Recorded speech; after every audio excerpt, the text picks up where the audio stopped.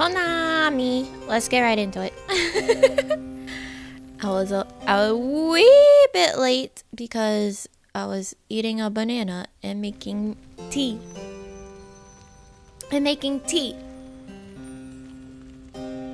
It is raining this morning and I had to go out in the rain to walk the squirrel. So now I want tea to warm up again. How is everyone else doing? How is everyone else doing today?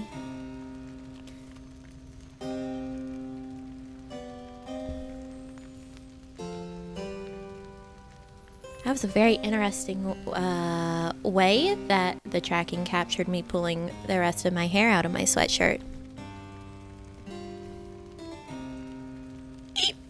What kind of tea? It is the Bigelow Perfectly Mint. Perfectly mint. Morning was fine, but a bit chilly. I got some tamales for breakfast. Now that's a good breakfast. Have fun in the stream. Thank you. We're going to try to beat this game today. I looked up a little how much is left in the game. So we're going to try to beat it today. Because I think it would be perfect to beat Pyre in 3 parts. Considering it's about like the triumvirates and all, I think that would be just mwah, beautiful, perfect. And I think me being me, that should be possible. Set the wrong alarm so you woke up too early? Oh, that sounds awful. You guys can probably hear, but I feel a little like gross today. My throat's hurting a little and I feel a little congested, so that's fun. That's fun.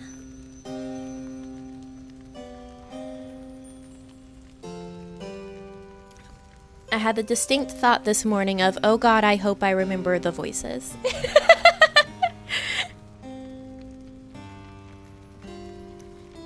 Oh God, I hope I remember the voices. No way I will ever find your voice grows. I don't know. Alright, so we're at the Glade of Lou.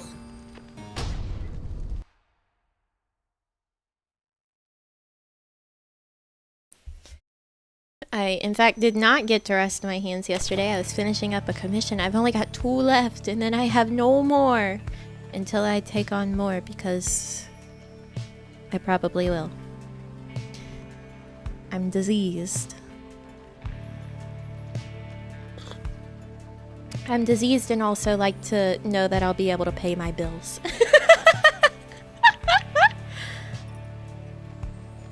Okay, let's go on. At dawn, Volfred is already up. He reveals to you a pathway through the woods into the cold lands to the north, beyond which lies your next destination. The Sklorian Shore. Let's go.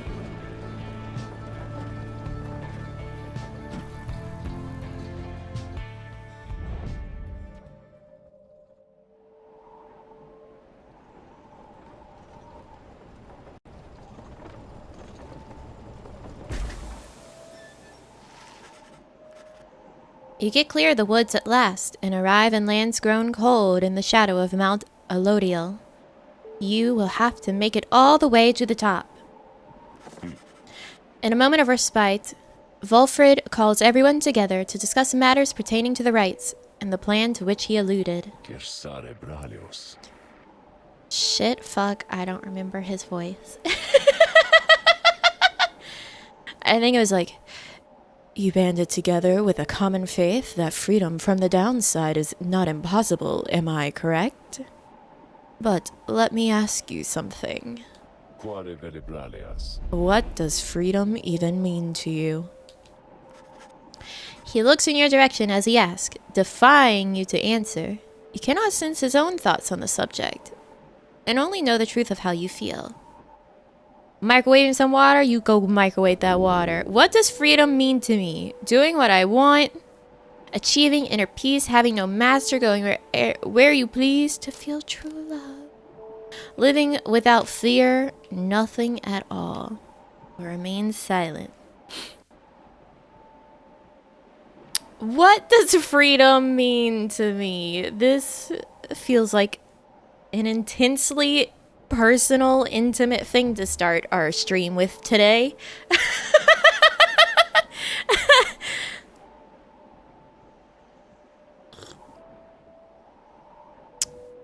So...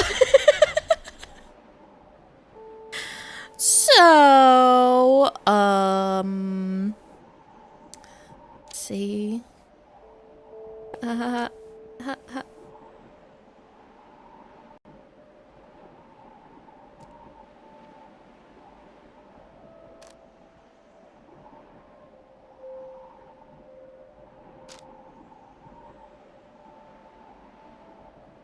This is a real question, yeah.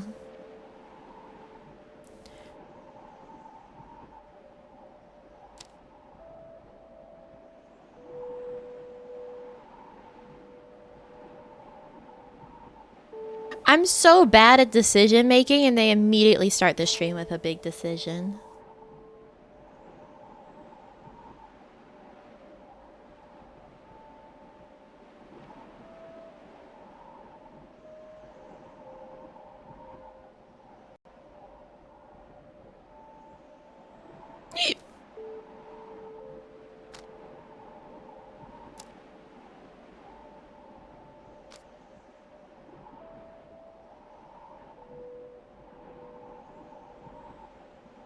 Because I feel, okay, personally to me, yeah, at least you aren't timed. For real, if this was Shimu, it'd all be over. It'd be over.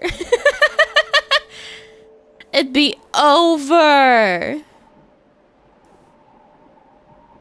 I feel like just one of these isn't the right answer to me. Like, it's a kind of combination.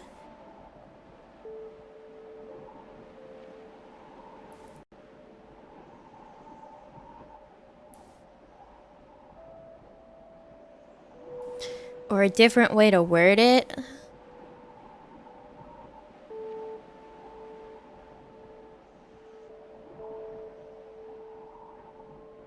But I think at its core for me, it's doing what you want. I think that is the core idea that I have, is it would be phrased as doing what you want. Maybe not what this tooltip is saying specifically for do what you want, but in my brain, it boils down to doing what you want. There's other factors, but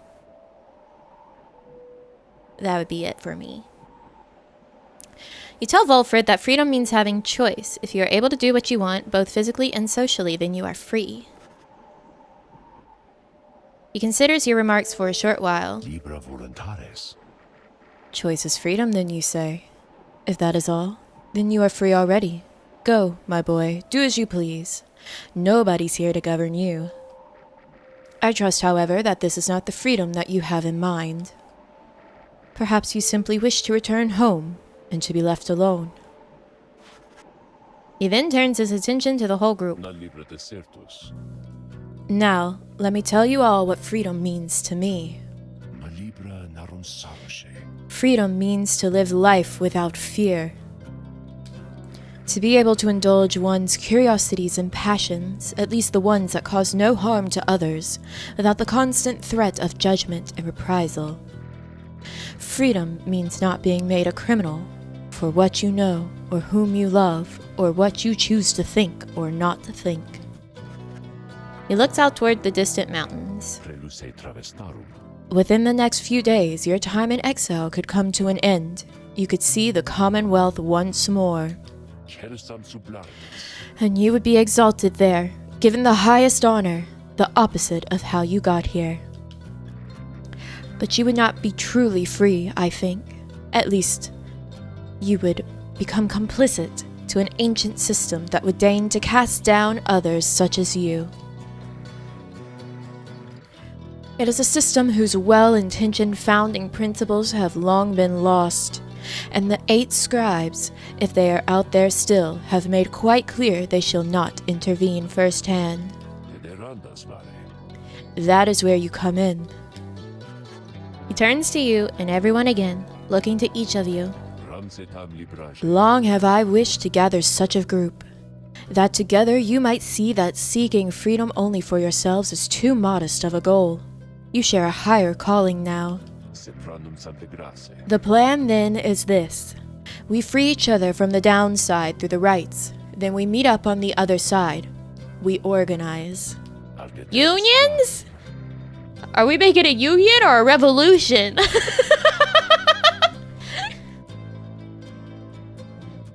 Each new moon at dusk, we join together at the Spiral Sanctum. We need as many of us there as possible. My agents on the other side shall explain the rest. Spiral Sanctum, the burned down remains of the old capital of the Commonwealth. The remains stand as a warning to those who would seek to spread forbidden knowledge. You're plotting a revolt? Revolution!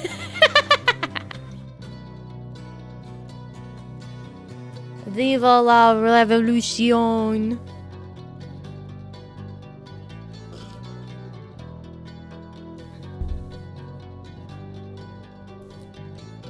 Just so. I am asking a lot. You do have other options. Deceit, however, is not one of them. The reader and myself, you know by now that we can see through it. But you need not be a part of this, nor is it in my interest to coerce you. You may go your own way if you wish. Live out your remaining days here, like so many others. So, if anyone among you prefers that, if you cannot see yourself continuing to strive together in the Commonwealth, as you are doing here, then speak now.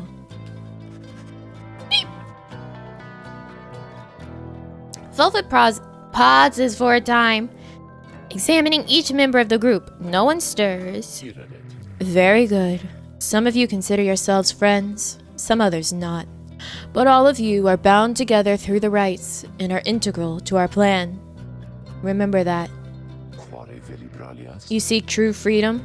You will not find it waiting for you in the Commonwealth, but together you can bring it about, both for yourselves and others. That is my promise. Then he lets out a long breath. That's it. I ask you all to think on this, and let's reconvene along our journey to the summit. Wolfred turns toward the mountains, leaving you to consider what he said and plot the wagon's northward path. Brothers, the only thing we can lose is our shackles!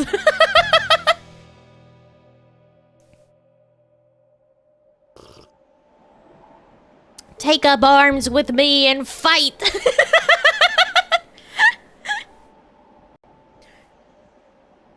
They may stop one, but they cannot stop us all.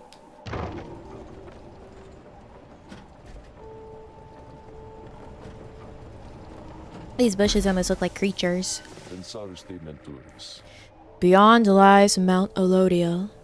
I suggest we make camp here at the base of the mountain, for we shall need our spirits and our strength to make the ascent.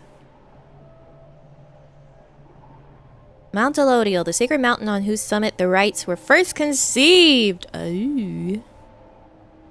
Like my shackles here with Nami, I've drawn on mine. Different shackles, different shackles. Whether its summit is the downside's closest point to the Commonwealth or the farthest, none can say.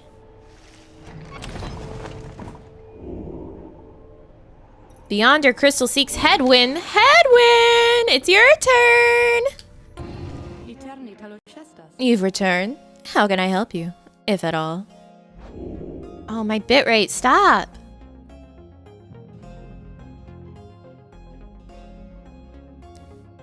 Greetings, Harry. It's nice to meet you. Welcome! Welcome, welcome. Welcome, guys. Alright, we have a scribe trial for Hedwin. Oh, that can be arranged. You need but name for me the one you have in mind. Come on, Hedwin! You asked Sandra to administer one of her special trials for Hedwin. Oh, you must mean that nomad boy. So innocent, that one. I should have a lot of work to do with him. Then, let us bring him forth. Soon, Hedwin appears, in heat of the summons. Bit rate is part of the 1%. It's gotta go down. It's gotta go down. Hey, my friend, what's going on? Let's go, Hedwin.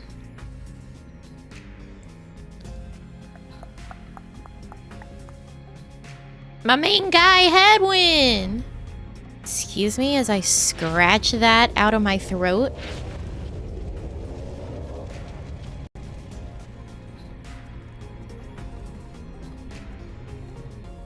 The apparition Sandra appears and unfastens her mask.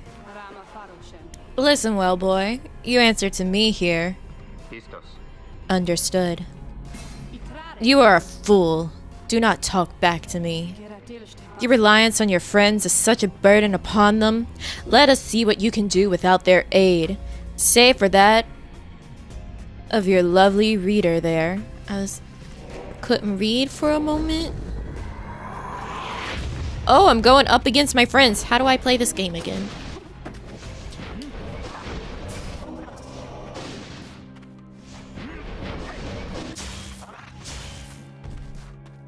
I'm sorry, not Jody.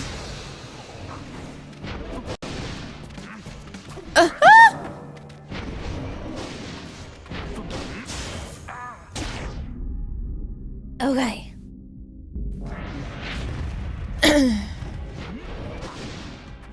Get out. Get out.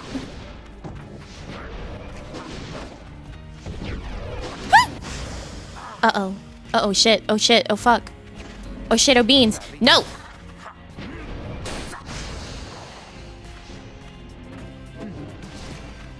It's better to throw it. From what I've heard. Shit. Fuck beans. Shit, fuck beans. Come back, Hedwin. Come back, Hedwin. Come back, Hedwin. Get him, get him, get him. Okay.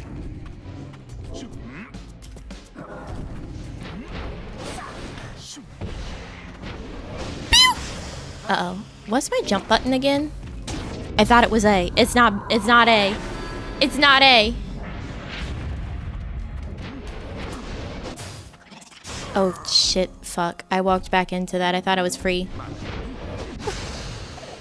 Stop banishing me! Jesus!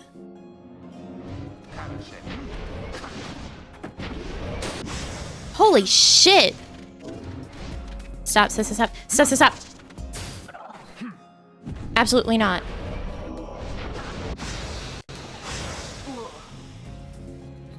You gotta like how Obeen seems to be like my ultimate curse. It's the one after all the others. Pew!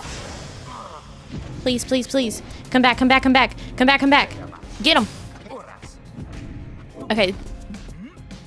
That's my jump. Okay, that's my jump. Shit. Beans. Shit, oh beans, oh fuck.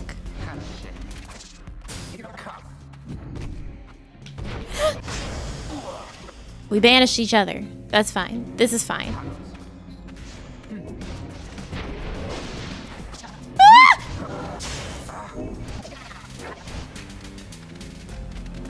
Dude!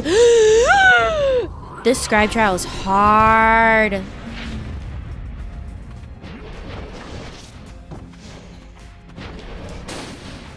Oh, he's got a really slow jump. At least mine does. Come on, Jody!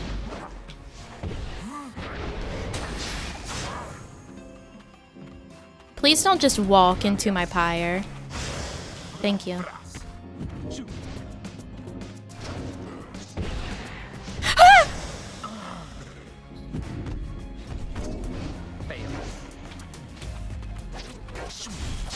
No, absolutely not. Okay.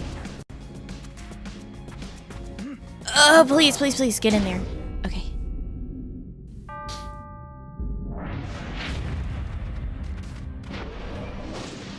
No, this is a rough one.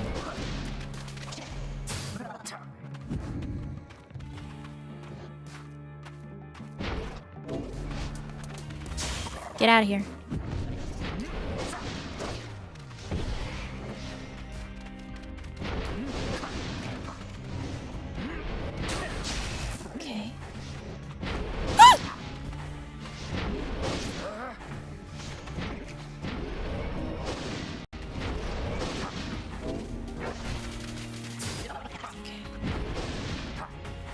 strategy.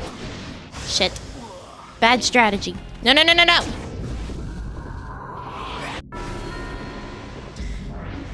Oh my god. He's so fast in comparison with his shot. Don't. This Jody can jump. This Jody can jump. This is so rough.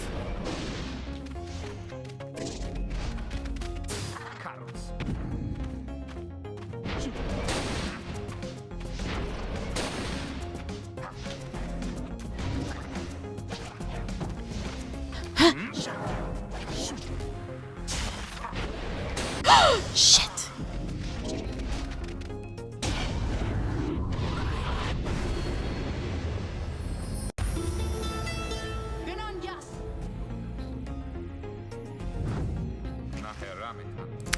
No, you're right, Hedwin. That did not go well. Pitiful. The nomad boy is all spark and no fire. I would tell you not to waste my time, boy, but the truth is that my time is there for you to waste. Summon me when you are feeling more prepared. We can do better. You can do better. I know it. I know I can do better. First loss? No, I think I was gonna lose the first time on the Jody trial, or I did lose the first time on the Jody trial and then I restarted it. I don't remember how that went. But no, these Scribe trials are hard. As long as he is ready for more pain, I shall be happy to oblige.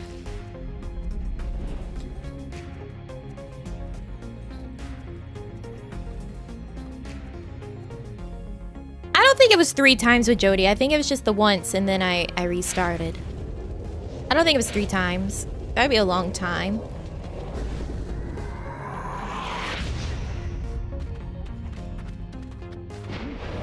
Stop.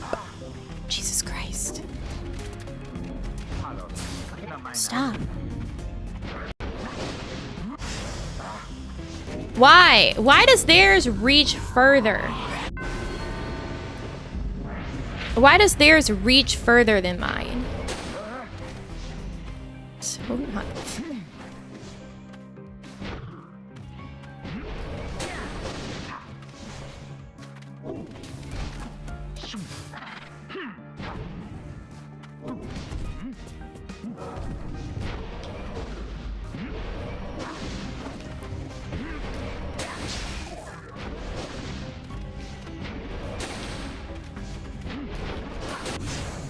Get out of the way! The way it slows down is infuriating. I would be able to get out of the way if it didn't slow down whenever I hit someone.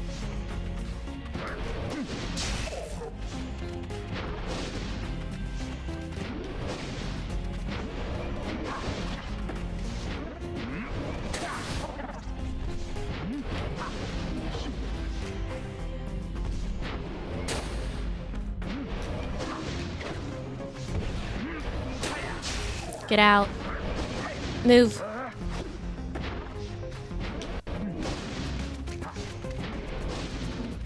Oh, please, please, please, please, please. Shit.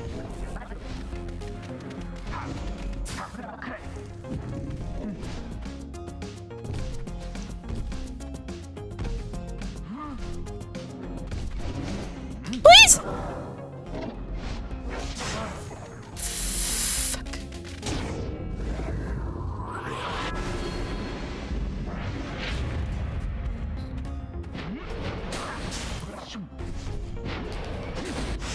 Jesus Christ.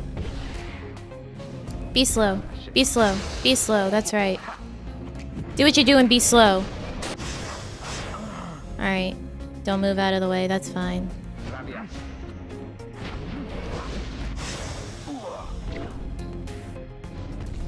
Just don't reach that far. Just don't.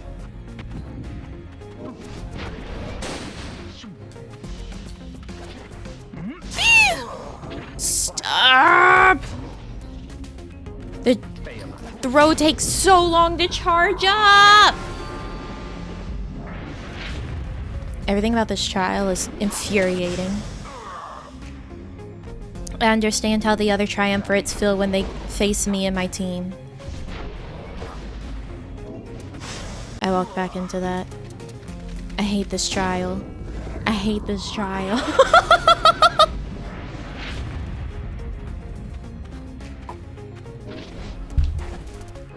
Don't just try to walk into my pyre. I have tea. Leave me alone. I swan to John. They're so much faster at everything they do. Die. Jesus. Just get in there. I don't care. Get in there. Just get in there.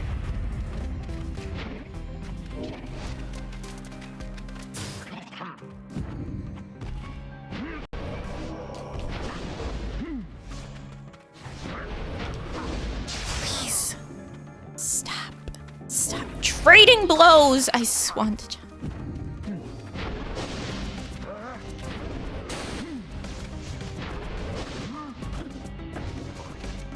I am one man.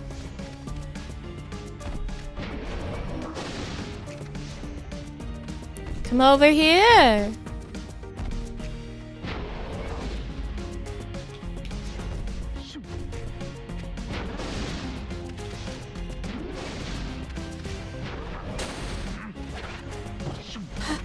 Please.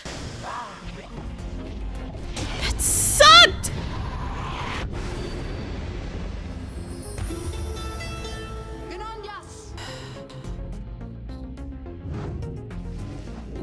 Again. Again. Again. Stop by to say hi. Hi, welcome. Thank you for stopping by.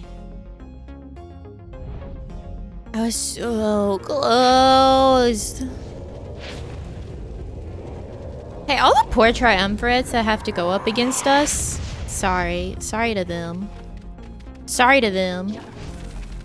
Cause this sucks. This sucks ass.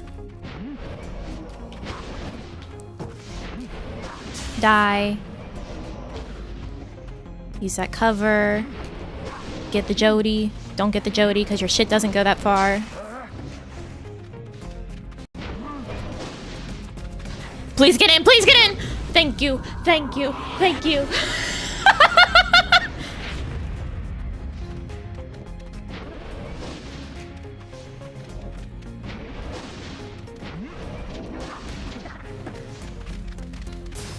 No.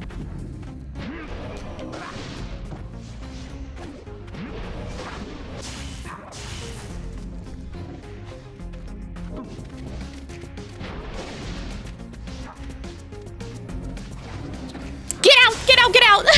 Shit! Go, go, go, go, go. Go, go, go. Stop him!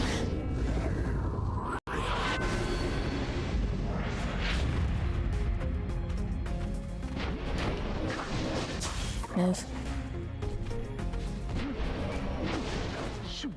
She landed in it. You're stupid. You're so stupid. Get in there.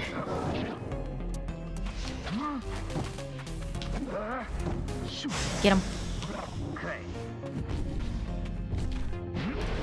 Get Jody. Get it. Run, run, run, run, run. Get in, get in, get in. Oh my god, oh my god, oh my god, oh my god, oh my god, oh my god, oh my god. Okay. Alright. Alright.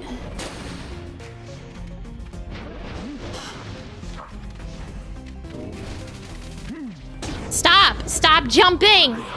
Stop doing that! Oh my god.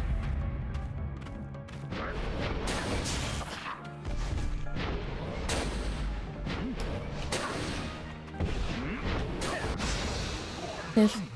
Thank you.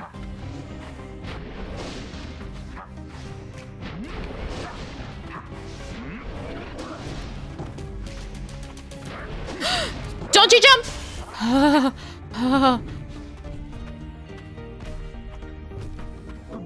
Genuinely terrifying.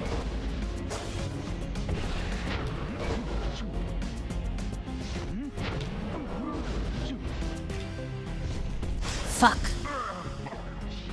Come back, come back. Come back. Stop, stop, stop.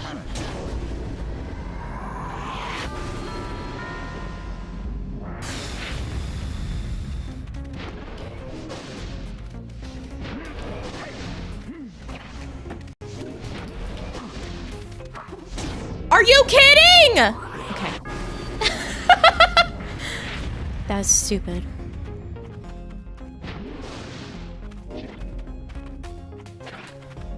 No.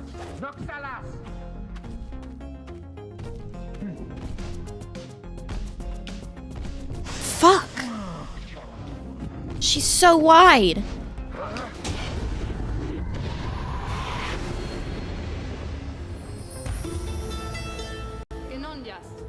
I was so close.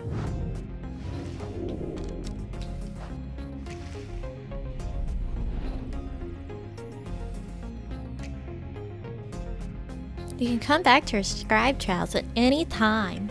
No!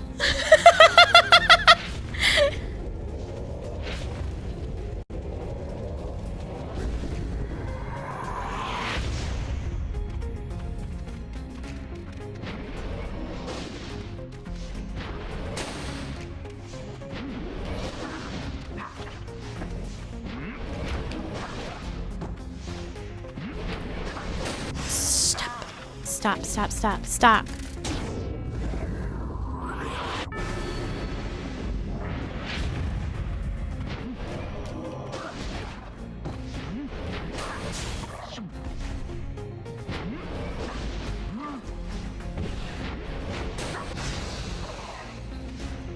Are you kidding? Why did it linger? You know, like that really good Cranberries song. Just get in. Just get in. Just get in! Are you kidding? Come back. I swear to John. I swear to John. I swear to God.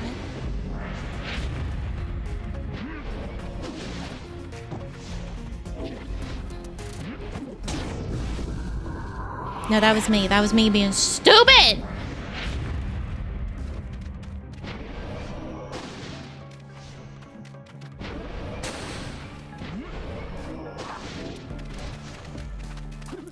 I swear to God!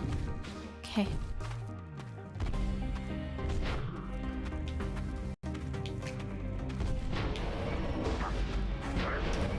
Die. Die. Get out of here, die.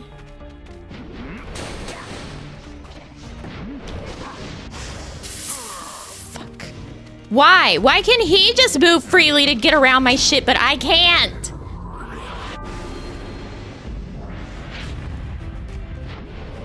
I hate this trial. I hate this trial. I hate this trial with my whole being. Stop doing the slow-mo shit. I swear to God. Stop doing the slow-mo shit. I swear to God. Stop. You cannot just run into my goal. I refuse. My bit rate, please.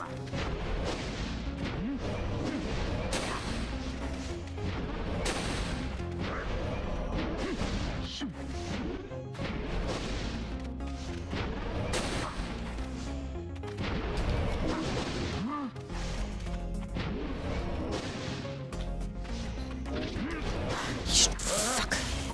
Oh my God, that was so scary. That was so scary.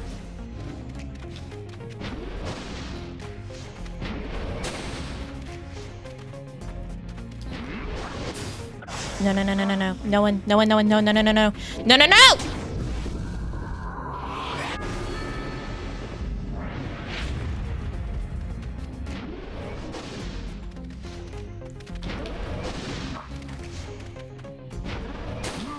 Oh my God, I walked into it. Oh my God. Oh my God.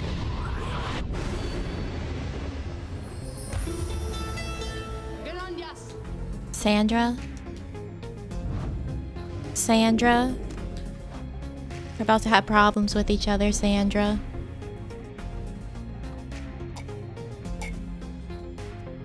We're about to have problems with each other, Sandra.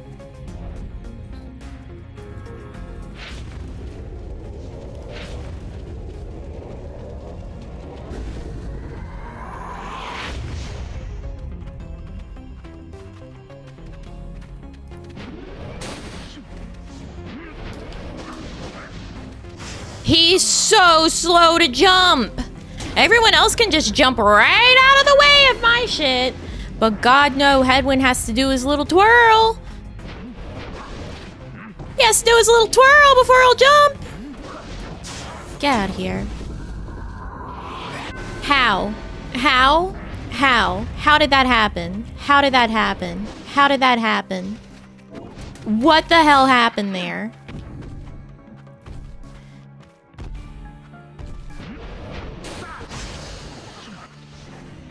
I don't understand.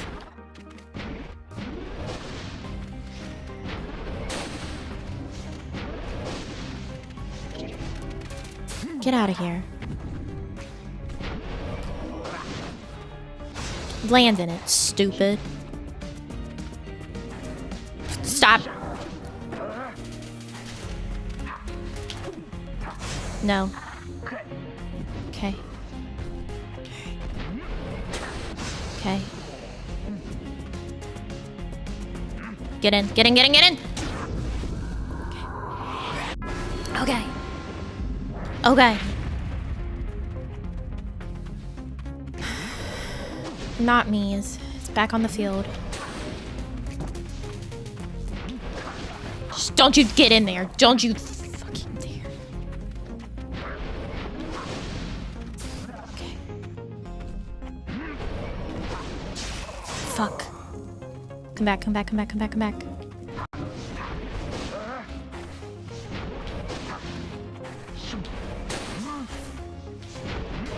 Shit! So boned. So boned!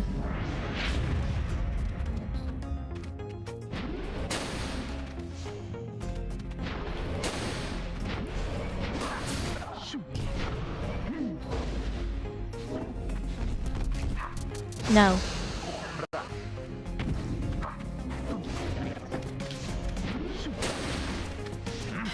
Oh my god, I ran into him.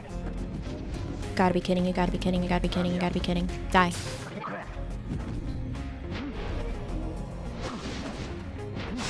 Okay. Get in, get in, get in. No! How come he can kill me with the stupid bubble around him still, but I can't kill them? Don't. Just don't. At no point should you. Get out of there.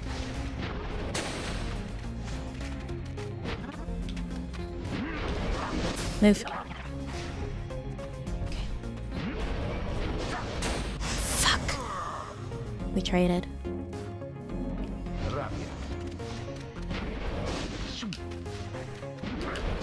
Move, move, move.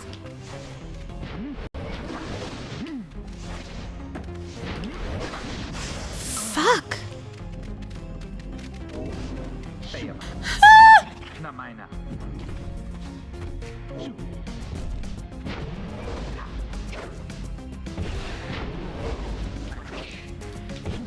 Just get that out of there.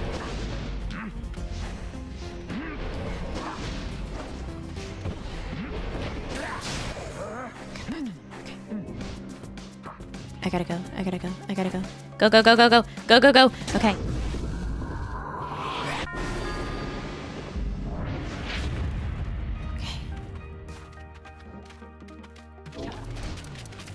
Are you?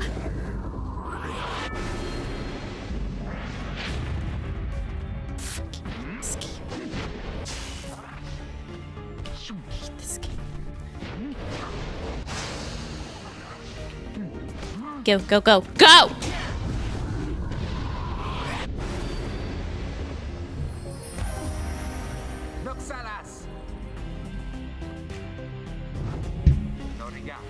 Fuck you, Sandra. Fuck you, Sandra. We did it. Seems you did indeed, boy. Your performance was sufficient, and you passed my test. Thus, congratulations are in order, to you and to your lovely reader. Now, farewell. Fuck you, Sandra.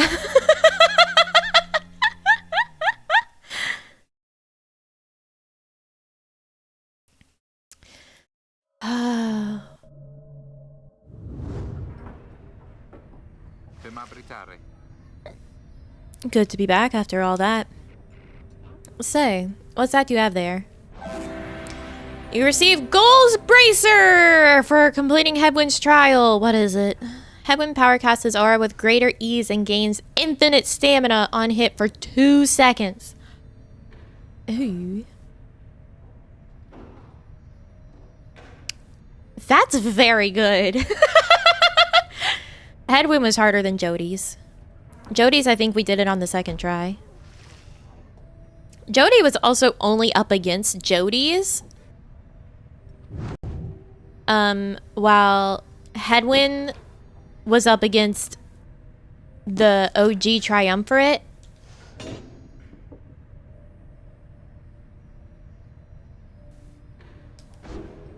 Yeah, infinite stamina for 2 seconds is very good. That'll let us just swoosh right in with Hedwin. I was about to say, why did he disappear?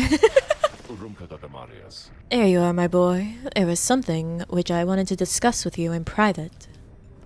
Volfred stares at you rather intently, as if reaching out to you, and then... You do know what it means to be a reader. Those such as we are not limited to reading pages from a book. Though your ability in this I sense is nascent still. Mere flashes, uncontrollable. Jody was 5th try. You keep adding numbers of tries. You keep adding numbers of tries, and I don't believe you for an instant.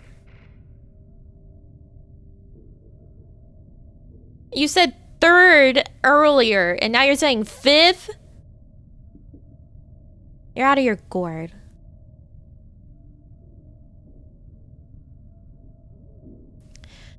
I see as well now that they haven't told you yet. You're friends, and that explains a lot.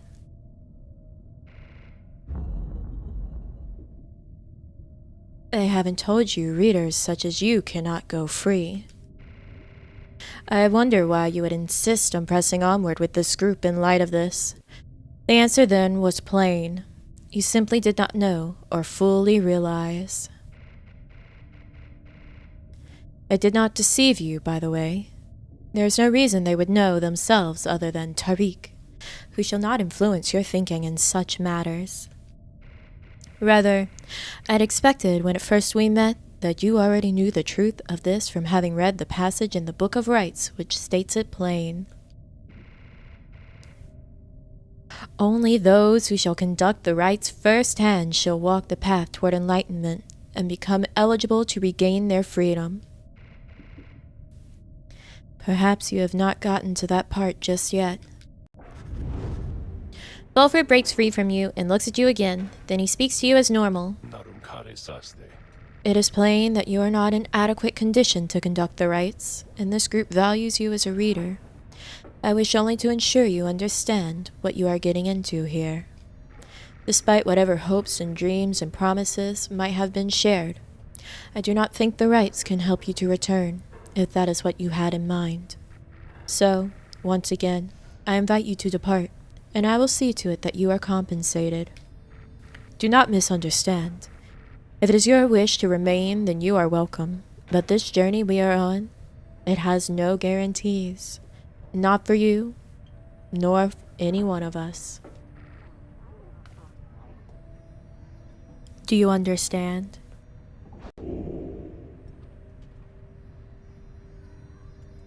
Say you understand, say you do not care, or say nothing.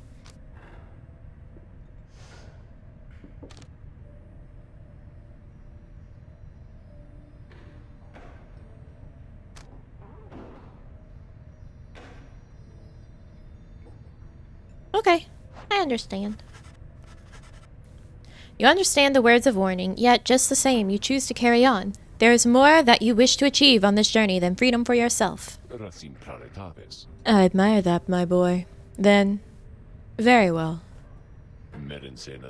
Know that we have much at stake here, and this, anyway. Much more than just a shot at going back into that commonwealth which cast us down here to begin with. It sounds like you intend to stick around. Then, we'll have lots more time to chat as we ascend the sacred mountain in the coming days. Until then... He strides out of the wagon then, leaving you with your thoughts. I think I was meant to read that more as, until then, not until then.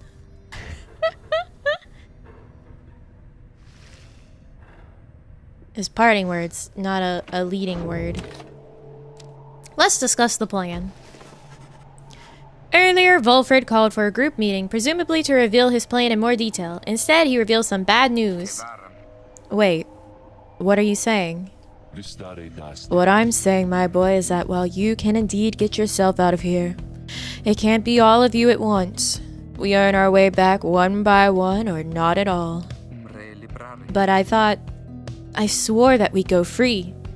Together. We may go free together yet, but it's going to take time, and this is only the first phase. You, Hedwin, and the others exchange glances. Let me make this plainer for you still. Here is how the coming days are going to unfold. First, we're going to ascend Mount Elodiel, there to the north. You may not think this wagon's fit for it, though rest assured it's made the journey many times. Next, we'll pass through Scribe's Gate. Only the worthy pass through there, as your reader could attest, if he did not merely skim that chapter of the book. He's calling out my reading abilities. It is said the scribes themselves keep watch over Scribe's Gate. The judgment of the scribes determines who can cross and who is sent the fast way down. 1 lose and 2 retries. See? See? So technically by the end, and if you're counting by how many times we saw the end screen of it, it was the second try. Because if I restarted it twice, then it was the second try. See? See?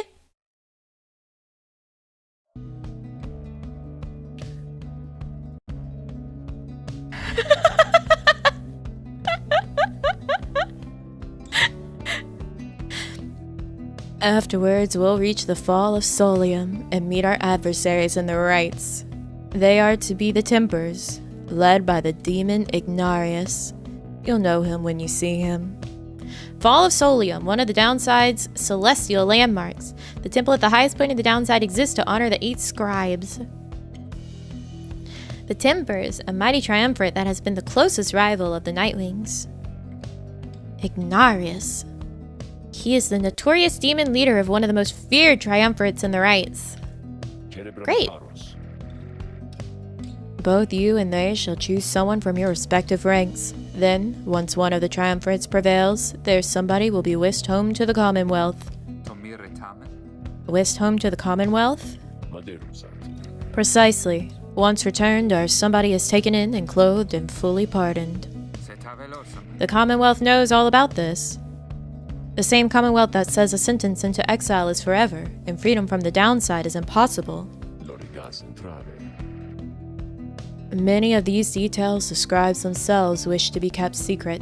Former exiles and the leaders of the Commonwealth alike have good incentive to protect those secrets well. So, then, that's it? We climb the mountain, someone goes back and everyone else stays? For most of those participating in the rites, yes, that's it. But I like your connotation. And indeed, for us, that isn't it at all. That is so many commas in that one sentence. They're all correct, but My god, is that so many commas? There's so many commas. If one of us returns, it shall be just a step along our path. However, let's let that sit for now. Gather your strength. We'll talk again on our way up. Volfred leaves the rest of you to consider what he said. You have time now for your vocations. At dawn, you shall begin your ascent of Mount Elodial. Alright, so we wanna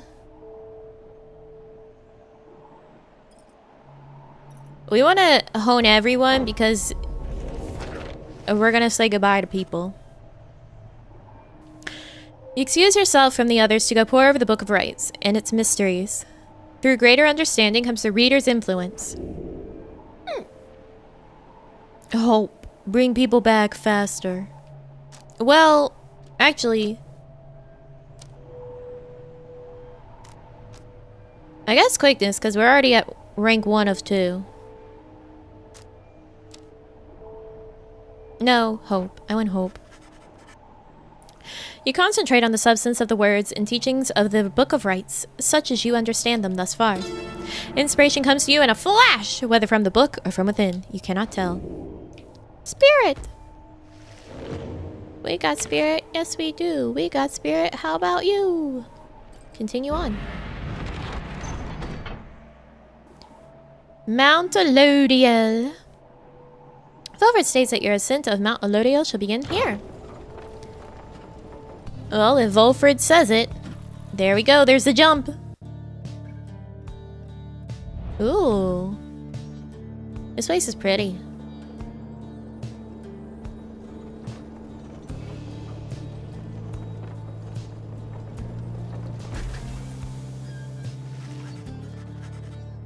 Here before you lies Mount Elodial, stretching far beyond your line of sight. Somewhere upon this mountain lies the only place from which you can escape the downside. Your companions gather around again before Volfred, who stands tall as ever. Whether from the cold air or the subject now at hand, you sense a tension in the air. Now then, you all have many questions, no? I've done a lot of talking, so go on. Ask away. There is only silence. One question stands out in your mind, which you refrain from asking yet. If only one of you is to go free at first, who shall it be? Go on now. Don't be shy. Who first? Questions. Why us? Why you indeed, madam? That I can explain. You've seen the sort you stand against as adversaries in the rites. What is it that they want, do you suppose? They want their freedom back, of course. They'll settle for it on the Commonwealth's own terms. They'll gain their freedom and some cushy new responsibilities. Perhaps then they'll have a hand in sending still more exiles here to join us. Think on it. The Commonwealth rose from the ashes of a fallen empire thanks to the efforts of the first exiles who escaped this place via the rites. It is the Commonwealth's first and proudest tradition to honor those ones who live to redeem their transgressions. They have a certain wisdom, do they not? But as for you, I've been looking for a certain set of dispositions for a good length of time. All I needed was for somebody appropriate to show up and to listen. So I planted many little eyes and ears throughout this land, whispering hints of this, absurd as it may sound. Took someone with a certain faith and creativity to go for it. That someone proved to be Hedwin over there. He was tasked with seeking 2 trustworthy allies, an old buried wagon and a reader. He was invited to bring others for the ride, all different sorts, gather enough help, and he and his friends could be free.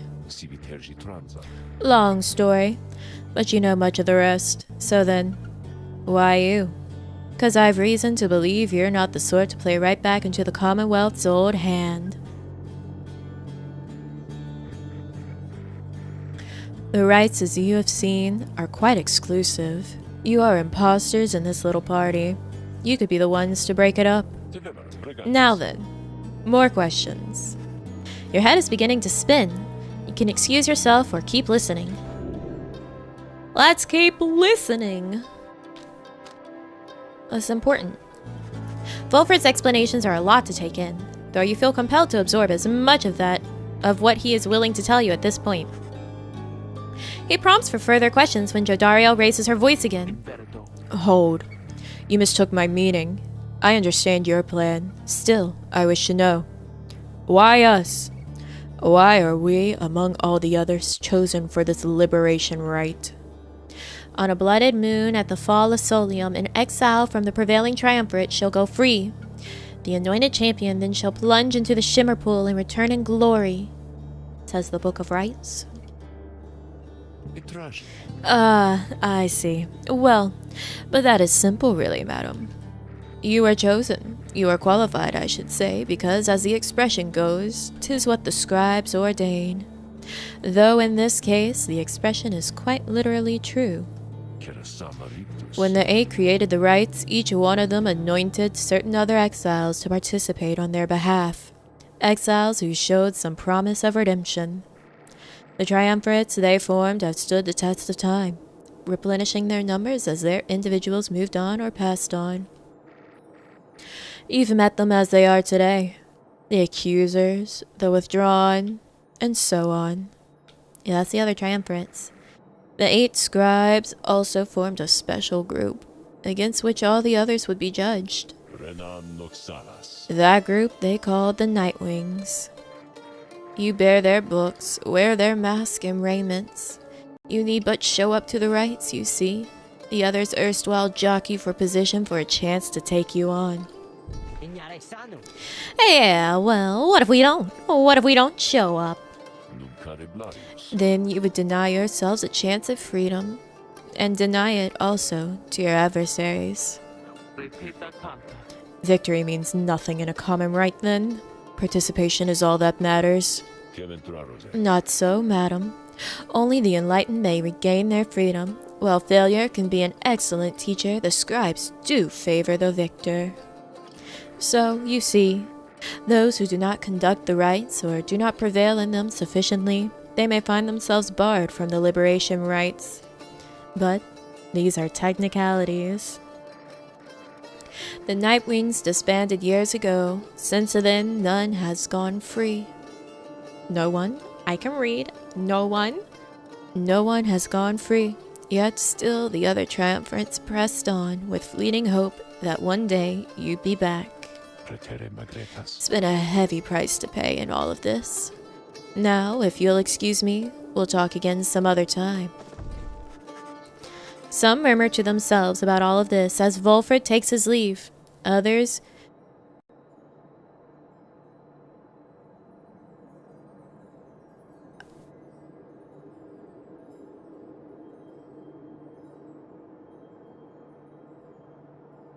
How is this word pronounced? I have never seen this word or heard it in my life.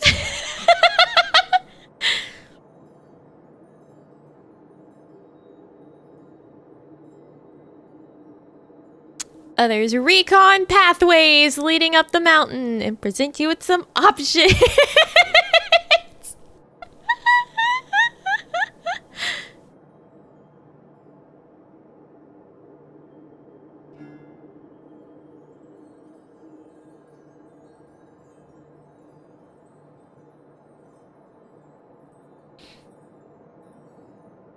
We'll just shorten it, it's fine.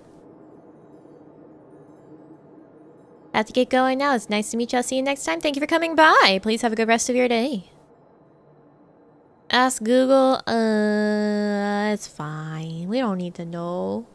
We don't need to know. When are you ever gonna see that word again?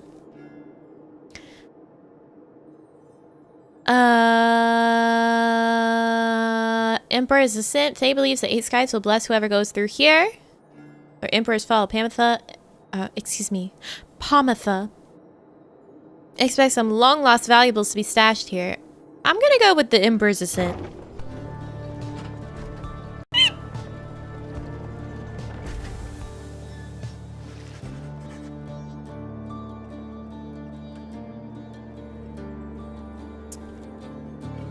The sublime beauty of Mount Elodial, along with the thin air this high above the sea, has been enough to silence even the most talkative of your companions.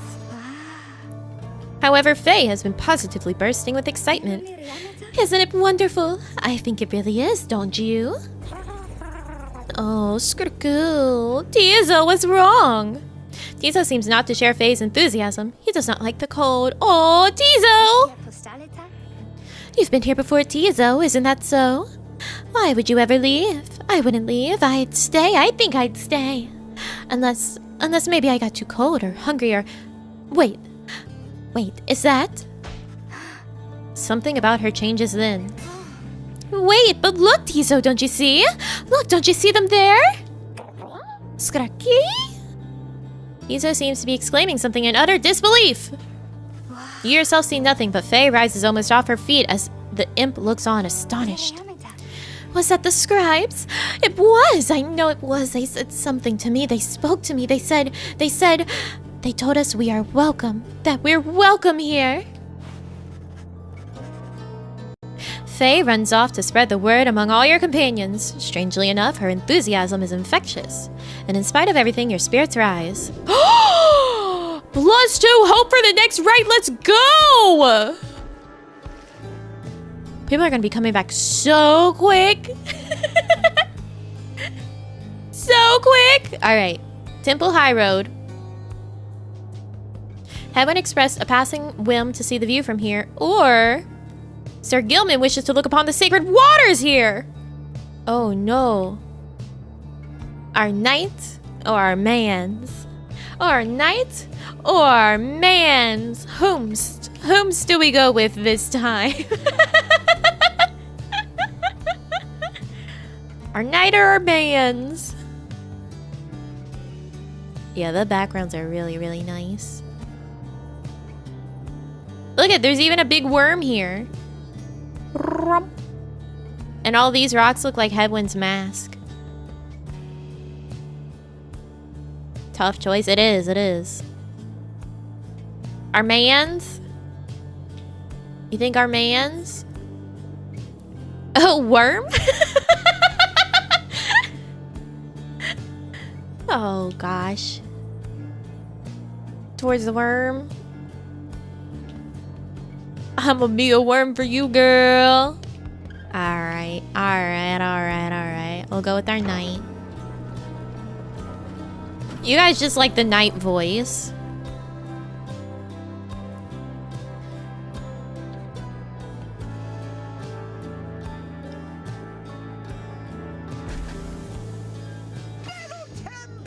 At long last! The worm surges towards the water of the cistern. You decide to join them for a brief excursion there after another hard day's ride. You find them in a shallow pool, appearing very much contented. This night, he thought he may never again feel fresh water's cool caress against his scales. He sighs, splashing about from time to time. Then he turns his attention over to you. You, Master Reader, are most kind. To take with you this wayward knight, he swears to prove himself to you and to the rest.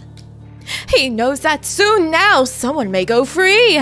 He knows the choice of whom may weigh upon you heavily indeed. For it is you who ought to make the choice, is it not so? This night he heard it from the others, so it must be true.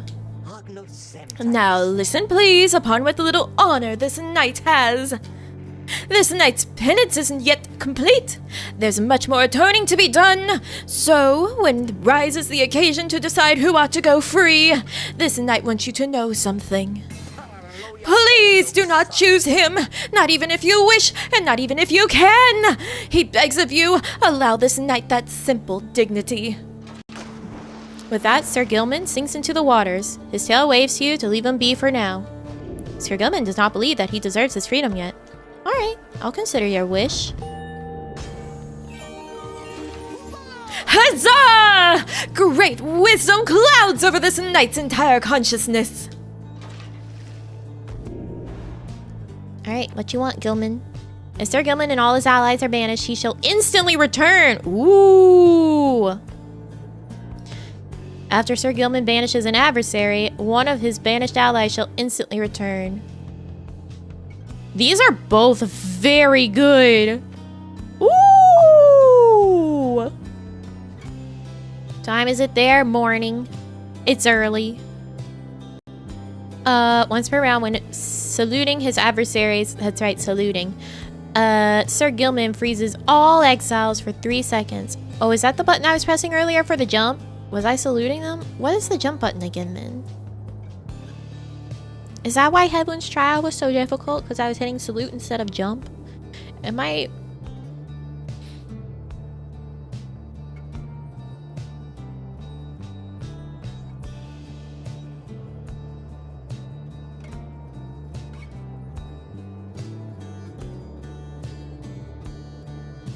Okay. While Sir Gilman's allies are banished, he moves faster than usual and temporarily has infinite stamina! Are you well? That is the exact question I was wondering. For 10 seconds after banishing an adversary, Sir Gilman deals an additional 10 damage to the adversary's pyre. Using a slash, Sir Gilman can use it again to instantly return to his previous position. Sir Gilman's slash banishes adversaries in a wider area effect. Gilman instant recovers.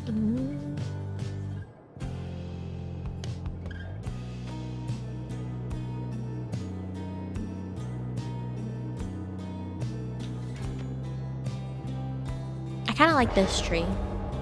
Kind of like this tree. Okay.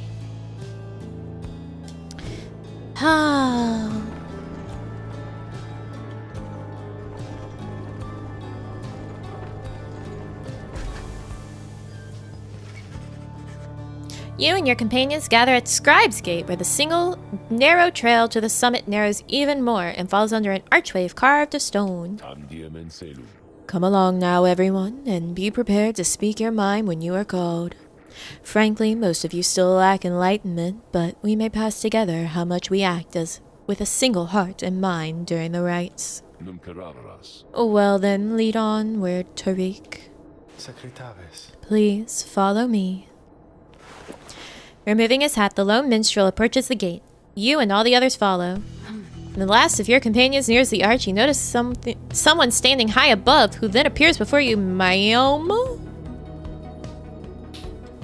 Who are you?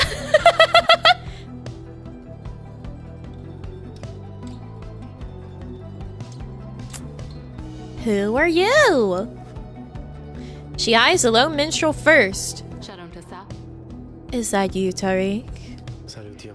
It is. Greetings, Celeste. Celeste, the gate guardian. She watches over Scribe's Gate and seems to be connected to the lone minstrel and the rites. Ma'am. And how was your rest?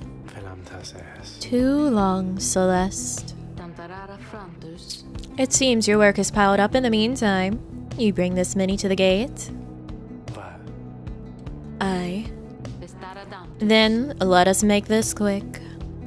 She gestures toward the rest of you.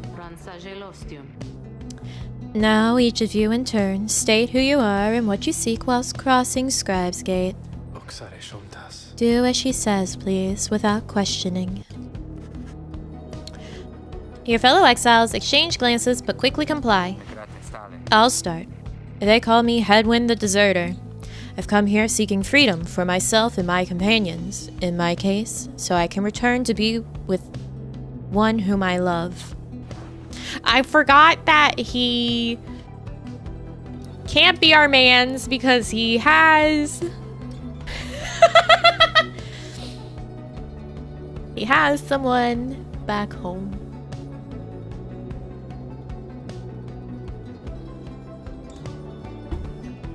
My heart is broken.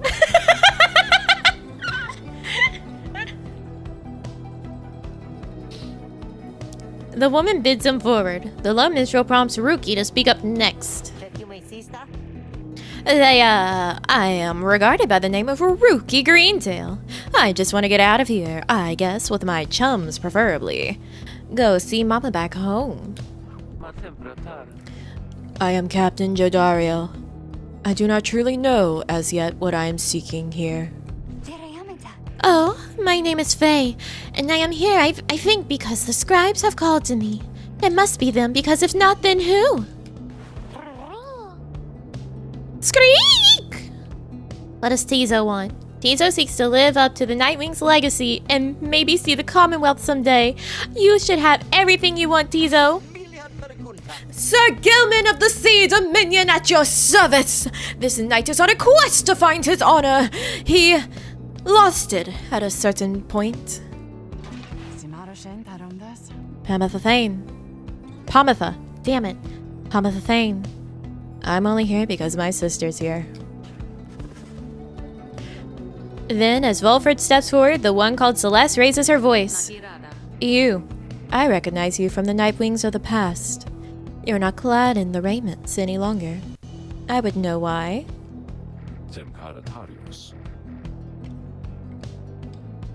I had my chance already.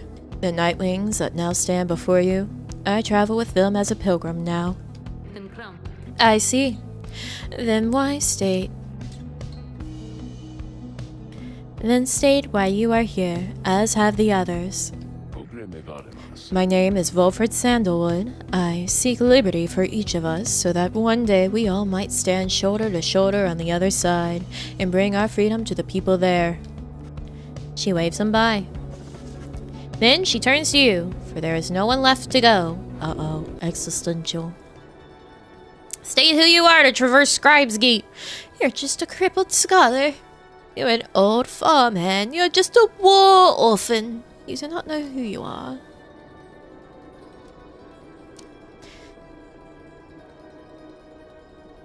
And they learned you knew the old ways that came for you, and you could not run far. Your youth is gone, but your thirst for knowledge earned you a trip to the downside nonetheless. Years of strife between the Commonwealth and the High Wing remnants afflicted you since birth. Try as you might, you cannot make out the details of what life was like in the Commonwealth. Who am I? Who am I?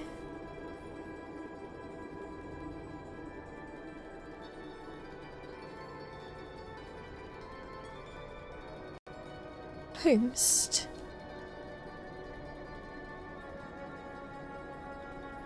Who am I?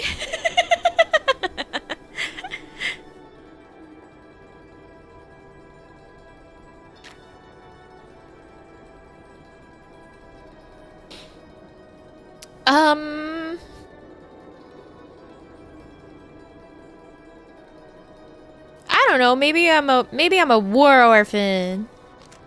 I don't want to be a crippled scholar, an old farmhand. I'll be a war orphan. In many ways, you were an outcast from the start and suffered through your youth, never experiencing a parent's guidance. Your exile was maybe something of a blessing, and it ultimately led you here. The one called Celeste continues to examine you, expecting you to add to your response. State also what you truly seek to traverse Scribe's Gate. Oh shit, fuck. Excuse me. I want to help my friends, because apparently I'm not allowed freedom.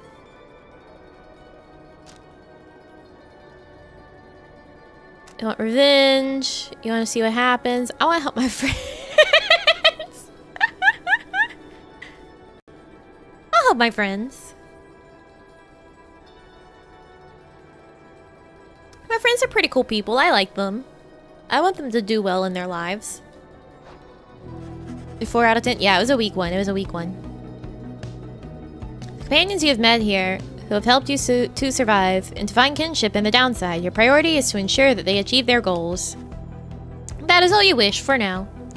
No one regards you for a time, then nods once and waves all of you by. The 8 scribes bid the Nightwings a welcome here. Go forth with a glory. And Tariq, I, Celeste, be on your way as well.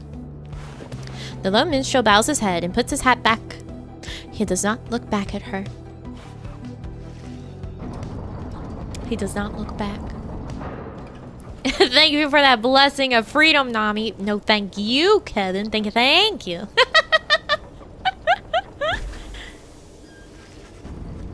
From the top of Mount Elodial, you can see the distant downside before you. You think on the many thousand leagues you crossed to reach this point as the sky grows dim.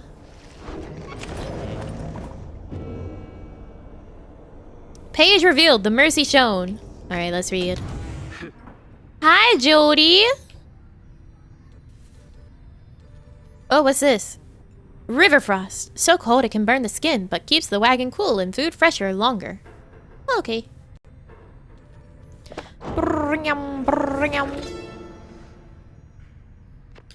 This time I know.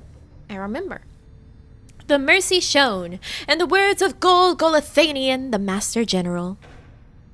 The imp Haub and I, we helped to save my emperor, and when the danger did subside, my emperor Solium Mur, he said something to me which shook me to the essence of my being. He said, "You gave your freedom, Master Golathanian, so that I may yet have mine. You too now are an exile of the downside. In all the days which I have left, I never could repay the mercy you have shown me. So, if I cannot do so in this life, then I shall do it in the next."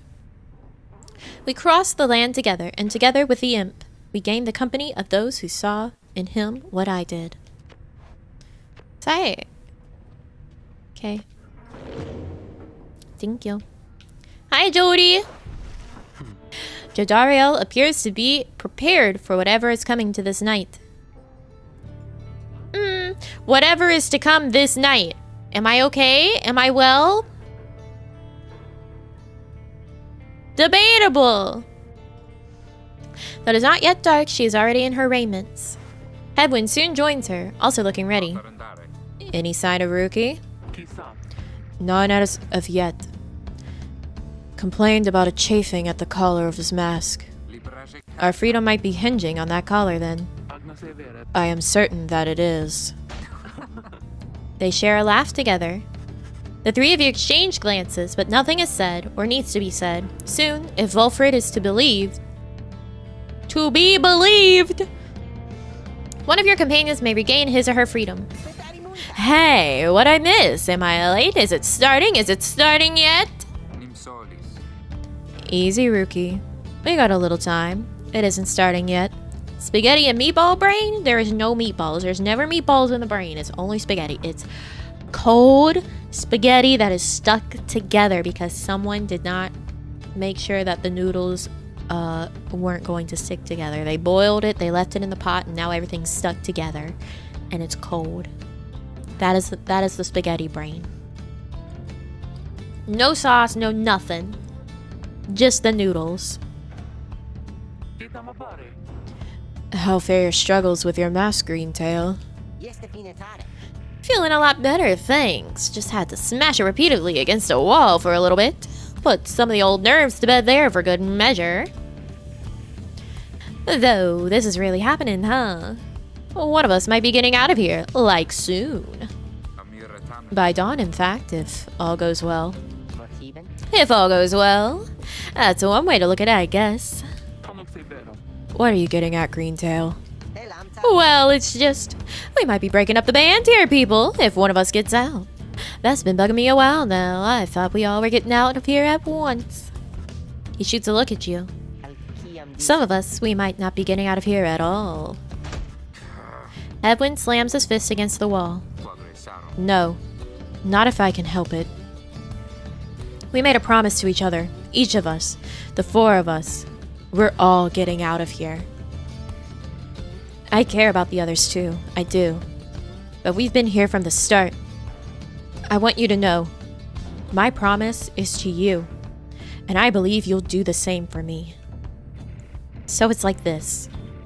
If any one of us gets out, great, but it's just a start. We're going to do whatever it takes there, on the other side, to make it so the rest of us can get back too. What? You think they're gonna build a bridge down here if we ask nice or something? I don't know what it's going to take. I just know we have to try. Jodariel turns to you. Reader, we shall find a way. She nods to reassure you and to reassure herself. Rookie nods his head in turn, and Hedwin's gaze never once falters. Well, my friends, I think it's just about time. Let's go. One by one, they turn towards the door. The fall of Solium awaits. A vital step in your quest for freedom, yet you feel in your heart that it shall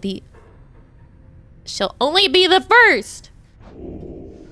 +1 hope. Oh my god, we have got so much hope now. We've got the +2 from phase, from picking the phase spot, and now we've got +1, and then we got another +1 from doing the vocation for everyone. Oh my god, we're going to come back from being banished in instants, in mere moments. We're gonna blink and we're all gonna be back.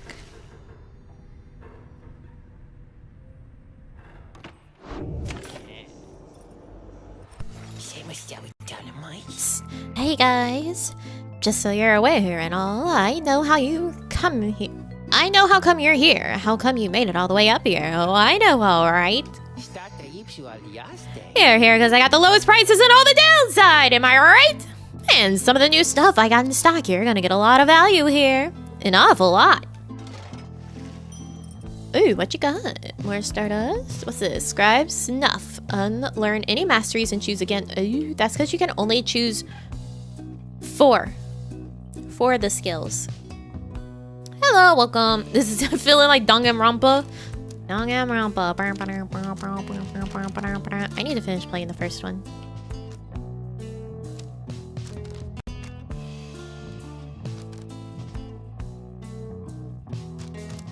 Oh, these Stardust cost more because they do more.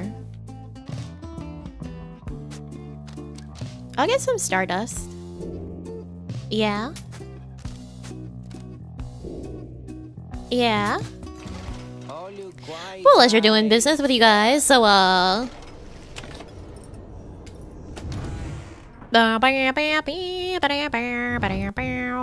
want to give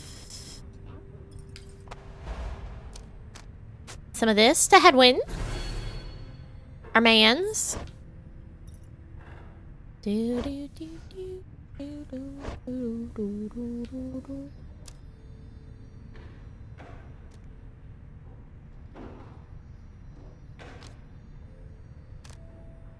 This is going to be more helpful for Faye once we use her.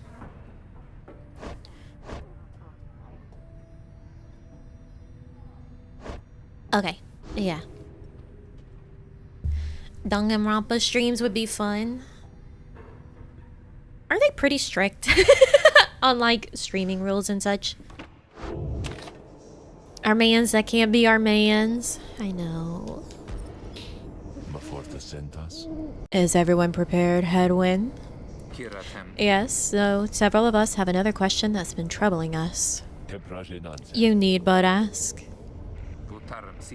You said that one of us is going to return to the Commonwealth if we defeat the Tempers and the Rites this night. What happens if we fail? Hedwin, my boy, don't you see? The path to freedom and the path to enlightenment are one and the same. Do you intend to stray from the path? No. Then you have nothing to fear. But let me be much more upfront with you. Should you be defeated by the Tempers this night, then one of them shall end up going free instead of one of you. It is as simple as that. What then is to be done? The very same as if we achieve victory. We await our next such opportunity and make the most of it. Tonight our plan is set in motion. We are united in our cause. We shall look as ever toward the stars for guidance, and seize upon our future chances just as they arise. So look up, my boy, and set aside your doubts. It is time to take great strides along the path.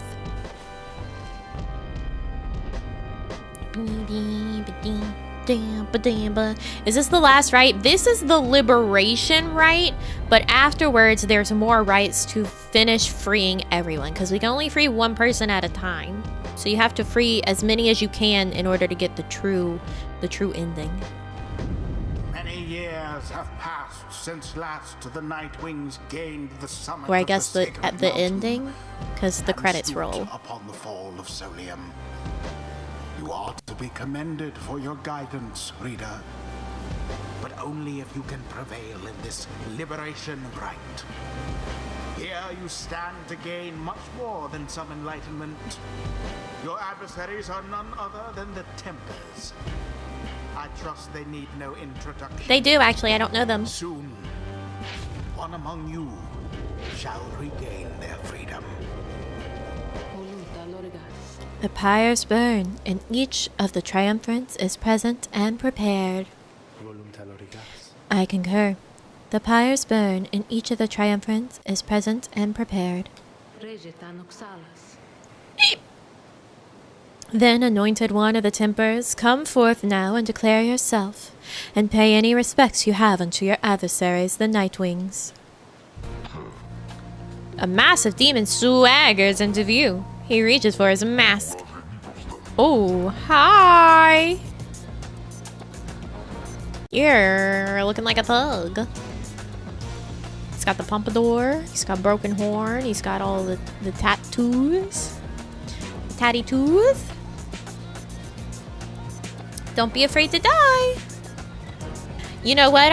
I looked over and I saw our go ahead get in since your ass wanna act onions pan. That's me at the triumvirate, but the pan is the enemy pyre. If the pan is the enemy pyre, go ahead, get in. Since your ass wanna get liberated. I don't know what voice to do for this man. You know who I am already? Look at what we got here. The damn Nightwings decided to show up. I guess no voice. Almost figured we were never gonna see the day again. He takes notice of someone in your rings. Hey, you. What? He indicates Jadariel. She scoffs back at him. Lose the mask. Ain't seen one of our own in ages. Not in these damned robes. Jadariel's hesitation is almost imperceptible before she moves to remove her mask, just as her adversary asked. Satisfied? Whoa. You must be new. Jadariel soon puts her mask back on. Enough talk. Huh. I like you, curly horns. Tell you what. Once we put out your lights, you come along with these guys. We're gonna have a spot open. Only shame is I ain't gonna be around to show you a good time. I should rather cut out my tongue. Oh, you don't mean that. Our kind, we ought to stick together. Now come on. Ignarius throws his mask back on as his allies snarl at the rest of you. Jodie's my lady, you can't have her. Now the Nightwings reached a decision on whose behalf they shall conduct this rite. The lone minstrel gets your attention in a subtle way. Reader, this is it. The first companion whom you shall choose. Whom you choose shall be anointed to go free this very night if you prevail. The other two in the triumvirate shall lend their aid. As you may know, only the most enlightened in the rites are eligible to go free. Not all among you may be ready yet. Now, Nightwings, I would have your decision. Who's our most Who enlightened? most deserves their freedom?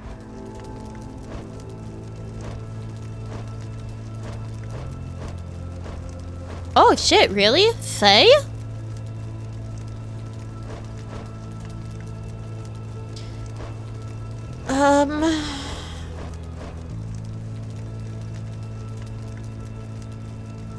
I guess Jodie. She's our linebacker and all, but we do most of our work with everyone else. You know what I'm saying? I'm gonna let Jodie go so she can leave this demon. Me? Why? And the Gate Guardian looks upon you and your adversaries. Very well then. Under the watch of the 8 scribes, here are the stakes of this Eve's liberation rite. Should the Nightwings prevail, the one called Jodariel shall be liberated. Should the Tempers prevail, the exiled Ignarius shall go free instead. She then turns to you. Now, who among the Nightwings shall complete your triumvirate to strive alongside Jodariel and see to her return in glory? Who shall lend her support? So what, Hedwin? Hedwin. Sounds good. Now let's bring Jodariel home. And we gotta have the OGs. We gotta have Rookie there too. Rookie! Heh, sure, no pressure, right, chum? Very well. Very well. The 8 scribes accept your choices, reader of the Nightwings. She then indicates to the low minstrel. Now, are you yourself prepared, Tariq? I, Celeste. Then let us begin. Nightwings! Been waiting an awful long time to get out of this hole. Try and stop me. I don't care, Ignarius. Commence. Get the hell out. Oh shit, music! Good music!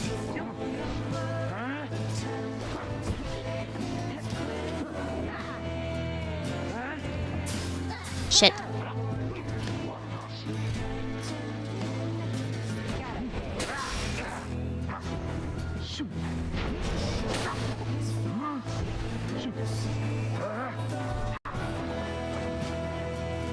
Ew! Get in there.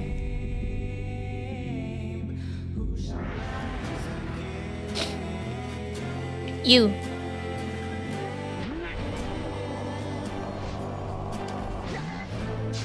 Get out of there.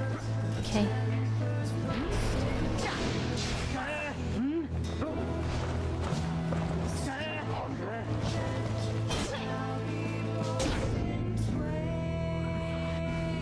I just walked in.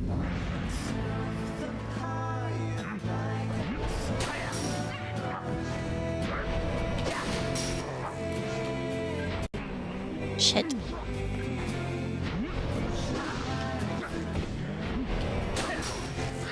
Shit! Fuck. This is fine.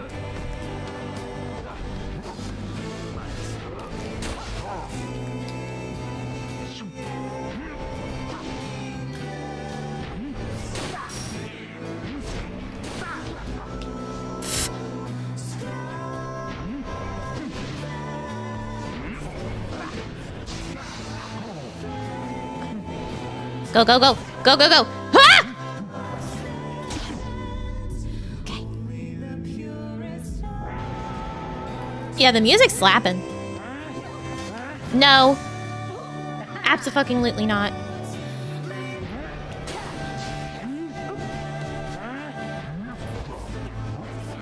Get in! Get in, Brookie! Get in! Yeah, yeah, yeah, yeah, yeah!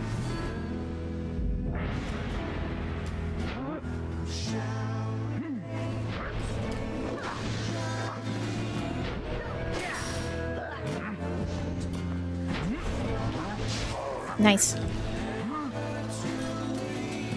Boo! Shit. That was bad. That was bad. That was bad.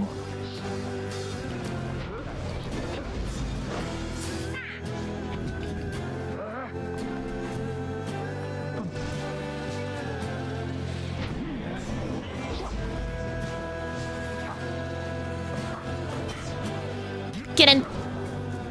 Okay. Okay.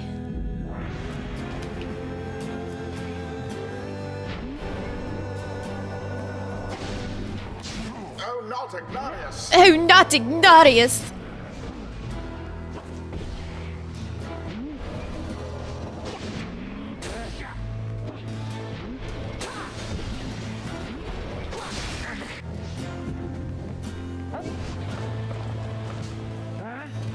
Oh no, no, no, no, no. Oh dear.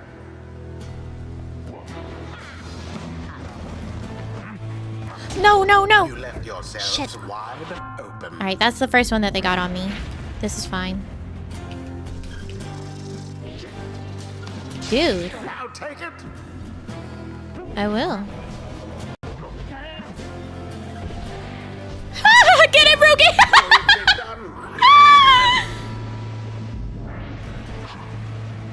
Well done. You good for nothing, Nightwings. Skip out on us for years and years and show up all of a sudden like you're gonna let somebody out for once? But now we gotta work for it, I guess. Damn it, I used to be the best. At this at least, but now the pressure's getting to me. Can't believe it's getting to me. Ah, Moira. I doubt you'd even recognize me anyway. Come on, Nightwings. Let's see you keep this up. Okay. They're gonna start being hard now. side, No. or rather by his crown. I sound like I'm fussing at a dog. His penance is not yet complete. Uh-oh, they got rid of Jody. They got rid of Jody. They got rid of Jody. Ah, get in. Deliverance. Thank you.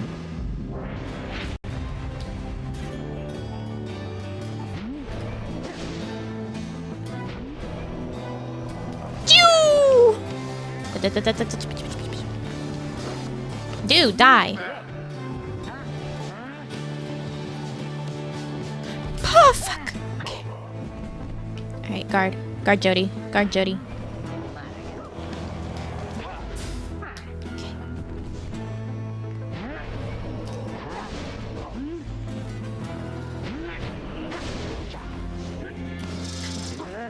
What the F? That was quite a jump. That was an insane jump. Okay.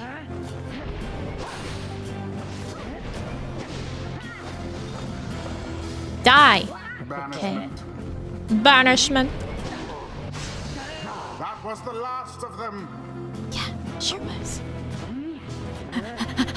Okay. Plunged into their fire. Okay. Once more like that, and we are finished here.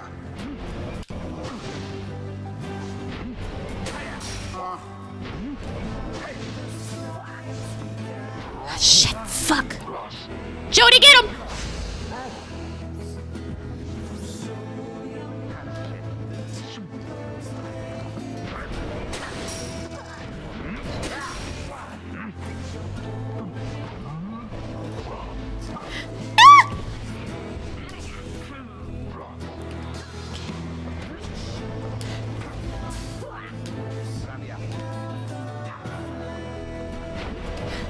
Get him.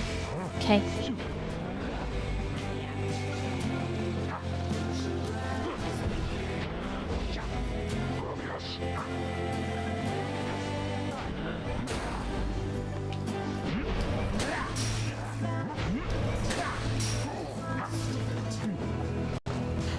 Get him. Go, go, go. Go, go, go. Go, go, go. Go, go, go! There it is. The Night Wings proved their worth. An outcome which left little room for doubt. Go free, Jody. Go free. Thus ends the Liberation Rite. And thus, the Scribes have chosen. The exile appointed by the Night Wings shall be free. Absolved of all misdeeds. Return to glory in the Commonwealth. Her adversary and all others shall remain to carry out their rightful sentences. Okay. What a joke. We should have had this. Should have had this. Got all rusty. You've been waiting so damn long. Damn it. Damn it. Nightwings, be seeing you around, I guess. And next time you ain't gonna be so lucky. See ya, chomp.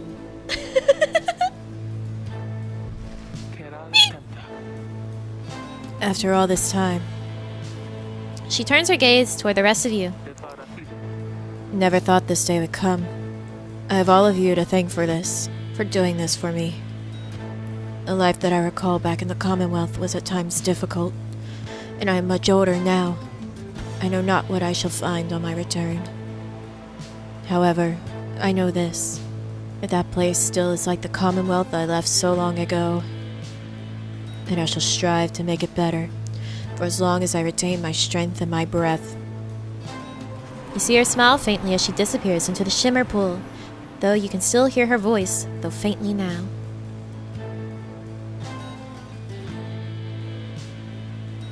A seldom seen celestial phenomenon linking the downside back to the Commonwealth. Thus, beneath a blooded moon, the Sclorian waters rise for but a moment, only to fall again. Gaston from Beauty and the Beast. I was actually singing. I was singing Belle and a little bit of Gaston earlier this morning when I was making myself breakfast. Farewell then, reader, all of you, for now. I think it was quite right for us to send Jody back first because she's been here the longest, because they say the longer, like, people become demons because of how long they've been in the downside.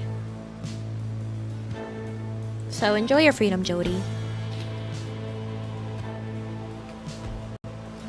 Godspeed, Captain Jodariel. Bye, Jody. The 8 scribes are ever merciful. By their grace, the cycle of the rites may soon commence again.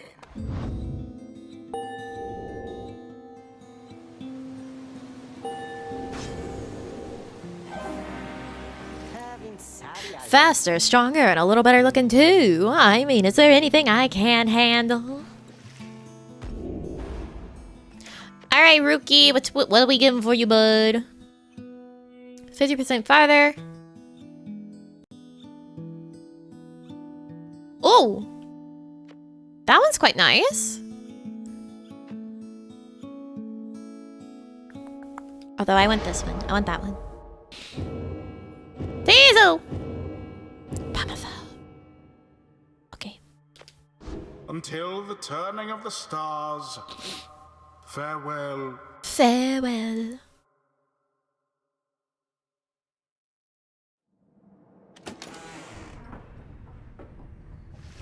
After your victory over the Tempers and the Liberation Rite, you return to your wagon to decide how to proceed from here. I don't know what I'm going to do without her here. Oh well, look on the bright side. It's one less mouth to feed. We'll see Jodariel again if we persevere. Our journey's now begun in earnest. We'll just need to make a few last preparations while we're here. What about the stars? Can we afford the time? About that, reader, go see for yourself. My nose is so itchy. But yes, now we liberate the rest. The night sky over Mount Elodiel is much darker than you would have expected. Your thoughts are with Jodariel as you look towards the heavens. You gaze into the darkness of night. Seek now my destination.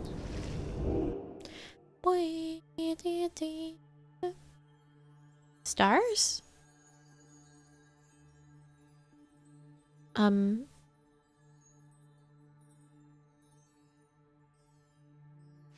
Stars? You search and search the sky, but in vain. No stars are shining now. The stars revealed nothing, did they not? You confirm his suspicions. It's as the book foretells. This is a chance we need to make ready for what lies ahead. There's a haven south of here we'll travel to at dawn, and when the stars decide to shine for us again, we'll be ready. Mark my words.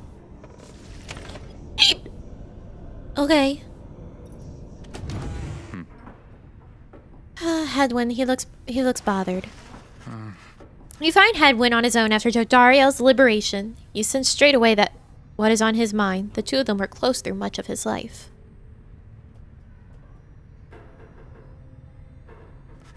He looks up at you, but his familiar smile is nowhere to be found. I'm sorry, my friend. I should be in a much, much better mood right now. It's just... I can't believe she's gone. Then he shakes his head. Listen to me. I'm talking like she is. He falls silent again. You can tell he needs some time to himself right now and turn to leave. Wait, hold on. Don't leave me here just yet. First of all, my friend, thank you. I don't like to think of it in quite these terms, but out of all of us, I really hoped she'd managed to get out of here. She's been here the longest, not to mention, I'd probably be dead 10 times over by now if not for her. What's more, maybe other than Volfred himself, I have a feeling she's really going to make an impact on this plan of ours. Back on the other side. Just the same, though, I'm going to miss her. You and Hedwin share some memories of Jodariel for a time, though it grows clear to you that he needs some time alone. Thanks again, my friend. I hope that one day all of us can meet again. Jody. She'd be happy on that day, I bet. It is very late now. You part ways after bidding each other a good evening. Aww. You'll see her again, Hedwin, I swear. I swear to you. You'll see her again. We will free you, Hedwin. Good morning, my boy. The place I noted earlier. Let me illuminate the way. Moonlight Alcove. A small landing on the dark side of the sacred mountain. Volford indicates you can await the next cycle of the rites here. Okay. Can we do vocations?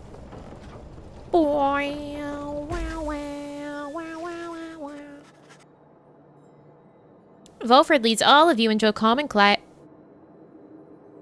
clearing, tucked away inside one of the mountain's hidden folds. All about, you see a variety of strange items and equipment.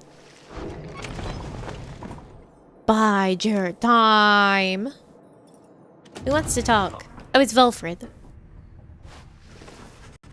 You find Volfred seemingly lost in thought, but then he turns to you. Be genuinely pissed off if we don't see her again at some point. I imagine that we will see her once we free everyone. There's got to be some sort of cutscene where we get to see everyone again.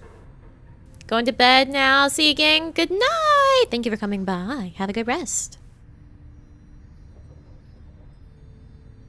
My eye itches. Everything itches on me today.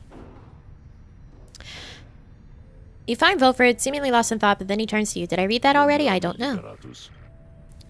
Greetings, reader. This wagon and I, we've many memories together, and I could not help reliving some of them just now.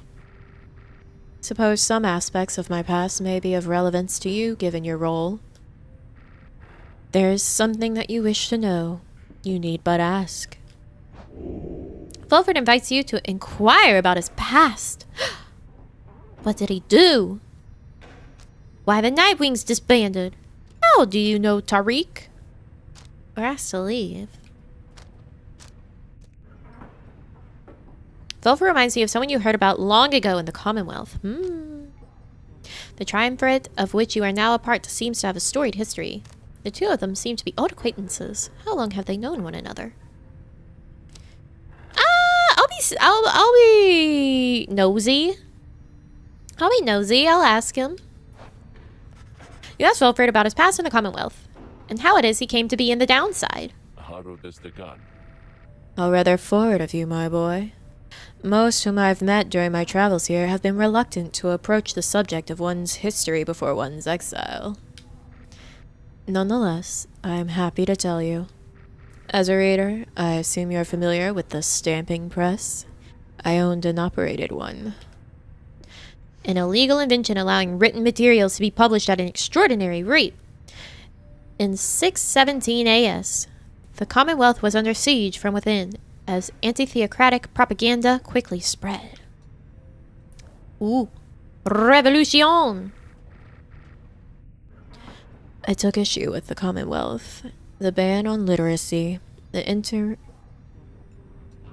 interminable wars against the high-wing remnants. I've spread the truth about it all with my machine. Under pseudonym, of course. Still, I knew I was putting myself at risk, and sure enough, my stamping press was eventually discovered and burned to the ground. I, however, managed to elude capture for a while. But not for long enough. Here in the downside, I chanced upon the Nightwings, who were searching for a reader. In that respect, my past, I think, is similar to yours. Anyway, that is the long and the short of it. Now then, was there anything else?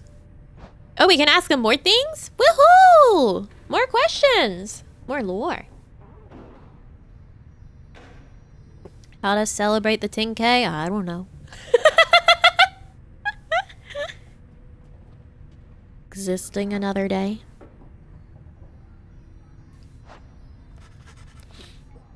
He expressed interest in knowing more of how the Nightwings came to be here, and Volfred's past connection to the group. I've been connected to the Nightwings almost since the beginning of my days in exile. They found me in a manner as I understand quite like how Hedwin and the others found you. Back then, it was a smaller group than we have now. I joined an exile called Arisa, and another known as Orlek. A former exile of the Nightwings who conducted the rites alongside Volfred and Orlek. Yup. Once in a while, we let little Tizo stand with us as well. He is rather older than he looks. The other triumvirates we stood against, they feared us. Only the Tempers presented any threat to us in any given rite. But it was a terrible accident. Arisa. We lost her. And Orlek, he was my friend. He fell from Mount Elodiel. We lost him as well. On the night when he was to be free. We were reckless, hasty, and I was powerless to stop any of it. I blame the rites themselves, the circumstances that put us into danger. The downside has claimed many lives, yet this. It was too much. I vowed never again to don the mask and raiments. I had the black wagon cleared and buried, such that it could not be used again. If the Nightwings would rise again, it would be under different circumstances, under new leadership, and towards a different purpose. That is all I wish to say of this, my boy. It's pretty heavy. How do you know Tariq? You asked Volfred about his history with the lone minstrel, whom he seems to know quite well. Tariq was there with the Nightwings when they took me on. His manner has always been much as how you've seen. Although, he is somewhat more cheerful now than I recall back then, if you can believe that. I think our plan has sparked a little fire in him. He serves the rites and the Nightwings. I've tried to ask him of his past before, but he seems rather reluctant to speak of it. Though it is plain that he's not from around here. This being the downside, I respect his wishes for some privacy. Nonetheless, although I do not know too much of him, I count him as a friend. I lost track of him for some time, though it was he who first informed me that the Nightwings had returned. He and Tizo were instrumental in our meeting. It's been good to see him doing relatively well. Anyway, was there anything else you wish to talk about for now? Yeah, I'll do. You thank Volfred for his time and bid him a good rest of the afternoon. Likewise to you, reader. Be well. That was a lot of talking. So, the only thing with once we send people out, they take their trinkets with them. Their talismans. We will never see those talismans again, so we have to be sure. That one's Hedwin only, this one's Ruki only, this one is not Fae only. Tizo has no talisman, Gilman has no talisman, Pomotha has those. Okay. Yeah, he has a pipe. He has a pipe. Yup. Okay. Bide my time. Everyone, the amenities are modest here at Moonlight Alcove, but I suggest that you get comfortable. We may be here for some time. A small landing on the dark side of the sacred mountain. For many years, Volfred smuggled supplies and furnishings to this well-hidden locale. As for myself, I have some business to attend to. Please leave the wagon in my care for now. It shall be ready by when you need it next. From the mountaintop, you can see all across the downside, and its impossible expanse staring back at you. The thought occurs to you that you may never see another land besides it. And so, you and your companions wait upon the mountaintop in quiet solitude, anticipating when the cycle of the race begins to turn again. Then you shall have another opportunity to free one of your own. You may earn back their freedom one by one. Many moons pass. Then one evening, May I have a moment, reader? The low minstrel finds you poring over the Book of Rites, as has been your leaning through your stay at this abode. Begging your pardon, but there is something you may wish to see. Please, follow me. You follow him into the cold night. Look forth, reader, sir. The stars shine like you have never seen. Once more, the path towards salvation is revealed, but now something is different. Seek my destination. Is that a black hole? Is that a black hole up there? Oh, we've got options now. Each prior time you searched the stars, they showed you to a single path, but now several rites avail themselves to you and you at once. Henceforth, you may choose from several different rites. Choose your path towards salvation.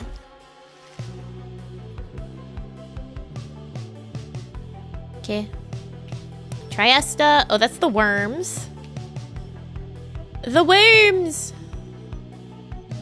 This was the dogs. I didn't very much like the dogs. This is the other dog. This is the dog with the human son. Don't say thank you for this super chat. Okay, Biospark. Okay.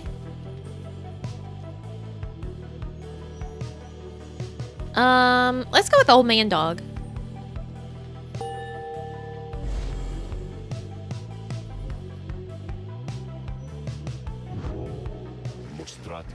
The stars urge that we go to the Ridge of Goal, a long way off.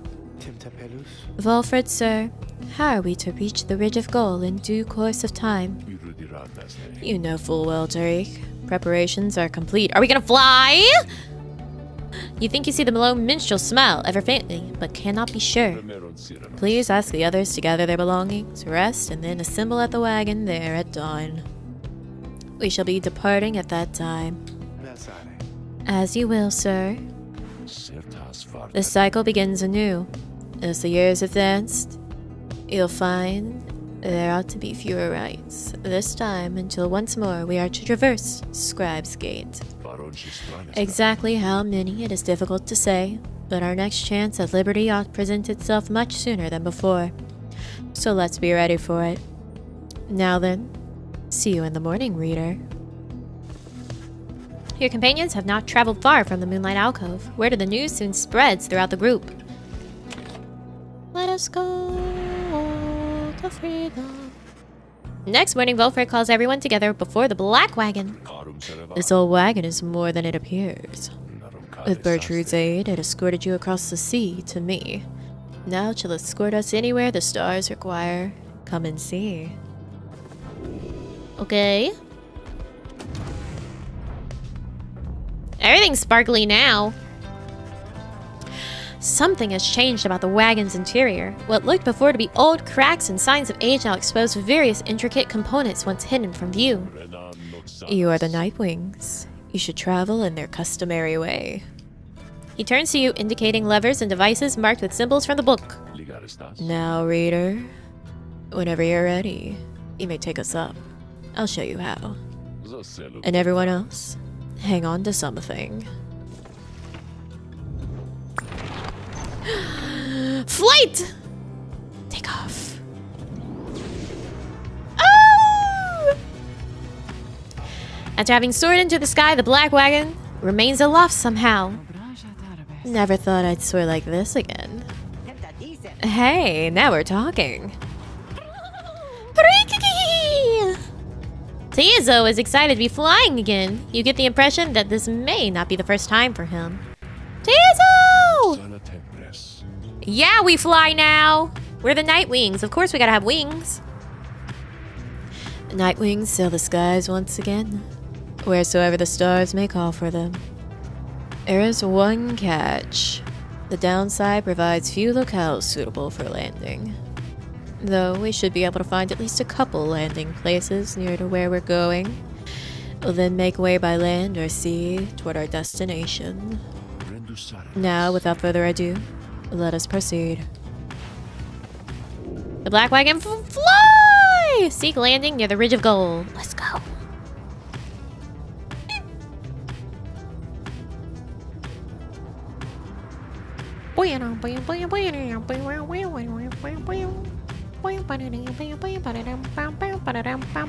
Oh, we can go even faster. Wait, what's this? Boomst? That's someone else's wagon. Oh, look! Someone else is flying.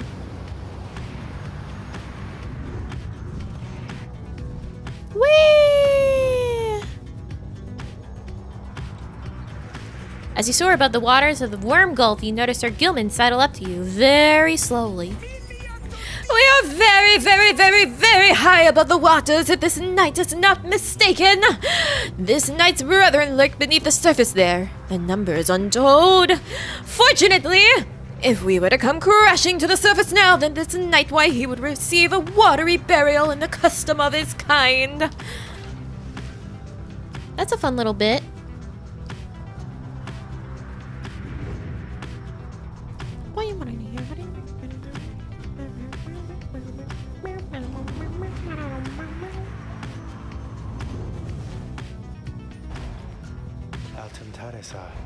Yonder lies the Ridge of Gold, somewhat less imposing when viewed from this vantage point. Do you not agree, reader? The myths of the downside hold that it is no mere ridge of stone, but the remains of Lord Gandroth, once slain by Gold Galathanian himself. Though perhaps such tales are of little import now when you stand to confront the fate there in just a short while.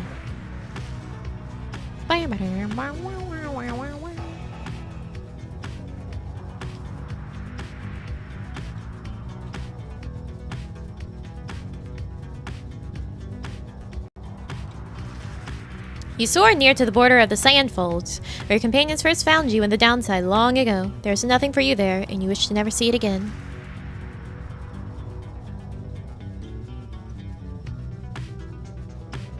We're gonna land at Hollowroot. You make a successful landing in Downside Prairie, near the southern edge of the downside. Memories of having first met Hedwin, Jodariel, and Ruki come flooding back. Your companions assist with a routine inspection of the wagon.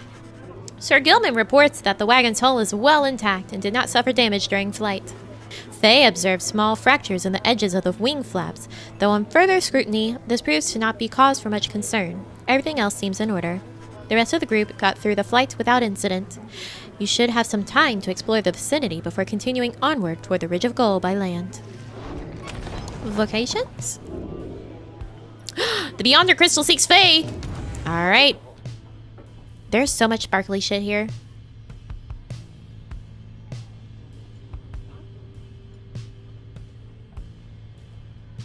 I didn't get the sparkle. I didn't get to read the sparkle. Okay. Downside Clinger yields fruit from time to time, though only if one says the magic word. Is it please? Wakingwood Wisp. The wisps inside provide a scarce bit of light when it is needed, all for a low monthly fee. What's Sir Gilman? What have you to say? Sir Gilman is shivering there after the Black Wagon's maiden voyage through the skies. Master Breather! This knight is very, very slightly out of sorts is all. He merely appears terrified, but he assures you that this seeming cowardice is but an optical illusion in this case. Pomotha overhears and joins you. Flying's not for everyone, Sir Knight. This knight heartily concurs, though how anyone at all can stand it he is yet to understand.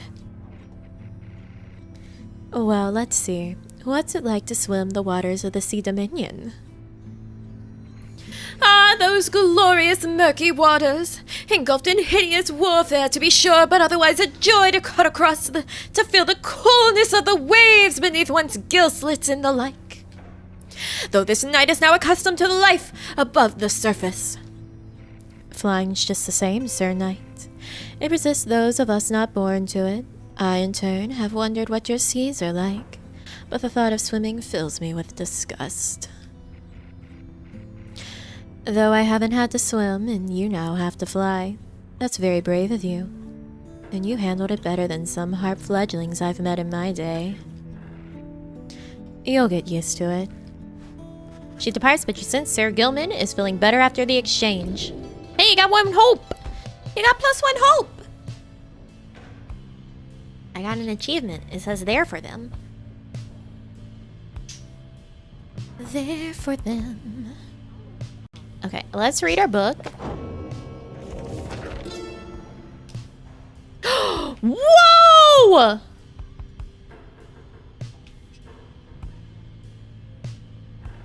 There's so much in the book! Living exile. Excuse me? Living in exile. In the words of Jomer Minimane, the Alpha Chief. Different authors. Once I too roamed free. I remember well those days in which I was called chief. I traveled all the world over on my 4 good paws, and I was well adored. I wanted to grow stronger. Here at last I have. I shall not mince my words. This place shall either harden you or kill you. It shall haunt you with old memories. You share the exile's plight. My charge is to alleviate the sting of it for you a little bit. And to prolong your stay, but only for as long as needed. Your charge is to return.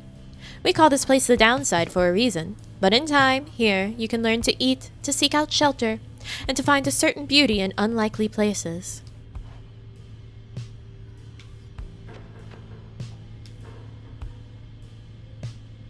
Look at how sparkly the sides are.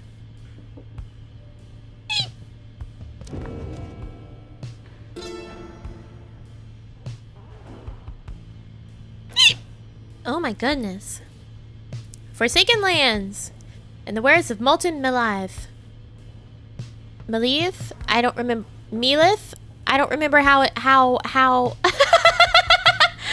don't remember how it was said. I think it's Melith. The Wild Witch.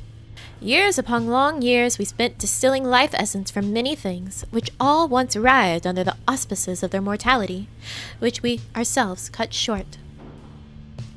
In this we have no regrets, for we have learned much, and so, we think, did they. We earned the title Witch, and were forced to flee into the downside. Here we encountered Solium Mur, and soon we gained an understanding of each other. He bade us circumnavigate these lands and catalog our findings. We felt a strong desire to expose the secrets of this land. We wished to yield benefits to those who followed in our wake. Indulge us both, then. 7-foot frame, rats along his back when he says your name. Thank you, Bias Back. Thank you. It all feeds to black. Oh shit, there's a lot more going on here. Wait. Okay, so there was not extra pages there. Alright. But we do have extra pages here. Mount Elodiel. In the words of Molten Melith, the Wild Witch. Gaining the summit of the sacred Mount Elodiel involved no small amount of sacrifice and sorcery, in varying proportion. The mountain's energies were palpable. The sensation that we felt indescribable. The lands we stood upon were closer to the stars than to the world we knew. It was upon this highest point in all the downside that we first made efforts to concoct this tome, which you now read. It was there that we were stricken with a vision of the cycle of the rites and felt together, for the first, a sense of freedom unlike any we experienced before. But that is a subject which our comrade shall illuminate in greater detail.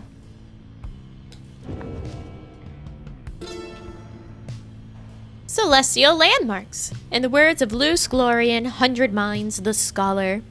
Do you feel a kinship with the stars? That just sounds like a beginning of an advertisement, of a TV advertisement, if you will. Do you feel a kinship with the stars? Well, come on down. You owe your everything to them. Perhaps one day, even your freedom. I chased the stars across the river of my genealogy until they led me here. I demanded they explain to me the paradox of knowledge. For how is it that something can be shared but still contained within ourselves in its entirety? The stars did not respond, but set me on a quest. I sought the 9 landmarks, which they were revealed to me, so that someday I would reveal their mysteries to you. These landmarks, emissaries of the stars, are 9 lenses through which we see the land and see ourselves in a new light. The Book of Rites, in the words of Luce Glory and 100 Minds the Scholar. Much can be said about the Sisters of the Arch, whom we banished to the great beyond for deeds irredeemable. Suffice it that the details of their banishment are written in this book. Oh my god. The sisters in the book became inseparable, not unlike the stars, their light and the infinite darkness that engulfs them. The stars communicate to us and you in turn. The words within this book are but an edifice, a simple surface. Look past the text to the hidden meaning, to the hidden power. The stars above, as they are not mere lights. These are not mere words. If you chance upon the Sisters of the Arch within their prison here, give them our thanks. Do you have a kinship with the stars? Then you may be entitled to a 50% reimbursement. In light of a recent class action lawsuit, if you have a connection with the stars, you may be entitled to a sum of money. 9 triumvirates. In the words of Haub the Swallow, the accursed... Wow. At first, I found it much too difficult to read, much less to write, even to grasp the quill, but the horned one implored me. Implored me? Implored me. Implored me. He said this is the greatest gift that he could give me in return. In return for what? I asked. In return for his life, he said. But I did not save your life, I said. You did, he said. We fight about this still. Mur is stubborn. More than I. Now, herein, and by his leave, I chronicle the 9 triumvirates, for I am of this land, unlike the rest, who wish to leave. We knew not everyone could leave who wanted. Seldom would the opportunity arise. Thus did we organize those striving for the chance into 9 sets of 3.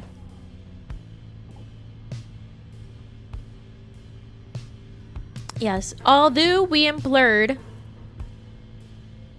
What is on my pants?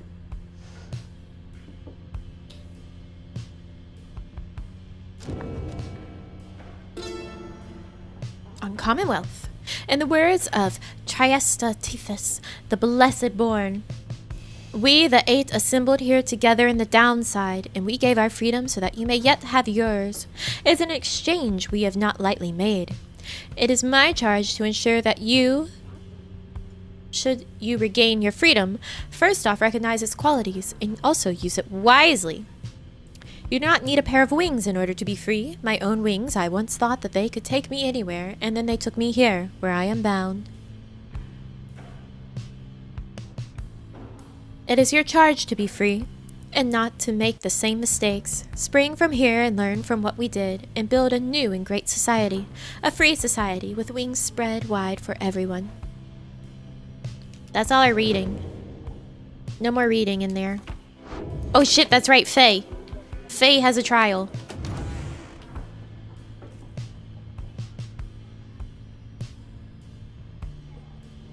Oh my god, give me those sparkles! I'll never know. Sandra! Call upon me for some purpose, my reader? Yes, Sandra. I'm always prepared to cut your idiots and their egos down to size. Who shall it be? Come on, Faye. You asked Sandra to administer one of her special trials for Faye.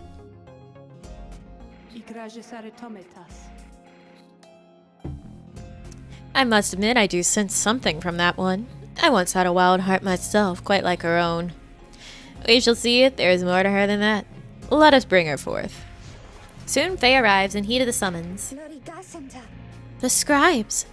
I think that if I listen carefully, that I can hear them calling out to me? Is it her fated trial? But this time I will not inflate the number of attempts in the past trials. Thank you.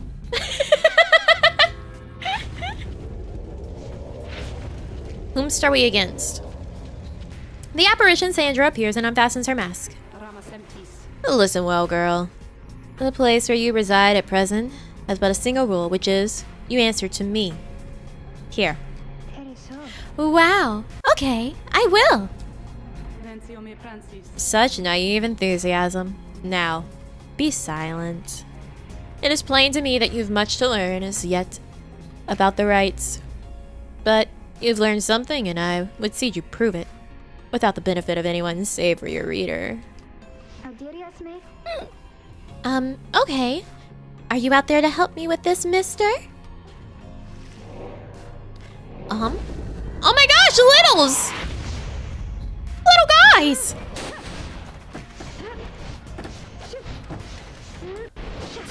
Shit! Uh-oh. These are gonna be tricky.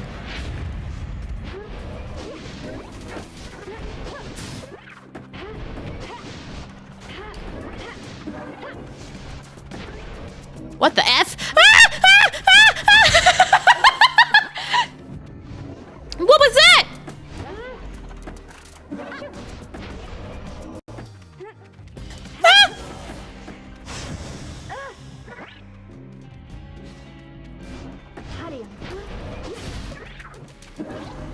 Stop throwing it to me! Stop!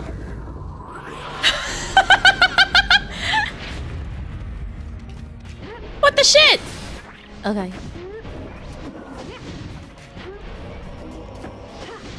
Die. Thank you.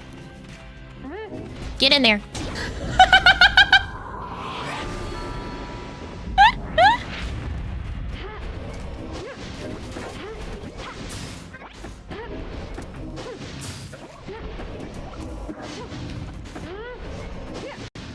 Okay.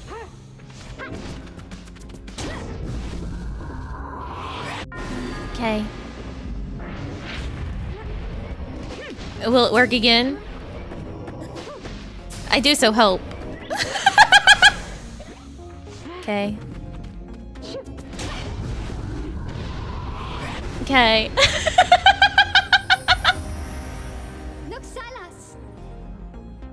That was easy. Okay, how did I do? How did I do?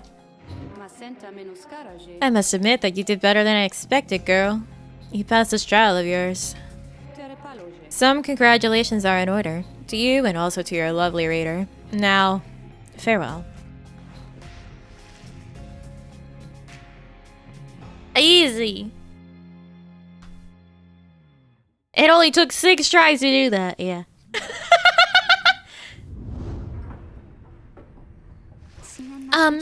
Did I manage all of that, mister? Because I hope I didn't. Wow. What is that you have there? Kelmer's Inklet. Holy shit, rank 20. After Faye casts her aura, it can bounce off of objects and solid surfaces?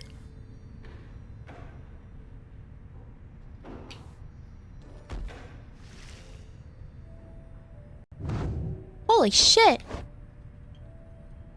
Bye.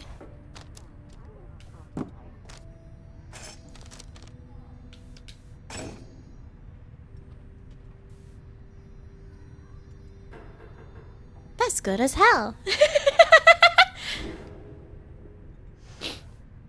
Nice. After having reached the rolling hills of Hollowroot, you volunteer to survey the grounds. You prepare to head out.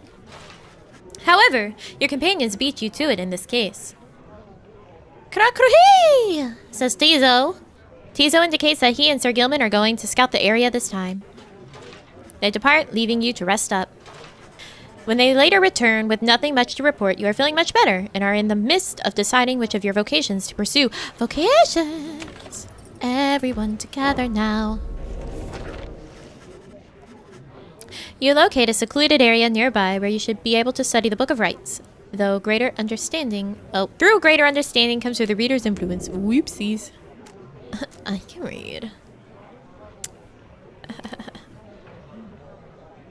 Alright, quickness.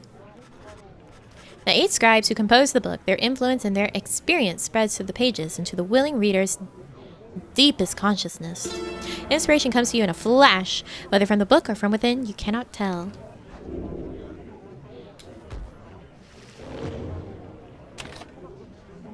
Continue on my journey. But can you? Maybe. Maybe. Dalbert and the Fate.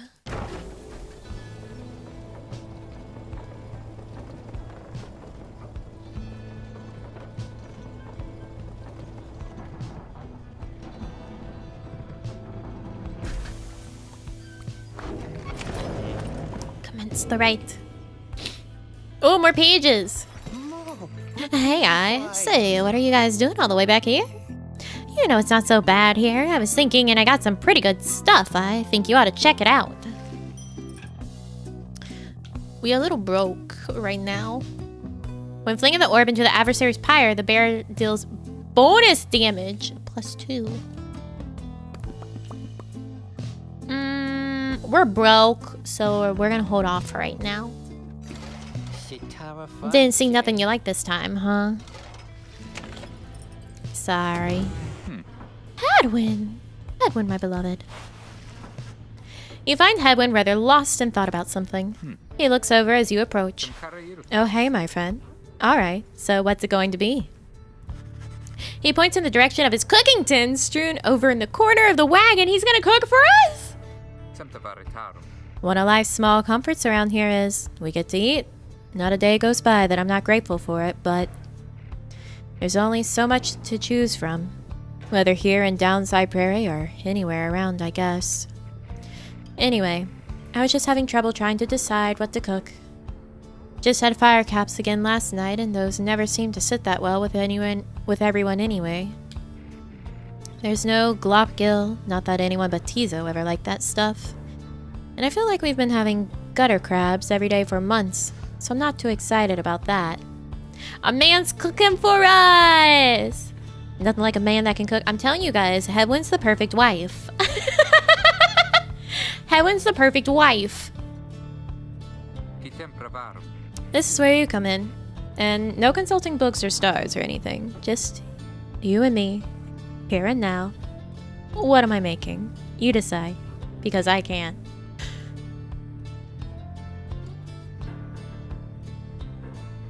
Hedwin? Just you and me, here and now. Oh my. Thanks for the stream and go to bed. Have fun the rest of the stream. Thank you for coming by. Please rest well. Rest well. I know there's a lot of serious stuff to think about these days, but so help me, no one's struggling to regain their freedom on an empty stomach.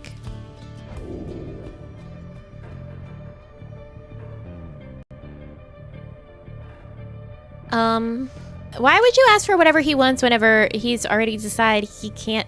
He's already said he can't decide. Porridge.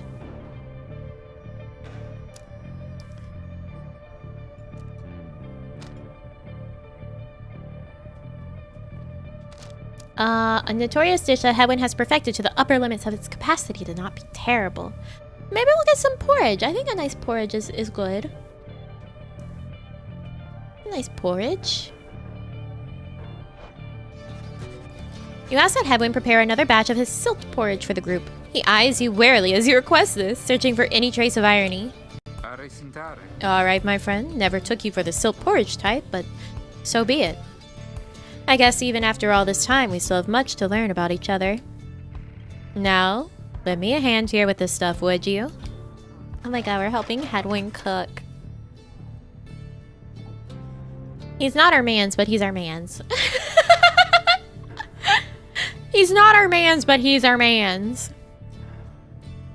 As you assist Hedwin with preparing the silt porridge, the two of you get to talking about the past. The reality of cooking in the downside has a way of making him nostalgic.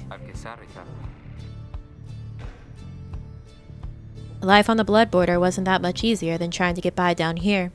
The high wing remnants could swoop in at any time.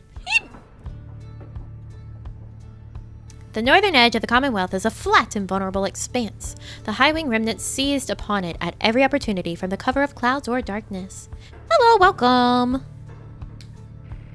They were so good at picking the worst possible occasions for us. The time they showed up and I was nowhere to be found. I must have told you about that. He has spoken to you of his past as an outsider once before. Outrider. Outrider. Well, either way. I don't think I ever told you much about Fikani. Oh, is this the lady?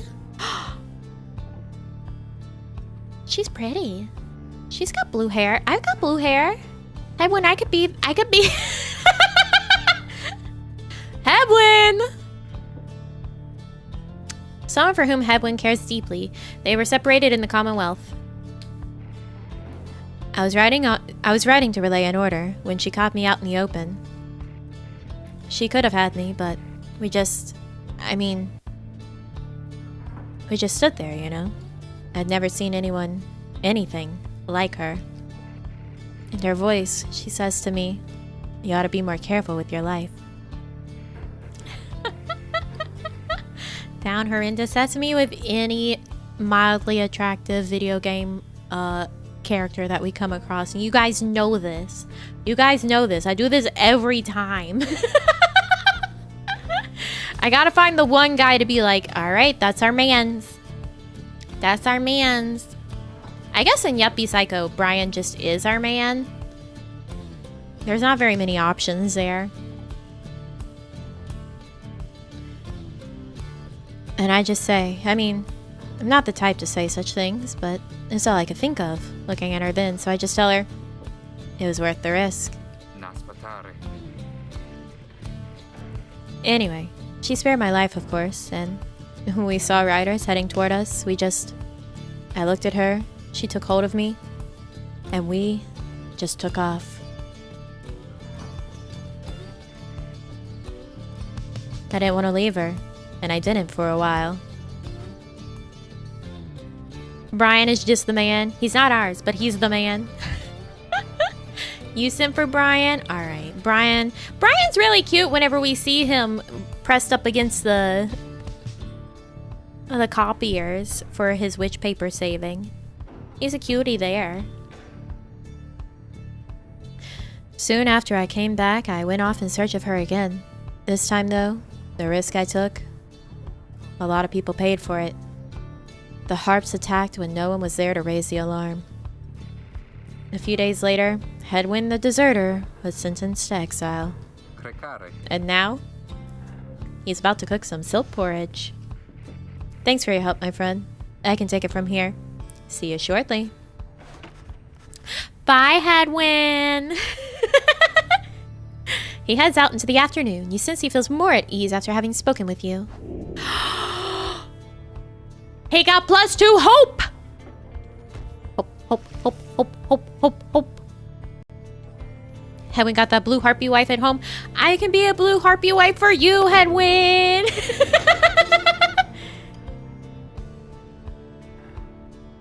I can be a blue harpy wife for you, Hedwin!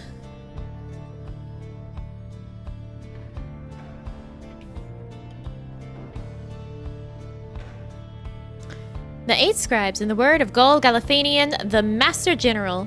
We found each of the others in due time, by fate, not by coincidence.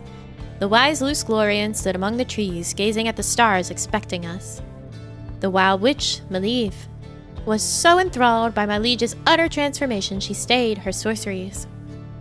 Blessed-born Triesta swooped down upon us, but to warn of imminent attack, the many-maned Jomur thus intervened and shared with us his humor in his hunt. Even the Underking Orez himself sought out an audience with us. Thus we became the 8 and journeyed on together.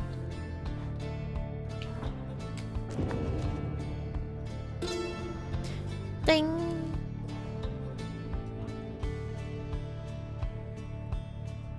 Here, I thought you were Azura from Fire Emblem. If I had $20 for every time I saw someone say that.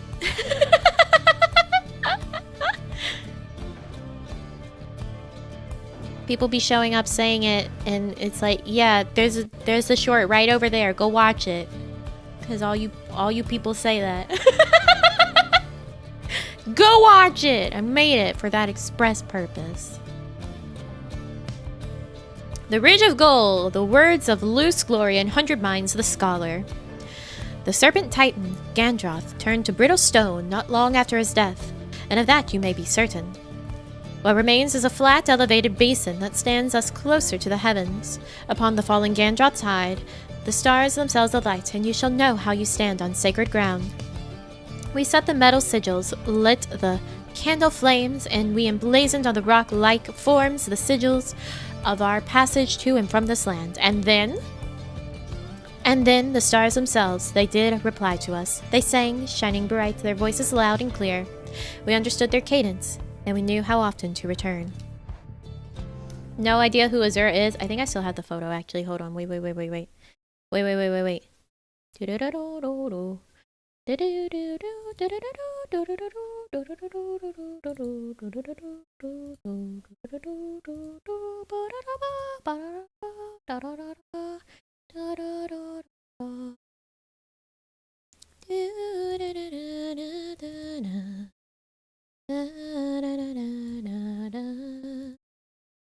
Here's Azura.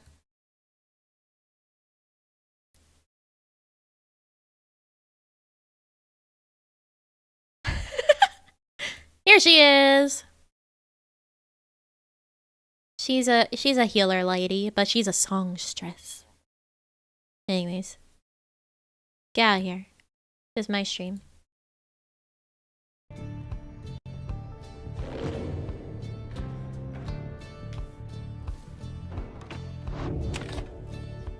Yeah, she's really pretty. I like her as a character.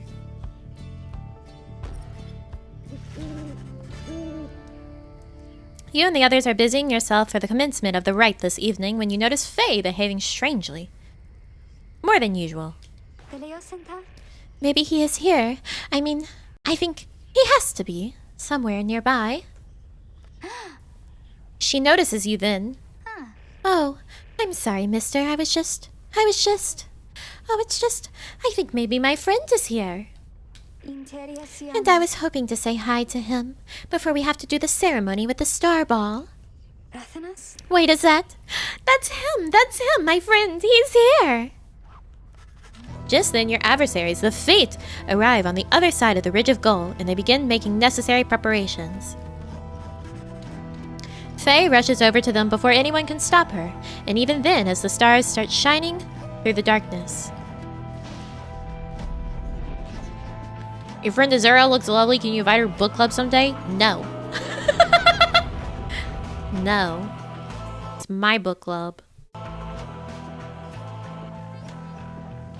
Faye remind you of Tinkerbell? I don't know. Tinkerbell's very sassy. I love Tinkerbell. Well, rejoice, because the cycle of the rites begins anew. At least OG Tinkerbell, as we know her in the Peter Pan movies. And not the Disney Fairies franchise.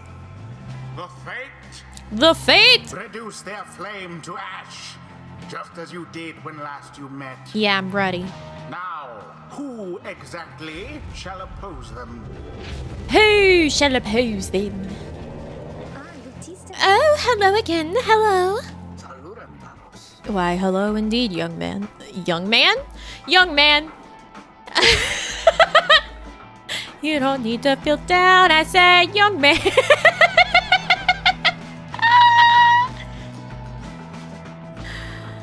Shit. Alright, young one. We are the Fate, and once again we hail you and all the Nightwings. Thanks, I was wondering, may I speak to your son? Why, I do not see why not, but let me see here. Almer, where are you? Begging your pardon, young one, but my son, he is not always punctual, you see. Hold, I shall go and fetch him. Oh, okay. I mean, my friend. I hope that he remembers me. Hedwin and our worm have bonus hope for this, right? I think Faye might also have bonus hope from the trial. We can check. You? Wait, where is father? Father? Oh, hello again. Your father, he went looking for you. Did you not see him? No, I did not see him. This had best not be some Nightwing's trick, or else I'll... There you are, Almer. Our cordial adversary wishes to salute you, I believe. Oh, that's right. I mean, here, this is my salute. I am saluting you. It is nice to see you, and may the scribes watch over you, okay? I want them to watch over us as well, but maybe just this time, or not just this time, but this and other times maybe. They can watch over all of us, okay? The two of them stand and watch as Faye skips over to rejoin your group. An unusual sort, that one. She is about your age. Father.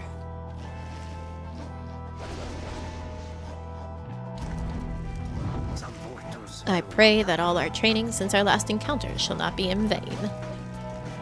You sense Dalbert speaks the truth. The Fate are more capable than before. Each time you face a triumvirate, they gain talismans and masteries. You do not underestimate them. Oh shit. Look, we can see things about our enemies. You can jump a second time while airborne. And while sprinting, Dalbert accelerates faster than usual to an even faster top speed. Dying Flame. While the bear's Pyre has less flame than the adversary's, bear does... What? That's bad. Okay. Oh shit, do they all have that one? Oh shit, fuck. Okay. Brief charge up time before Elmer jumps or sprints is virtually eliminated. Enya gains plus 50% more stamina, letting her jump and sprint more often. Not great. Not great. Okay, so...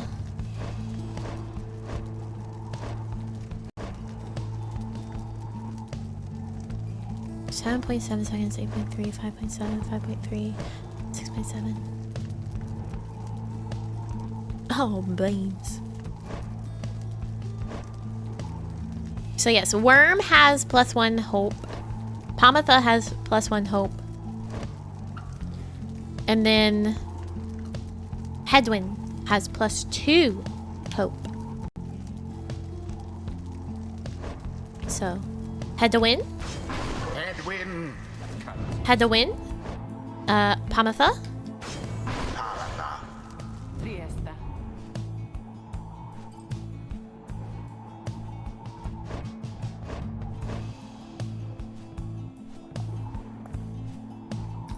Let's give you something. What you want? What you want? What you want? This one? Sure.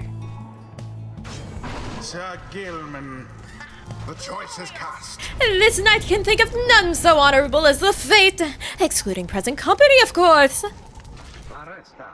Gotta go now, Nami. Thanks for the stream. Thank you for coming by. Please have a good rest of your day or night. Still yourself, Almer. Are you prepared to face our adversaries once again? Always, Father. Let us prevail here and now. Let us do so indeed, my son. Cheap, cheap, says my birds. Cheap, cheap, cheap, cheap. Now begin. What the shit? First to be banished. Go. The night wings are first. Get in there. The adversary's flame.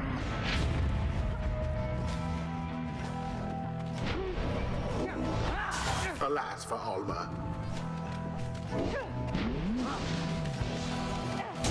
Get in there. Sword right in.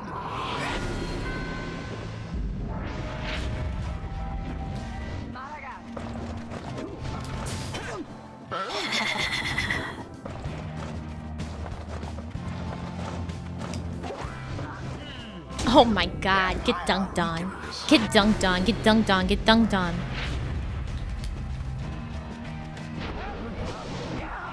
Now to the flame. Magnificent.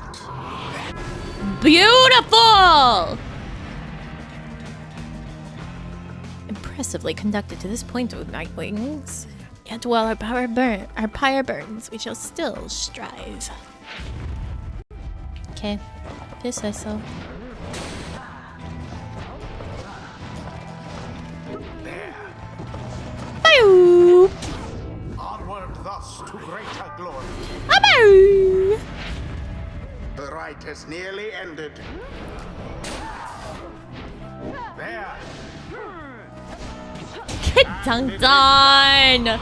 Get dunked on! Prevail yet again. Get dunked on! This adversary stood no chance. The rite is complete. Wait, I wanted... I'm sorry, I just wanted to apologize, I think. Why, young one, you must not say such things. You are one of the Nightwings, the most envied of all triumvirates. We aspire to your greatness and your legacy. Father, please, no more of this. They have prevailed. We need not grovel at their feet. Almer, is it? Almer? I just had a question. Ask quickly and then go about your business. Oh, I just... Would you be my friend? Huh? What? I was wondering if you would be my friend, because I don't have a lot of friends, and you are brave and gentle with your father, so... Oh ho ho ho. I shall see you in a little while, my son. What? The scribes, were they not friends? I choose to think, they brought us here to be closer together, not to be apart. Bask now Okay. in the wisdom of the scribes.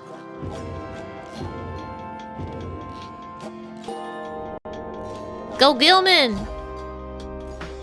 Pomotha!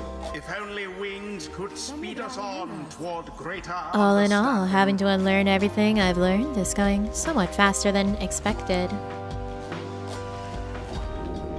Pomotha can use her dash ability in rapid succession for less stamina. After saluting her adversaries, Pomotha instantly switches places with her nearest ally. I like this one.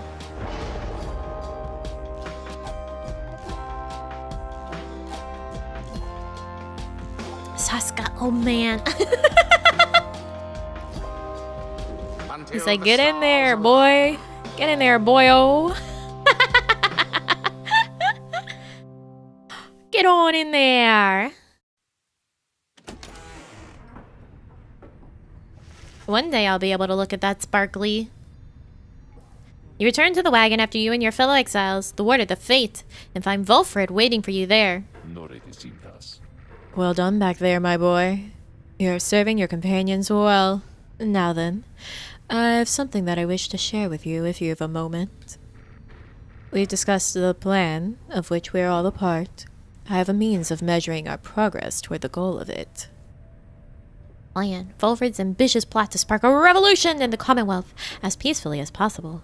The plan's current probability of success, 29%. We shall stand together, shoulder to shoulder, as the scribes themselves once stood.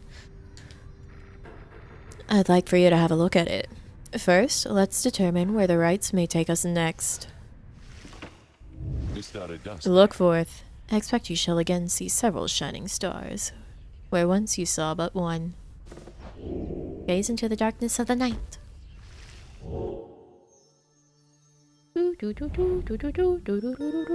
Triesta? Jomir? Arlu? Several shining stars, a trick of the eye, or will of the scribes. Who can say? I too once gained this newfound vision many years ago, following my first liberation rite, and I believe only we of the Nightwings have this gift. I realize that in choosing from the Nightwings, whom the Nightwings confront in each rite, we in turn influence which triumvirate we face when the time comes for someone to be set free. The object I invite you to use contains further detail. Henceforth, you may use Volfred's Planner to see your current progress, an object that shows the relative standings between the 9 triumvirates in the rites. Whichever triumvirate curries the most favor shall confront the Nightwings for a chance at freedom. Oh, shit. Ooh, ooh, ooh. Using Volfred's Planner, you may assess your progress towards your ultimate goal, as well as check the current standings of your adversaries. I feel like I'm at a bookie. Volvert shall keep this information up to date for the remainder of your quest. You may look over it now or any time in the Black Wagon or while searching the stars. Rights till next liberation. Who knows?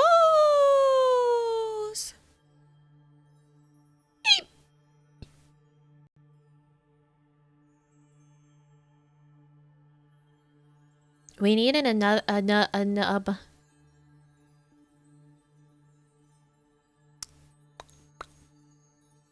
we need an additional exile. We freed one.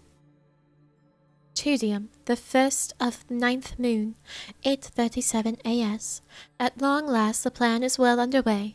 The cycle of the rites turns quickly for the time. We soon should have another stab upon the fall of Solium. VS. VS. Okay, so Chastity's going up in the favor. Essence is standstill. The dissidents, the dogs, are going up. So when we beat someone, their favor goes down. So whoever we don't want to face in the liberation rite, we need to fight now beforehand, is what I'm seeing. So because I don't like the dissidents, we need to fight them next so that they don't end up in the liberation rite next time. For the next one, because I don't want to fight them for a liberation rate. No. I don't like the dogs. Not when I'm against them. But also first, before we decide on the star, because of the time, this is a very opportune moment for me to take the squirrel out for her idol meeting. Hi. One who is laid fully across the bed. Would you like to go out? Yeah? I asked her if she would like to go out, and she went from like flopped completely on her side, basically boneless, to like immediately sitting up. Like, I'm ready. Hi, baby. Come on. All right. I will be right back. Putting you guys on the BRB screen. Me and the squirrely. Yeah, we're going to take a little second for her. I'll be right back.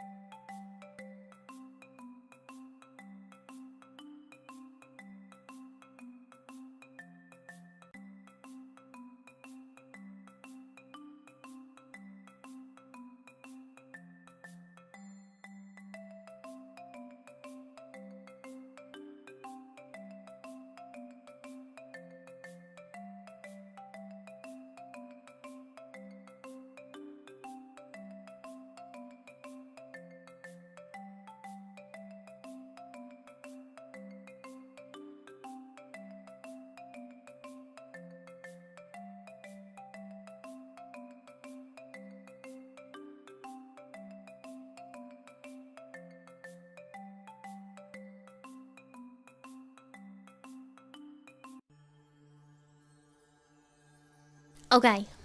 Squirrel had her idol meeting, didn't you? Sweet baby! I have put on food. Someone tell me in 10 minutes. Someone tell me in 10 minutes! Because I'm hungry. And I got more water. Let us thank the wave. Ark, thank you for that wave. Thank you, thank you. Fiamon, thank you for the wave. Thank you, thank you. Pyre, thank you for the wave. Thank you, thank you. TNT, thank you for the wave. Thank you, thank you. Mako, thank you for the wave. Thank you, thank you. And Jarzina, thank you for the wave. Thank you, thank you. I sure have managed to get quite hungry. Why is it that whenever you eat breakfast sometimes, you just get way hungrier earlier? Is it just your brain like using it like an appetizer is meant to be? Like an appetizer is meant to be?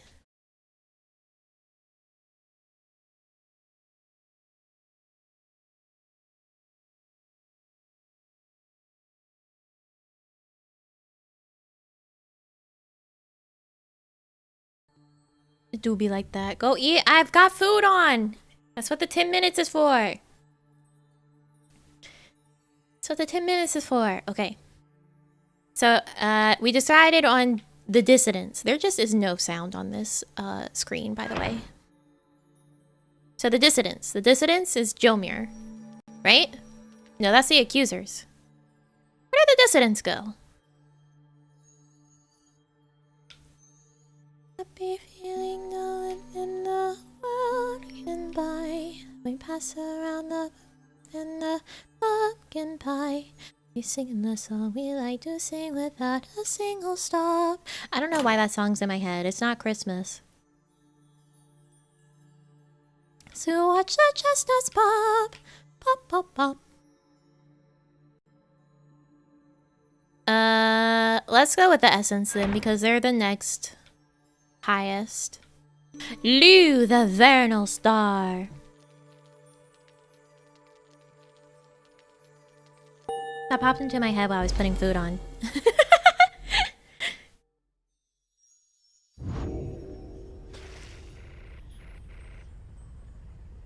So we're to have another brush with Pomotha. Perhaps she'll spare me yet another moment of her time. She's here because of me, and I am here for her. Pomotha tells you more of your next adversary, her own blood sister. Pomotha Thane, a harp of the High-Wing remnants, raised from birth to excel in outwitting and outmaneuvering her enemies. She seems driven by her hatred for the Commonwealth. After retreating to the mountains centuries ago, the harps refused to join the Commonwealth, and those old tensions boiled over into raids or skirmishes, or all-out war. Flight tacticians such as Pomotha gave the High-Wing remnants a swift and powerful military presence to this day, despite the harp's small numbers. Pomotha Thane, she's a vengeful tactician of the High-Wing remnants who plot the Commonwealth's ruin. I feel like I have a hair stuck by my eye. Do you ever have that happen?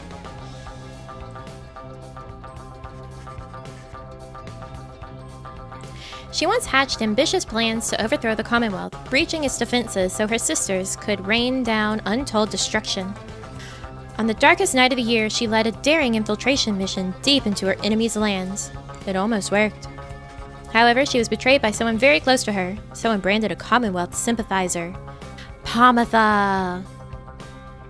An outcast of the winged High-Wing remnants, the Commonwealth's hated enemies. Pomotha was caught, clipped, and subsequently exiled as a prisoner of war. But being trapped within the downside only stoked her fury. And I wound up in here not too long afterwards. Anyway, it's complicated, what happened between us. What I did for her own good. And that of all our sisters. Though, I'm beginning to doubt that Pomotha will ever see it that way. We'll see, I suppose, but for now, I best try and catch what sleep I'm able. Pleasant dreams then, darling. He bid a goodnight to Pomotha in turn. Now, no time now to make flight preparations, though come morning the Black Wagon will press onward. The Faith. Oh, hi, Faye! Ooh, what's this? Wilfred's playing there. Oh, okay. Stupid. Stupid sparkles that I can't look at. The Fate! In the words of Ha'ud, the Swallow, the Accursed, the Fate united under Minimane, the Alpha Chief. He is brash, but follows his traditions. He prizes faith, discipline, and honor, qualities he seems to lack at first. He formed the Fate under the precepts of olden bylaws of his four-legged ancestors, believed in a certain natural order in the way of things. Minimane wanted for the Fates to likewise show respect. Initially, he only chose from other curs. He, however, urged the Fate to replenish their numbers from any race or ethnic group thus willing. Thus shall they anticipate what is to come, with open eyes and minds, and never frown upon what is in store for them. Feliz Navidad. I don't know it well enough. I don't know it well enough. Faye! Not off the top of my head. Faye seems very happy about something and has been chanting softly to herself. On closer inspection, however, she seems to be engaged in conversation with the wagon wall. And so, after the rite, he said to me, farewell. Can you believe it, little brother? He said that, then he left to go find Mr. Delbert, who went on ahead. And so I think that maybe we are friends now. Don't you think so, too? We have a lot in common, don't we? Friends are supposed to have a lot in common, right? For instance, we're both fighting for those we care about, for those who helped us when we needed it. Is that not so? He is very lucky to have met Mr. Delbert, isn't he? She falls silent for a time then. It cannot be that 8 scribes intended that all of us just have to fight each other all the time. It just cannot be. So many whom we face, they don't like us very much, do they? Because if we prevail against them, it must mean that they cannot go home, even if they really want to. So that's why they don't like us. Back home, when they told me to stop being me, I didn't like them either. You want to know what I think, little brother?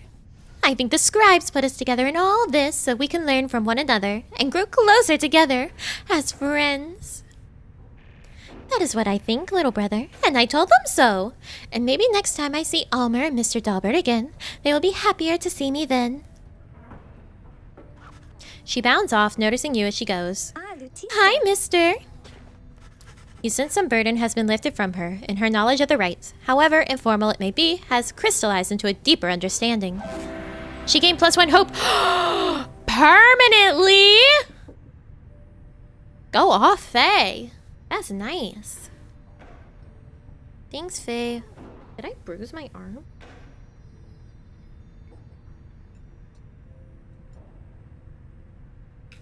I don't know.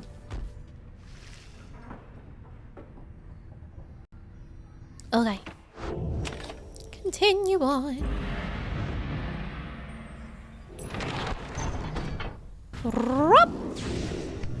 Around 2 minutes left? Okay. Thank you.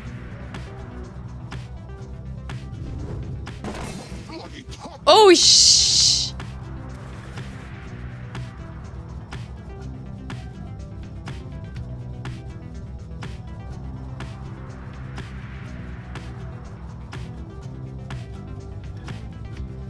What? My beautiful wagon? What has happened? I don't remember his voice whatsoever.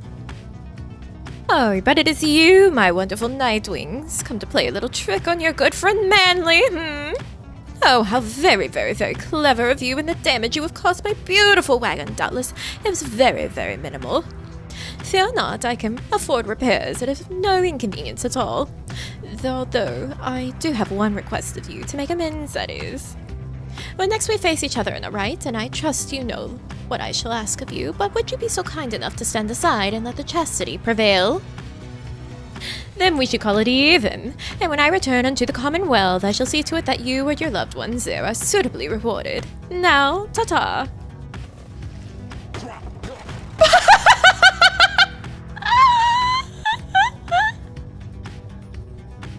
He just kept running into us.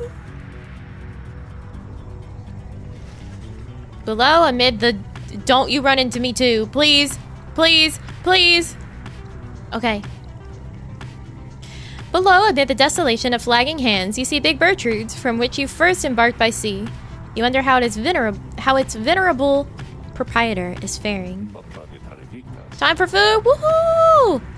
I am certain that Big Bertrude must have left a strong impression on you all. She's not so easy to forget.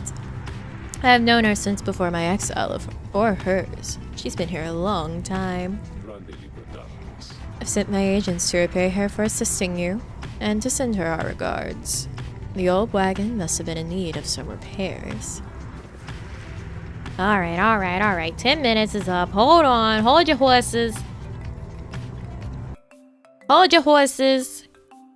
Nothing's gonna explode, okay? Alright? Everything's fine. I'll be right back.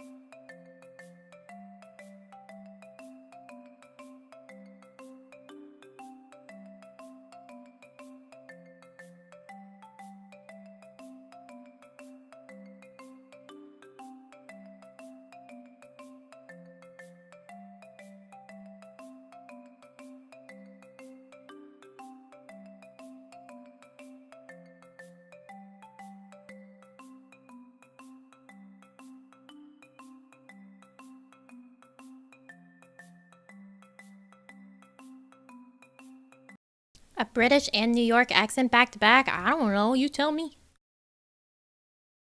You tell me. You think I know what comes out of my mouth?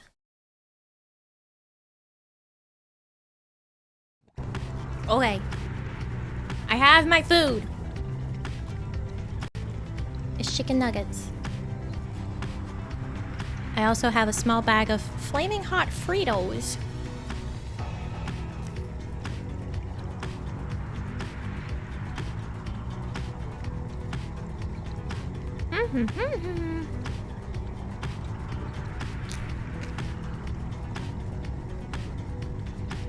Okay.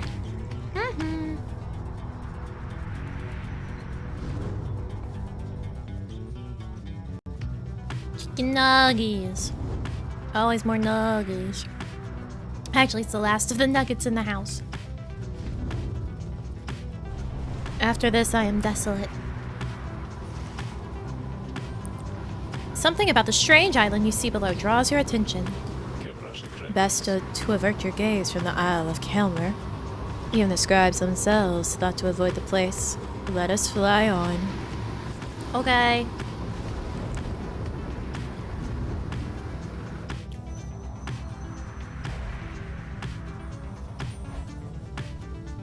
Glade of Lu, one of downsized celestial landmarks. The great sap scholar Luce Glorian here vanished, the root titan of the O.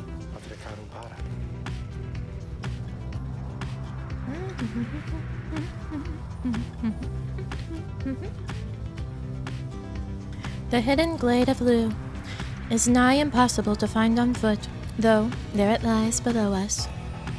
Protected even now by the enchantment of Luce Glorian 100 Mines. I understand the river named for him is rather famous in your commonwealth. The mouth of the River Sglorian opens wide, not very far from here. The largest river on the other side, which cascades down eternally into the downside. Begone to distant lands beneath our own, more suited to your kind. Had some chicken nuggets with fries and honey. I don't really like honey. Play frozen foods to get us chicken wings. Chicken wings right now are very expensive because lack of transportation in the supply chain.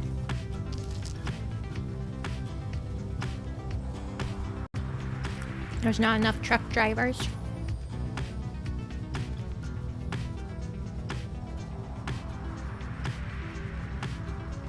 So now, if you try to get like a bag of frozen wings, it's like $30 for a 5-pound bag.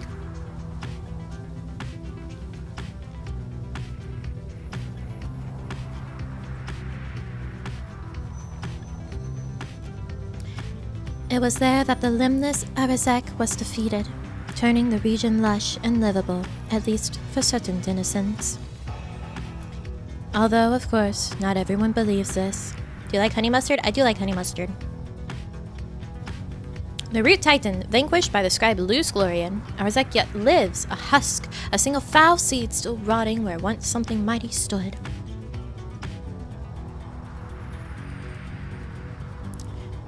Your adversaries, the Essence, must be working to find their way there, even now. Good fortune in your right against them, reader.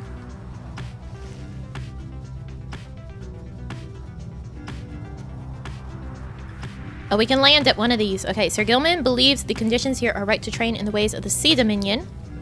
Or, Rookie has a hunch that you may find something of value on this route. Or training.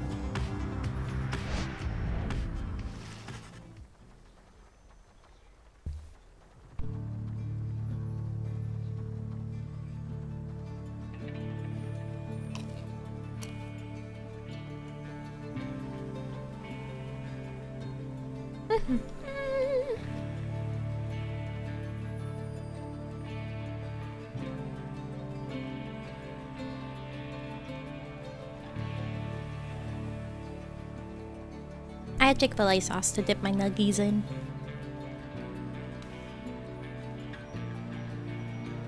Because my mom really, really likes Chick-fil-A sauce. So we actually buy the bottles of it.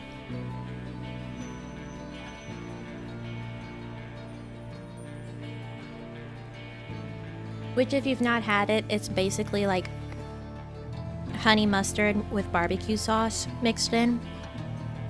That's the best way to describe how it tastes. But it's mostly honey mustard flavor. Yeah, it's not a food shortage. As I said, it's a transportation issue. Transportation issue in the supply chain.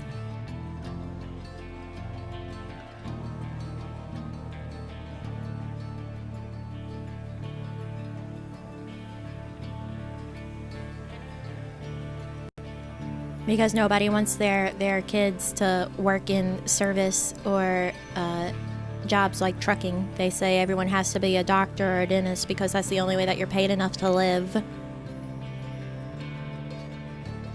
No one wants to pay for the jobs that they deem essential. So then nobody wants to work them. And then shit like this happens.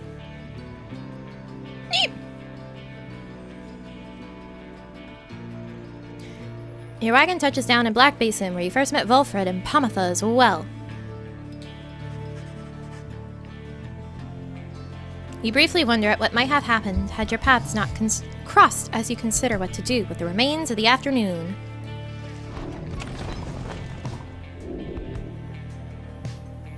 First truck driver in VTuber incoming. I play the trucker sim games pretty often. They're fun.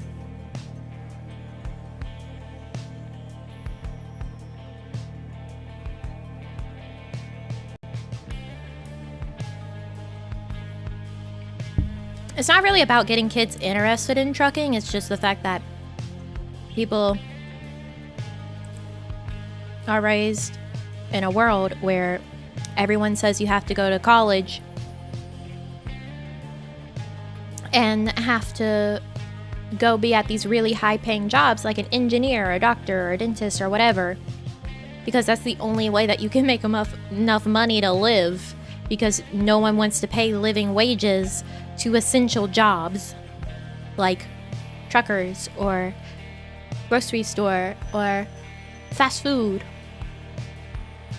But if you take away all those people at those jobs, the world sure does just fall apart. The world sure does just fall apart.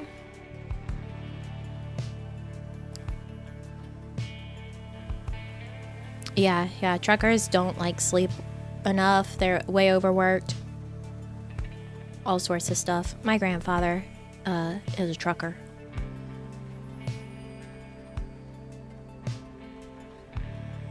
People want people to work these jobs while shaming them for working these jobs because they can't afford to live, and saying, well, it's your fault for working these jobs. Your fault for working these jobs. So we're not going to pay you to live, even though we need these jobs so that everyone else can live. Like, okay.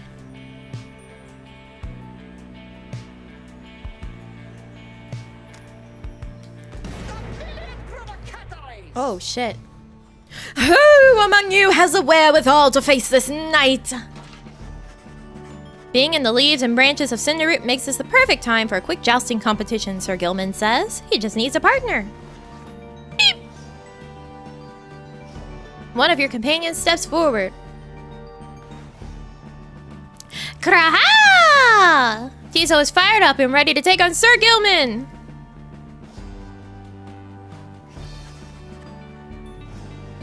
At this, Sir Gilman launches into a litany of instruction, detailing the specific methods of Sea the Minion ceremonial combat. At last, the two competitors take their positions and then rush toward one another. They collide, then flail away, trading blow for blow. It all seems rather senseless. When at last they stop and catch their breath, Sir Gilman approaches you. This night Let me not jump to the next line, please, brain. This night would have you choose the victor of this bout, Master Breeder. Who prevailed? You have no idea how to evaluate what you just saw, but you think it is best to humor them. I think it was a tie.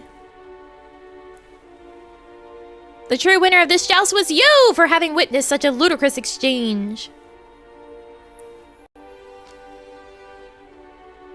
I think you guys both did great. I would break the crown apart and give a part of it to both of you. You declare the outcome of the joust to be a perfect tie. Sir Gilman stares at you for a moment. Indeed, a most wise estimation, like always.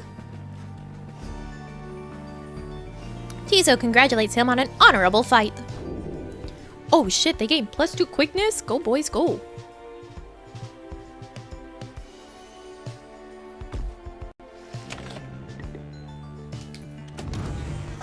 Ah, Gilman. Oh. Okay, there's lots going on here. Everyone hold on. Black Basin, in the words of Molten Malieve, the Wild Witch. The continent which we call Black Basin shall one day tear itself apart. Arriving upon blackened, molten crags, tolerable only by the harp Triesta, we pressed onward toward a suffocating wood. This land felt to us somehow primordial, deep in its roots and noxious crevices, or crevasses, lay innumerable clues as to its ancient history. But we had little time to excavate, for our supplies by then were thin. Further, we were lost. Our best attempts at circumnavigation all had failed. It was Luce Glorian who reached out at last unto the stars, and they revealed the way. Crinkle, crinkle, crinkle, open bag of chips.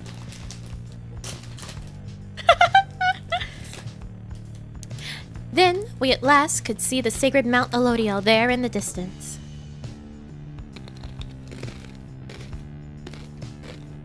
I'm sorry for crunch.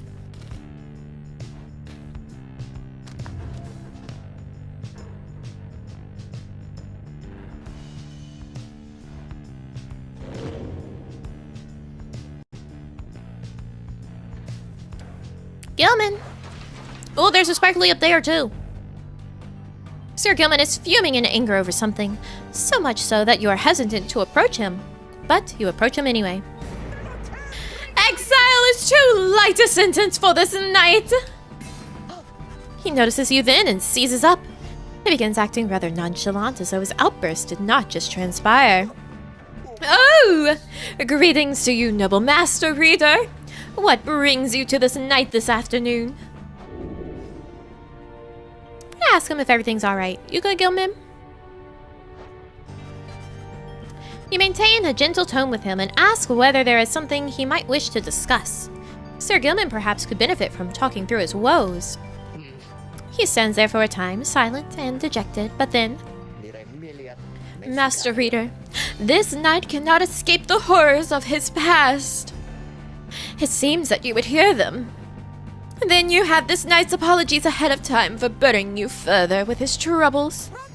Having said that, here then are the troubles you requested. You are of course familiar with the siege of the Spiral Sanctum. For this night, the memory of it is like a wound which will not close. This knight stood there out on the front lines whilst the high-wing remnants descended upon us. So furious was their assault that our chain of command was ruptured instantly. We of the Sea Dominion, we require orders to perform our duty. Without such orders, why? We surely made a very easy target there that eve. One by one, then two by two, they picked us off, becoming bolder, some of them shrieking with laughter all the while. This knight, he saw his comrades cast aside like sea flies. How this knight survived, he does not know for certain. Even now. Perhaps it was that he attempted to pursue and to detain his own knight commander, whom you met when you first met this knight. That cursed Sir Deluge! If not for his craving cowardice, the Spiral Sanctum it might have held at least a while longer. But instead, we were routed, rendered spineless both in form and deed. Sir Deluge was to turn and flee as our chain of command crumbled. And as for this knight, he failed to catch his knight commander. He must have looked a coward too. Thus came the time for penance, and this knight, why, he insisted on the only course of action reasonable. He insisted on the sentence to the downside. And as you can plainly see, his wish was then fulfilled. How absurd that he should re-encounter his old knight commander here soon after. Thus did this knight become obliged once more to Sir Deluge. We took to the waters and the Sea of Solace, where soon we met the Pyre hearts. A triumvirate exclusive to our kind. It's plain to see that they lacked wherewithal, and Sir Deluge, they thought he could provide it, the leadership they sought. And his was too much of a coward to decline. And for this knight, being of the Sea Dominion, he had little choice but to comply. Or so at first he thought. When this night, when he encountered you and the Nightwings, something awakened within him. With so little honor left to lose, and so much left to gain, it became eminently clear that this knight stood a better chance within your ranks than those of Sir Deluge. And there is little left to say. This knight cannot escape his past, and yet he chooses to believe that he was spared that day not merely by coincidence. Perhaps under King Orez yet has plans in store, in which this knight may play a part. 7th of the 8 scribes of the Book of Rites, known as the Persevering or the Sea Sojourner. The legendary leader of this worm's undersea crusade sought to reach the edge of this abyss. This knight, he clings, however vainly, to that hope.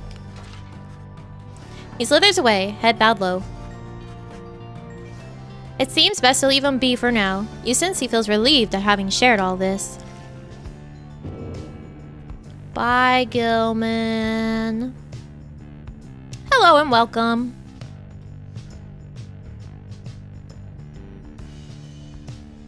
Right, the sparkly. Magma mug provides a bit of warmth on cold nights and something at which to nod and stare. A keepsake from Black Basin. Canvas wings. The black wagon is flight capable, though by which means you do not fully grasp as yet. It's true. Whose is this? I sense my lovely reader has returned. Then, how may I assist you? Whomst?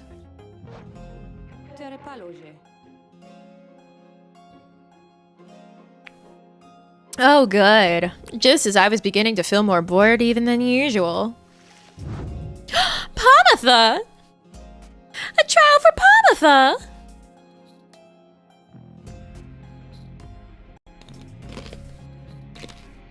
Who am I to say no?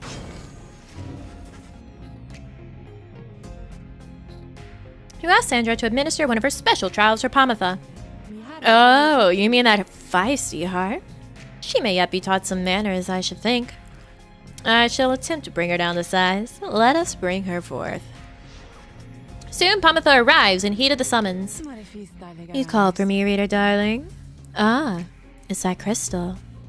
Then let's hash it out. I'm ready.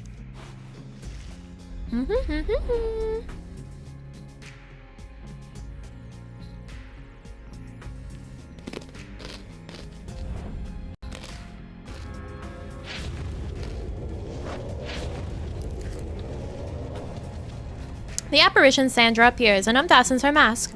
Listen, Wellheart. You answer to me here. Oh, a bossy one. Sure then, go on and tell me more. Such a delightful student for a change. Come. Let us see what you can do, left to your own devices, save for your reader's vigilance, of course. Let's show her what she wants to see then, reader darling. Okay. 2 headwinds and a heart. Get dunked on.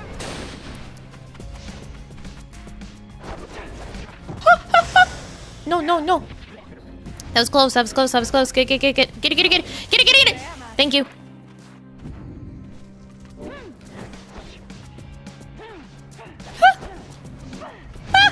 Shit. You just had to spawn. You just had to spawn. Come on, come on, come on.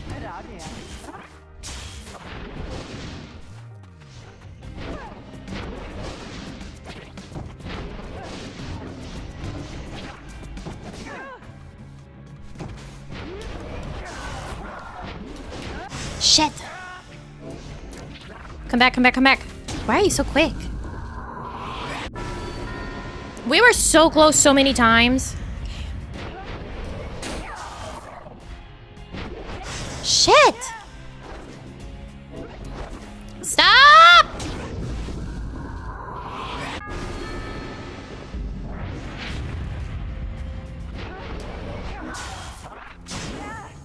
Wait, that went off? Oh my god. Pomotha, your trial?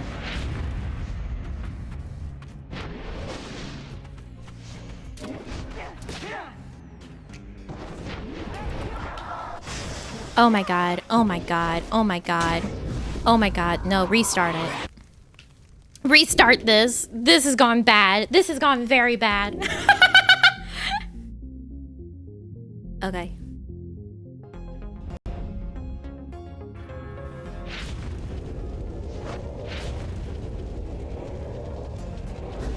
That one I just completely fucked up. Okay. Alright.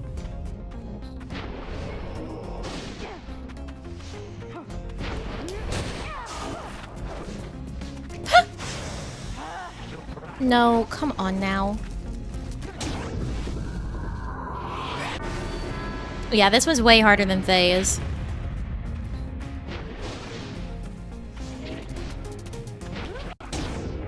Are you kidding me? Okay. Alright.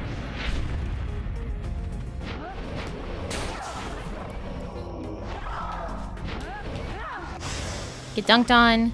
Get this. Get it in. Okay.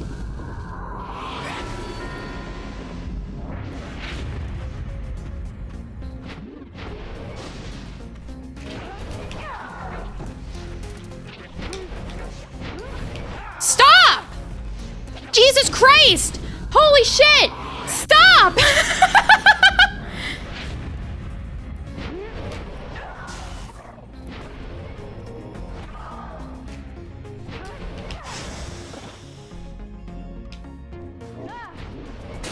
Oh my fucking god. What the hell? Okay.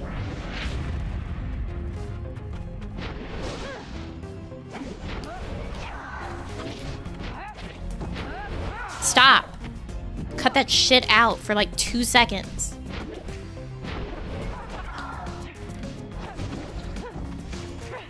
Please, please, please. Holy shit.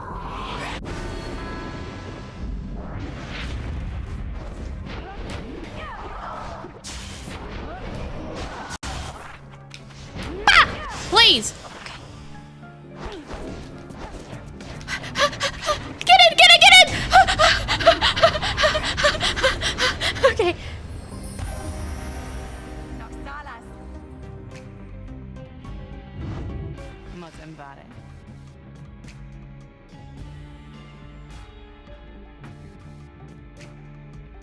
I need a moment.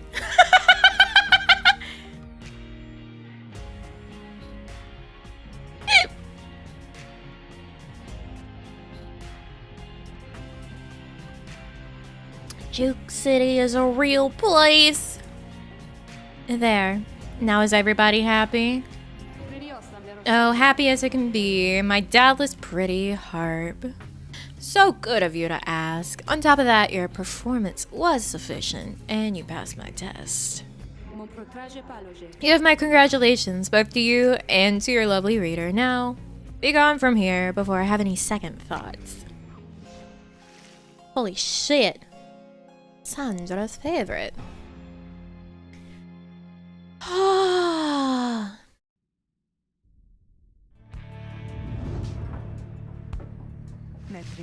My, that Sandra sure could use a massage or something. So angry, isn't she? Say, what's that you have there, darling? Triesta's plume. While flying, after dousing the adversary's pyre, Pomotha may instantly return and deals +3. Yo! Nice.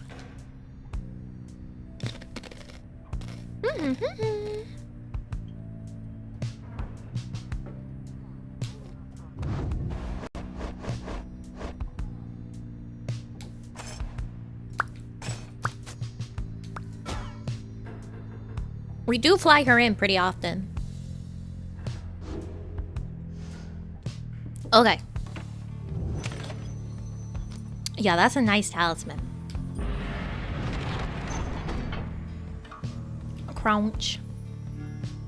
Here, conduct the rites here soon against Pomotha and the essence.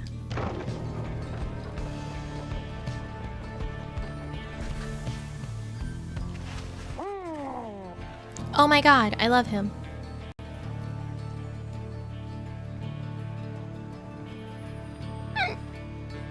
I kept feeling like I was gonna sneeze. Here in the untamed flora of Black Basin, you encounter a messenger imp, come to deliver news and rumors from the other side. Judy! The news this time pertains to Jodariel, whom you liberated at the fall of Solium. You learned Jodariel's past transgressions have all been forgiven.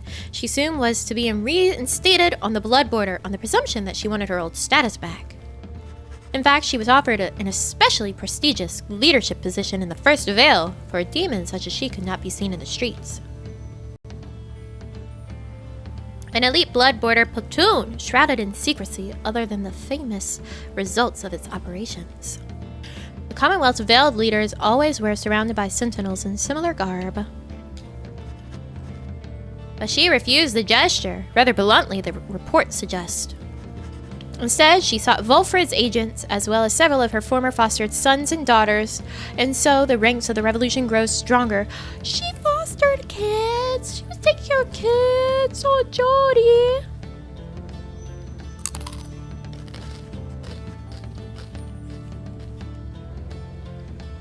The last part of the messenger imp's news must have been damaged in transit, though it appears to be in Jodariel's own words.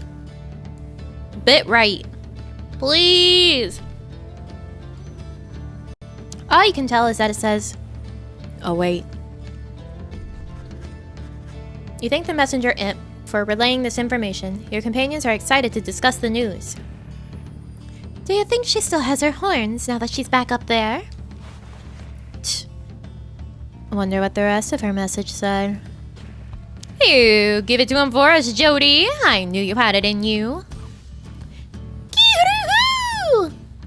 Tizo is fired up about the news of Jodariel's return to the Commonwealth. There's nothing she can't handle. I miss her bad sometimes, but I'm glad she's alright. She is an inspiration to us all! Or to this night she is, at least. The news of Jodariel's liberation fills you and your fellow exiles with newfound resolve. +1 hope, +1 hope, +1 hope! Hope is the build, baby.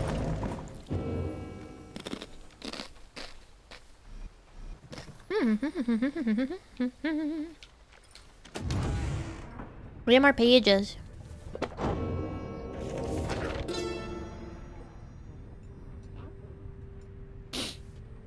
Oh my god, my nose itches so bad. The Scribe's deeds, in the words of Gol Galathanian, the Master General. I wish to be remembered not for boastfulness. Thus I refrain from detailing our exploits across the land, save to say that they were numerous. Know that only through our combined strength of arms and wit did we withstand this savage land. Such were the monstrous dangers that it posed.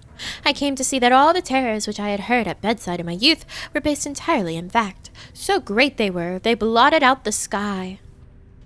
Such was the evil that we vanquished, that the remnant of it yet shine under the stars. And in the end, it was the stars which guided us toward our truest calling.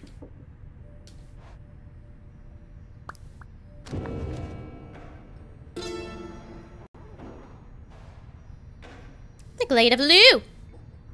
In the words of Lu's Glory in 100 Minds, the scholar, never have I witnessed an affront to nature, mine and everyone's, quite like the poisoned woods of limbless Arazek, the root titan, in his suffocating influence.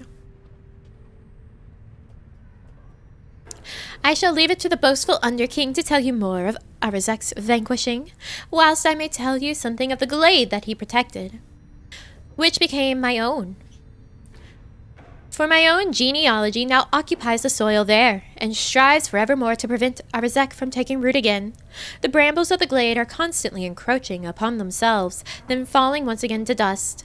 This miraculous cycle, reflected in the starlight piercing through the canopy, needs to be witnessed whenever the stars invite an audience.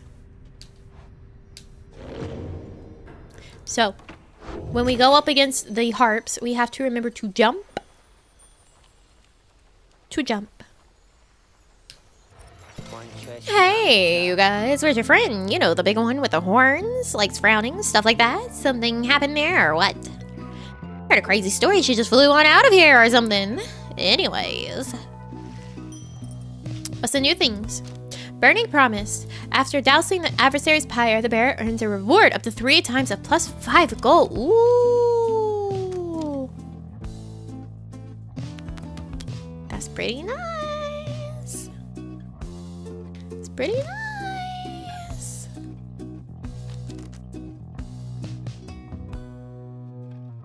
I'll get it another time.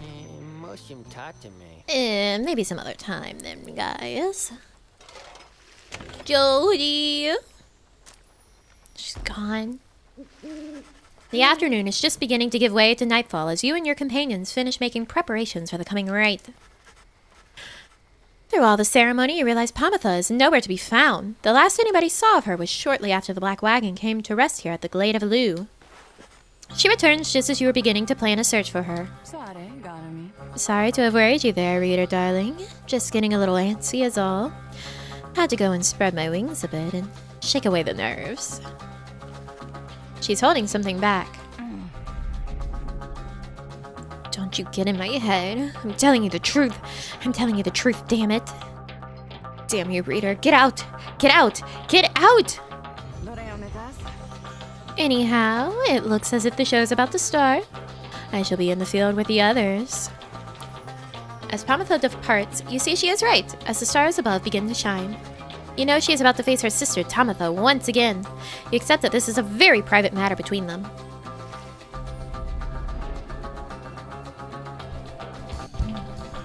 Holy shit.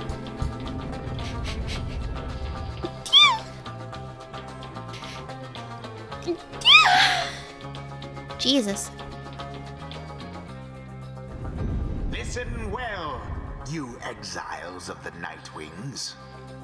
The 8 scribes summon you to the glade of Liu. Your adversaries in the rites this eve shall be the Essence. Extinguish now their pyre, and glory shall be yours. Thank you for the blessings. Now prepare yourselves. The winged exiles of the Essence take position opposite your own companions, and their leader soon asserts herself. Pomotha, come forth. No trickery this time. She appears as asked, though remains silent as her blood sister studies her for a time. Pomotha then reaches for a mask. You look weary to me, sister. Oh, too little sleep, I guess. I do get rather anxious sometimes on the night before one of these things. It can be a lot of pressure. Understandable. The two of them say nothing for a time. You cannot discern what they are thinking. The Highwind remnants all seem to be very mentally acute, trained as they are from birth. Soon enough, Pomotha cuts through the tension, her tone light as ever. So, given further thought to my proposal then? I have. And I think that now it is not the time for talk. Besides, your comrades there, surely you give them pause. Even now they must be questioning your loyalty. what? But I... Oh, cut it with the stammering, Pomotha. It's very unbecoming, you know that. And you be sure to tell those comrades of yours what you proposed to me. She dons her mask once more. As she rejoins, is what it's meant to be. The other exiles of the Essence, Pomotha, hesitates before returning to your group. I told her she could take my place. That I would keep her up to date about her progress, and that she could take my place if ever it was time for me to go. But you don't have to worry. For one thing, she refused. And for another, well, I better tell you later. For now, remember, you can count on me. I believe you, Pomotha. Now let us begin. Okay, so... Pomotha. Hedwin. Hedwin. And...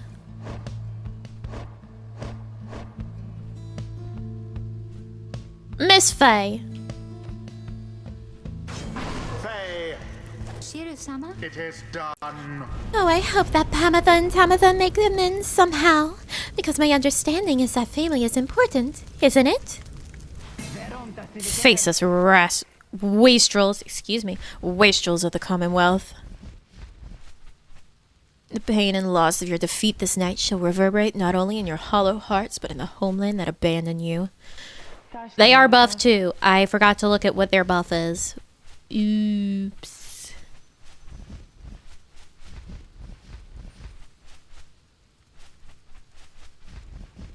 We'll find out.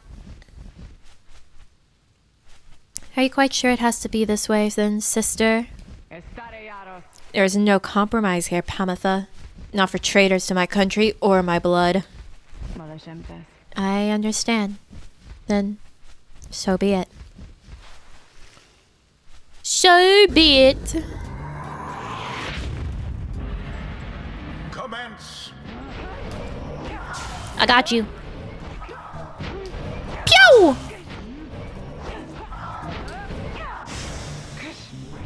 Now, in honor of the scribes. Hell yes.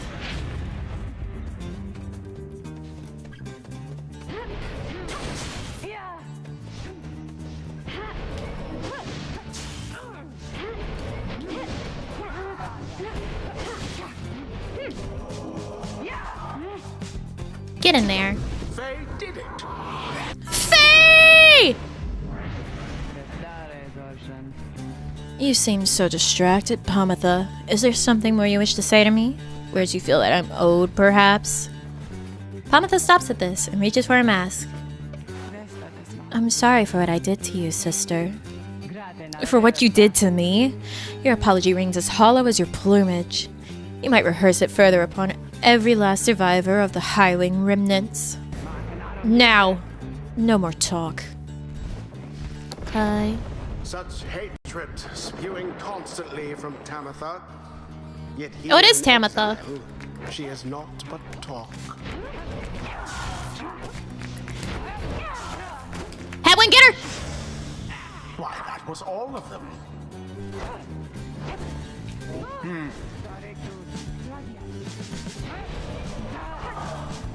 Get up. With grace. Hey, hey, hey. That was a real quick juke on Hedwin there. There goes Tamatha.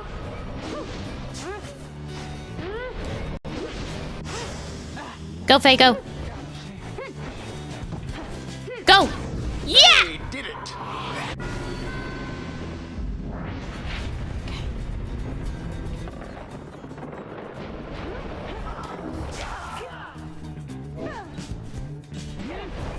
Shit.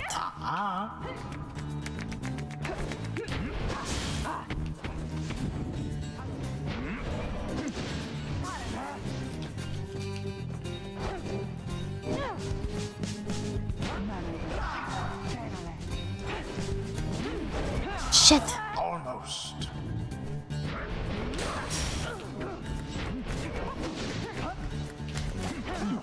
Get out of here. Get out of here. Beneath Shit. contempt. Fuck. Glory to the Scribe.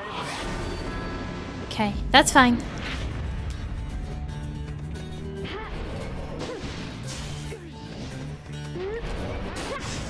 How fine. Go. Okay. Not purified bay. Now end the ceremony. Fuck.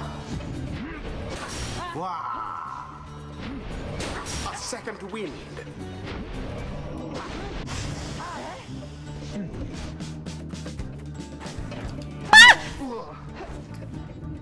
Shit.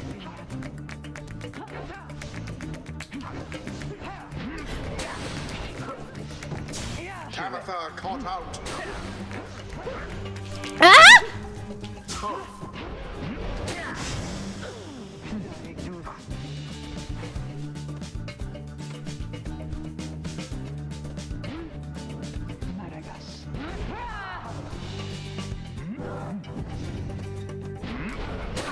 Glorious.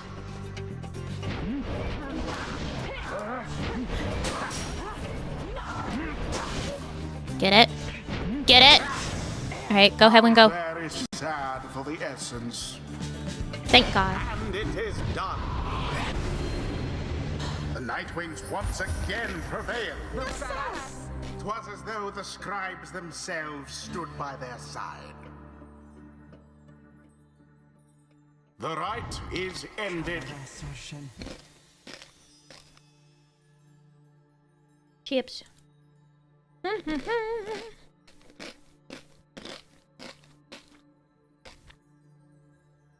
You win, blood sister. You win. I don't suppose that means you'll reconsider? You know that I cannot.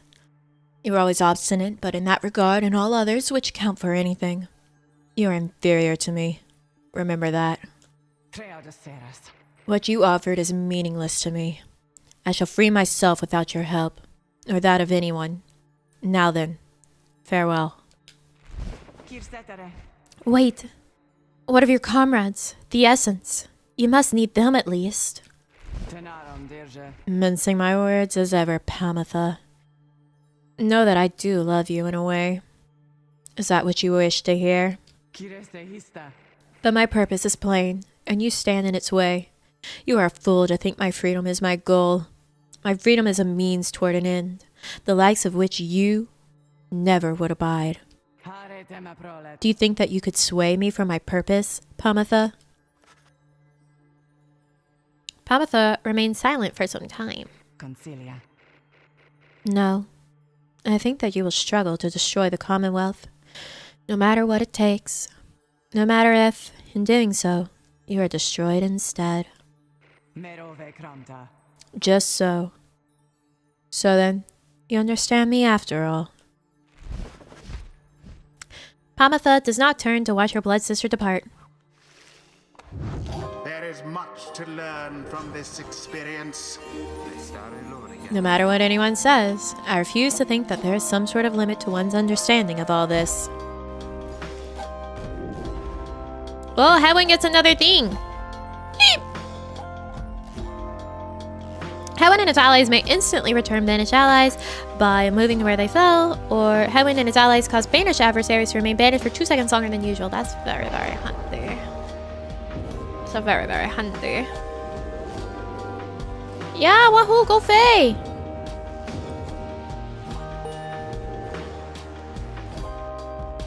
Okay. Until the next rite.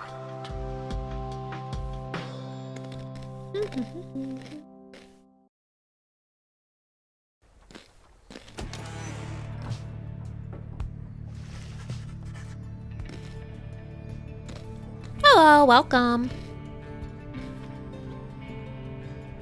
Back at the wagon after overcoming the essence in a decisive victory, you are able to recover for a time, though you have another task this night. Time again to seek out where the rite shall take you next by searching for the answer in the waning starlight. The stars yet shine for you, revealing various paths forward. You gaze into the darkness of night. Seek now your destination!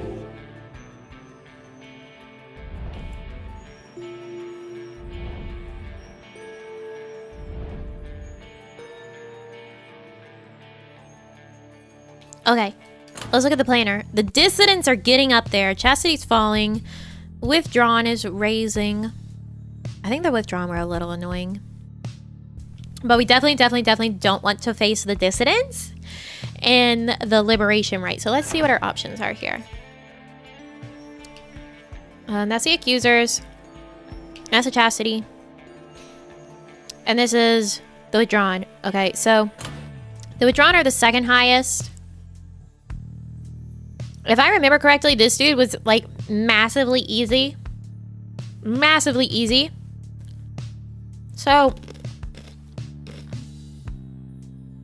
I would want to face him more than I would want to face the dissidents. So I need the dissidents to show up again. But I think we're going to go up against the withdrawn.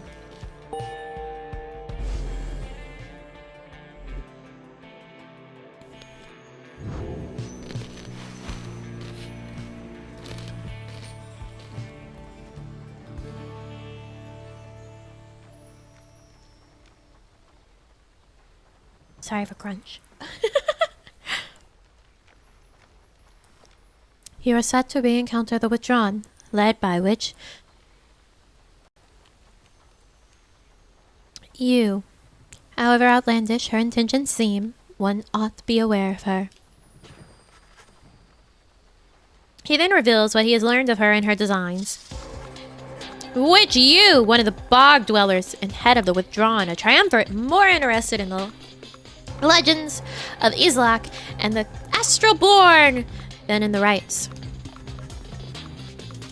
Back to old witch you! Her kind was known to be reclusive in the Commonwealth, yet she was brazen in her disdain for common values. She practiced the unspeakable. Somehow, one day, her research into flammable reagents grew into an obsession with Islak, despite widely held belief that he is dead or never did exist. But which you held that Islak is merely dormant and shall someday be reborn with newfound hunger, which can only be sated by devouring the world.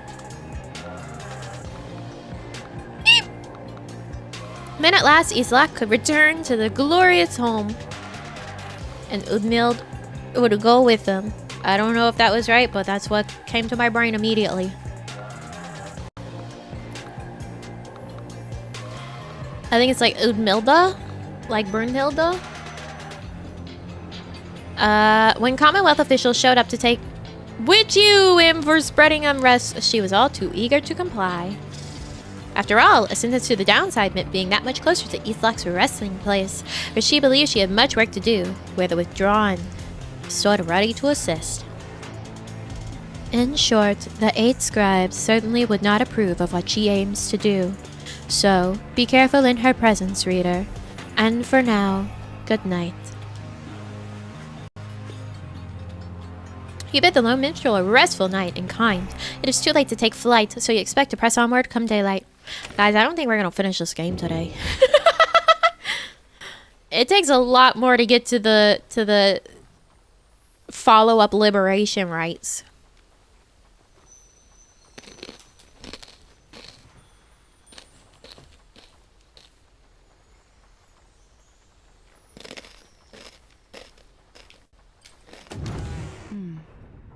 Hi, Pomotha.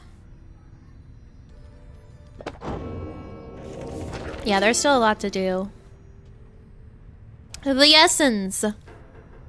In the words of Haub the Swallow the Accursed, the winged members of the Essence, each chosen by the matriarch Chastity, are living exemplars of liberty and piety. Would that my wings could be thus. Once you, of course, must know, we all had wings. It is said the people of the Empire relinquished theirs, drawn in by earthly matters as they were.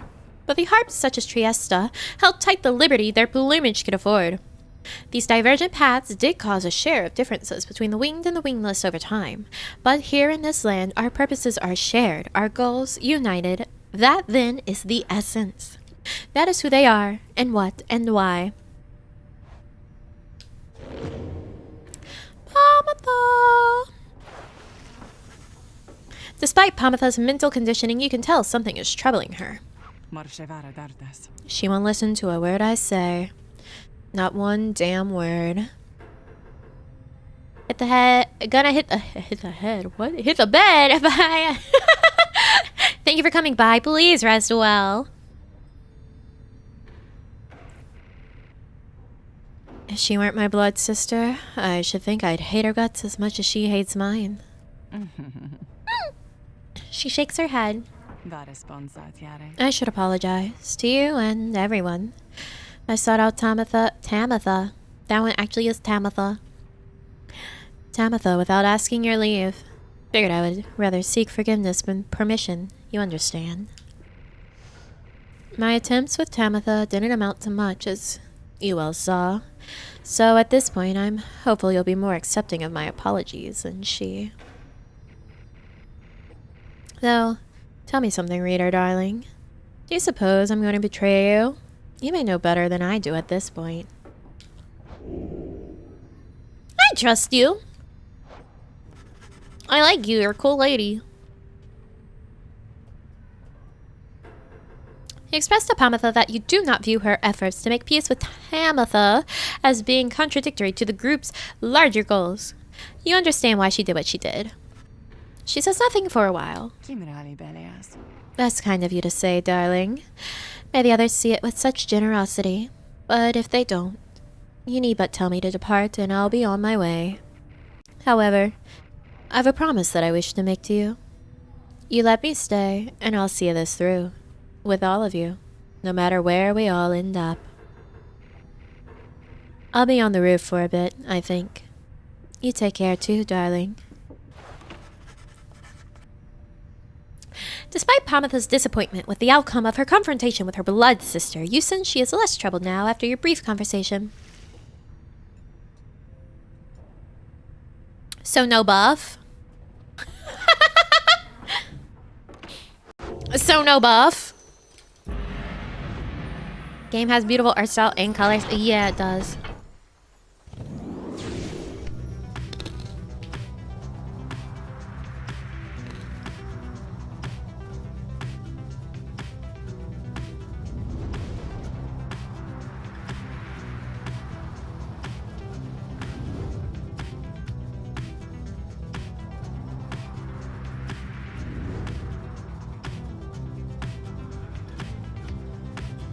Look, buffs are important.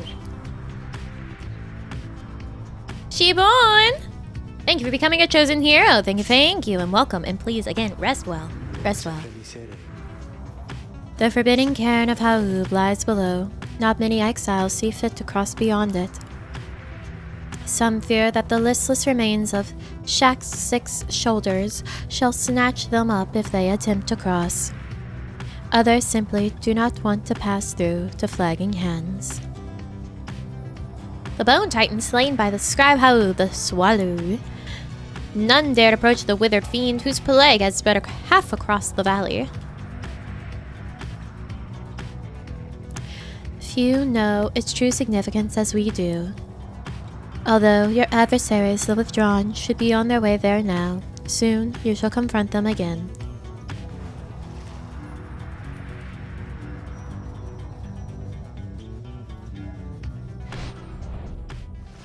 So no buff throws phone to the ground. That's me.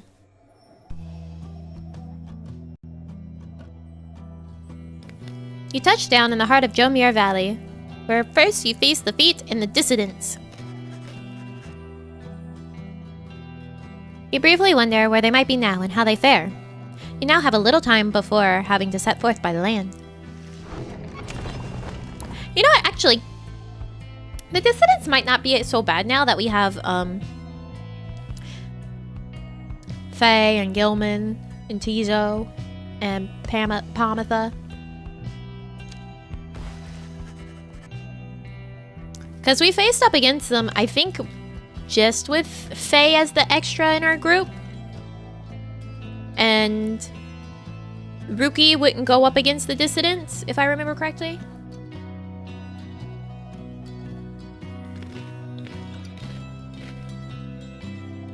He's too scared.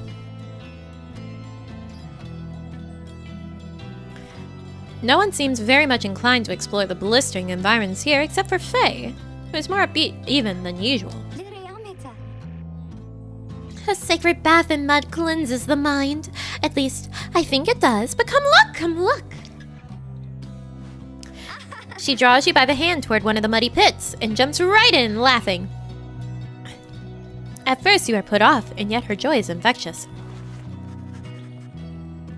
Soon, you are in better spirits as is she, and you return together to the wagon where you find yourself with time and motivation to pursue your vocations. +2 hope for the next rite. Let's go, Faye! Huh? Faye said, yeah, I'll give you buff. Oh, we got another sparkly.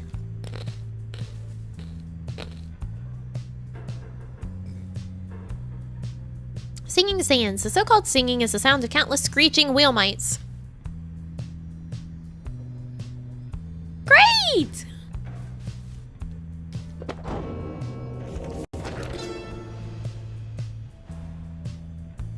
Jomir Valley. In the words of Molten Maleeth, the Wild Witch. The downside prairie first appears serene. It is not. The soil there accommodates only the region's brutish and native vines and overbrush. The most likely food sources prove poisonous. Thus we journeyed further north. The climate there grew fouler to my senses. Though the Cur Jomir found it amenable. This sprawling valley, pocked with long evaporated lakes, gives evidence to the monstrosities which roam this land. We found the region's western edge to be more pleasant on the whole. Therein we found sources of fresh water, whereas over to the east we found the edge of the land's most hideous decay. Whale mites? That would be weird. I don't think there's any whales. Faye seems to be talking to the black wagon's walls again, though this time something seems to have come over her. Little brother, what is wrong with me? What is wrong with me? What is wrong with me? You're unsure whether to check in with her or leave her be.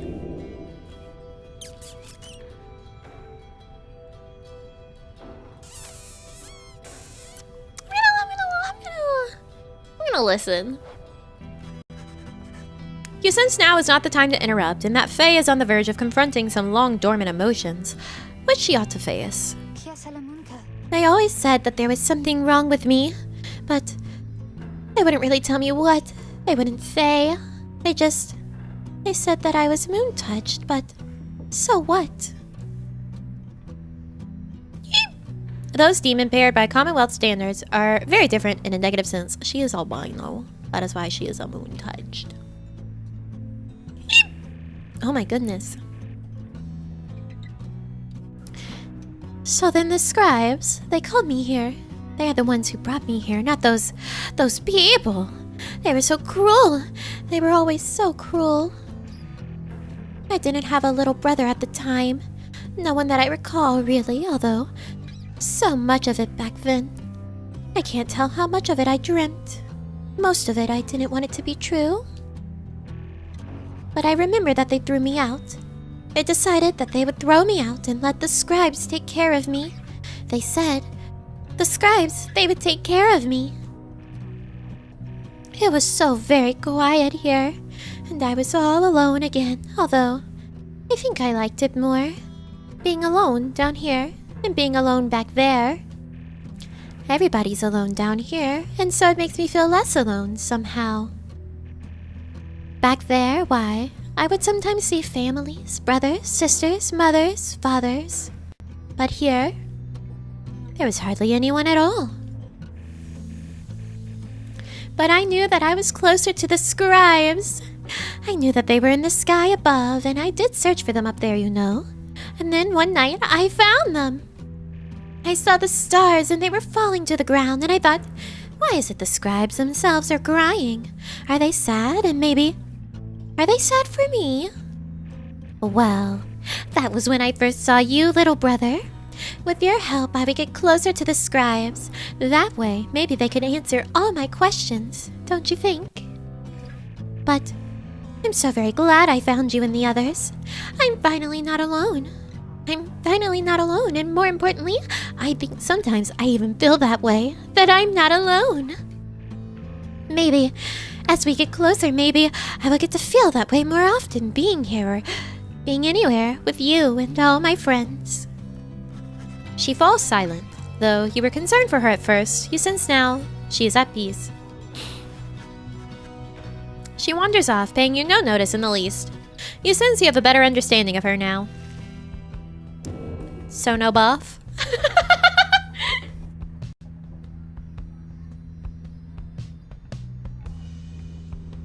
Okay. Last chips, last chips.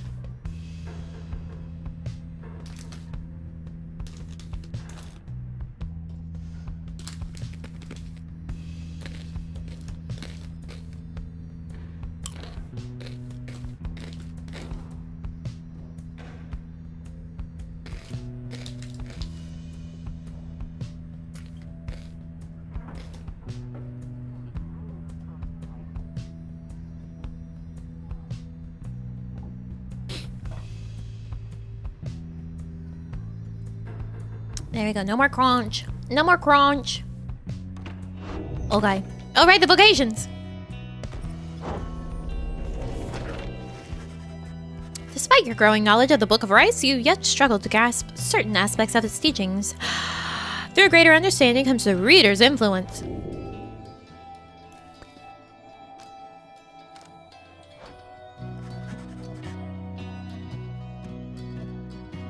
You extract a deeper meaning from the words and teachings of the Book of Rites. One you feel in your core, yet struggle to articulate. Am I well? Inspiration comes to you in a flash, whether from the book or from within, you cannot tell. No more crunch by then? I'm sorry, I'm out of chips. I'm out of chips. It was just a little bag. It was a little snack bag. Spare it! Nami finished eating all her bones. Yep. No more bones left to crunch. I need to stretch my legs. I have this terrible habit of sitting with my legs pulled up in the seat of my chair and like crossed.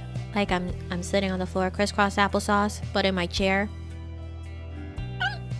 Very bad for my bad knees. Very bad for my bad knees. Especially when it's colder out.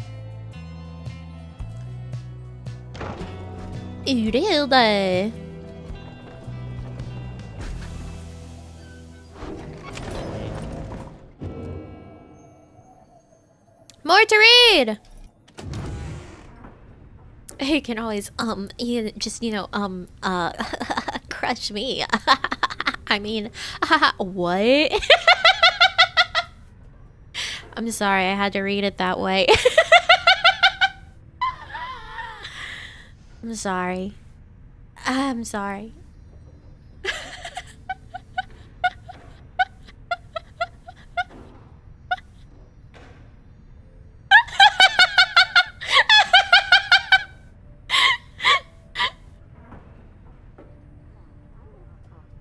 That was much better, thank you. I'm glad you appreciate it.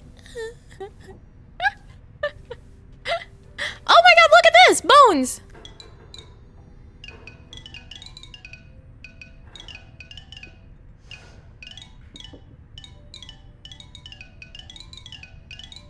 Xylobones! Would that we all could become musical instruments ere our bones turn to dust.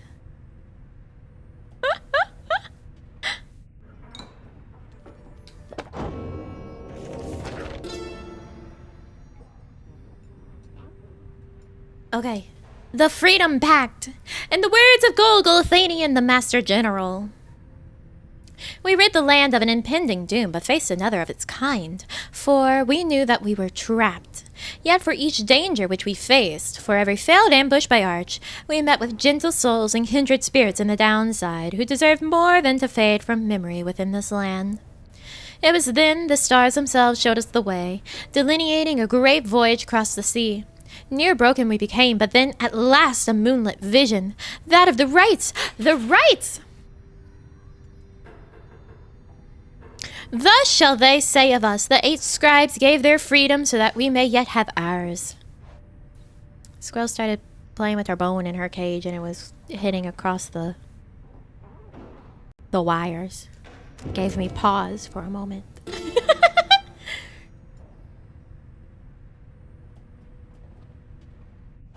The cairn of Hope. In the words of Luce Glory in 100 Minds the Scholar.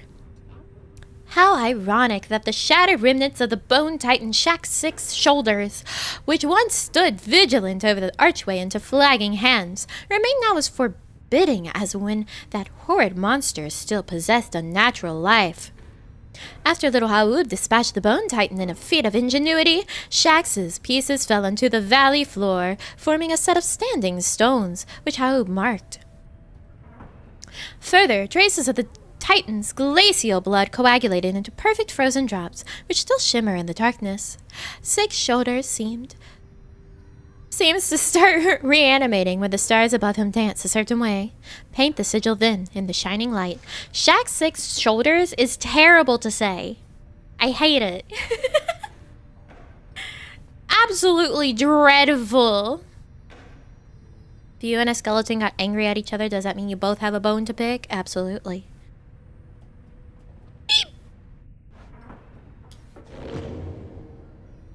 Absolutely dreadful to have to say Shack's 6 shoulders. The dissidents.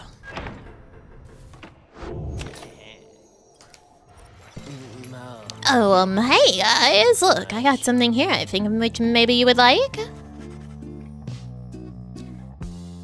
He shows you several bottles of multicolored liquids of some sort. Sun serum. +4 hope. Ooh. Star serum +4 quickness, and moon serum +4 presence. Yeah, they taste pretty good, I guess. And besides, they can give you just the little lift you need, you know what I mean? You get thirsty for them? Don't even worry, I can get some more.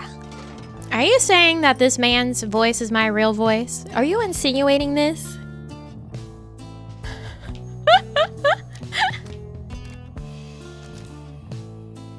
How much are these serums? 31! That's highway robbery. You're leaving so soon, guys? Yeah. Though the now familiar surroundings of the cairn of Haum made preparations faster than before, the stars are already aflame by the time you and the others are gathered. The rite against the withdrawn is commencing soon. Please be ready, madam. Blessed be the 8 scribes who created this celestial contest. Contest, not content. Contest through which exiles such as ourselves may demonstrate our capacity for faithfulness and strength. You wish them all good fortune in turn. Little else is said, and together you watch the celestial harmony in calm and silence and await the withdrawn. Have you guys ever thought about the fact that, like, do we really have what you would consider a real voice? Everyone tends to speak differently depending on who they're speaking to.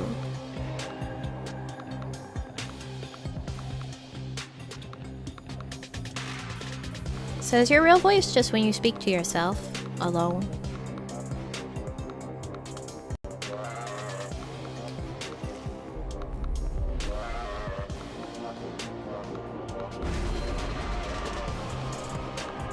Explain? Okay, if you've ever worked customer service, you have what everyone will deem your customer service voice.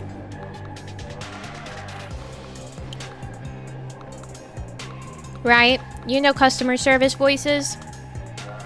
And then you have like a voice that you might say to like your family. You might speak to them in a certain way with a certain inflection and a certain tone. Different from you would your friends. So at the end of the day, it's like, which one really is the real one? Is there one? Because it changes, depending on the situation and whom you speak to.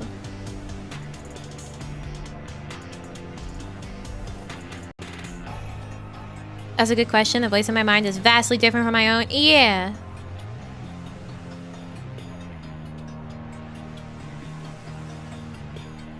Something else catches your notice in the sky. This time, strange new stars shimmering about the ones you recognize. This music slaps. The greater titans have returned. Some of them, and merely in spirit, not in form. But those dark stars are a portentous sign. Though they may light your way, beware the path which they illuminate, reader.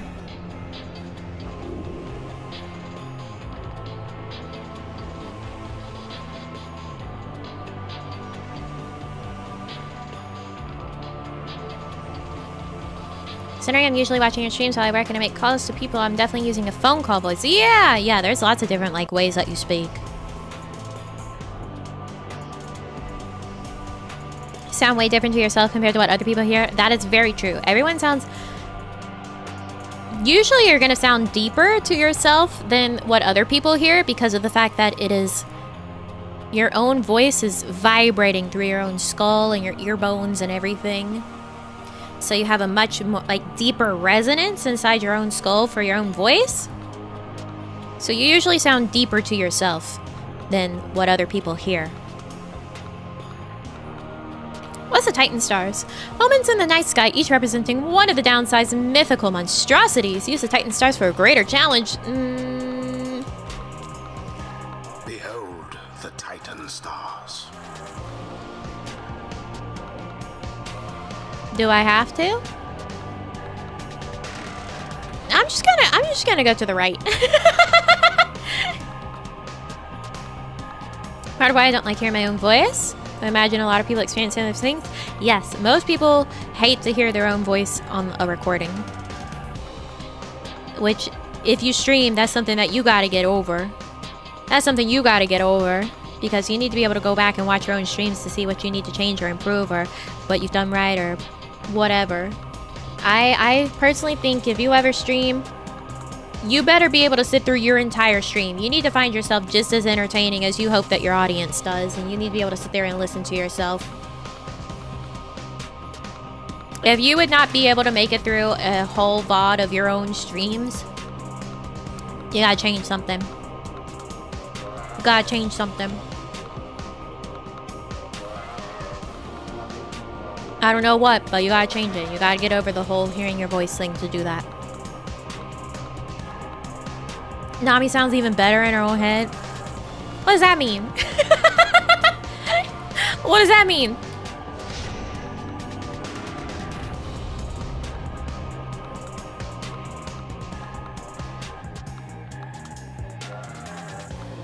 Props to you for that. Nami sound like a poisoned almond and all. Titan stars.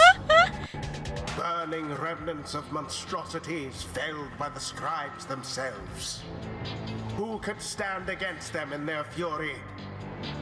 You are wise to have resisted their seductions, reader. Best focus on your adversaries, keen as they are to confront you once again. I'm sorry, I had the propensity for smelling almond and being like, ah yes, cyanide. Glory of the Night Wings. Ah yes, cyanide. Make ready for the rite. Make her ready for the rite! I totally forgot this woman's voice.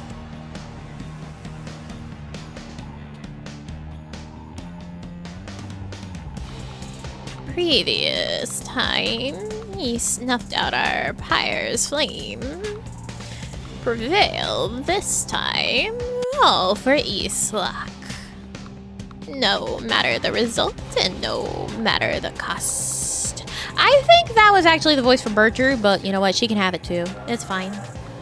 Cyanide, my beloved.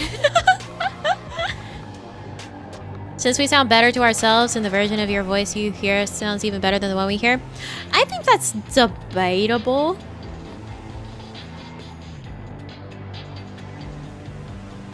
I don't think it's necessary that we think we sound better to ourselves.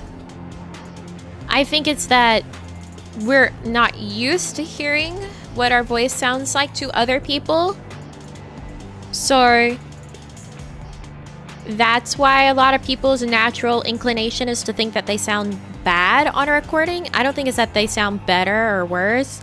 It's just that you're not used to hearing it in comparison to, like, every time you talk, you hear your own voice in your ears in a certain way. It's sort of just jarring. It's a dissonance.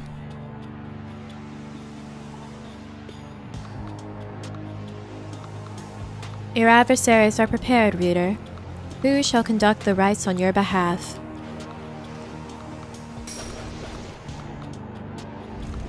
Now we shall get started.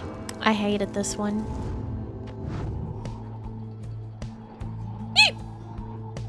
A lack of self-awareness of your own self. Yeah. I think it's just like facing the reality of what you actually sound like to other people versus what you have gone your whole life thinking that you sounded like, essentially. It's like if you were to go your whole life thinking that the color blue is red, and then one day someone said, "No, that's not red, it's blue." You would have an issue.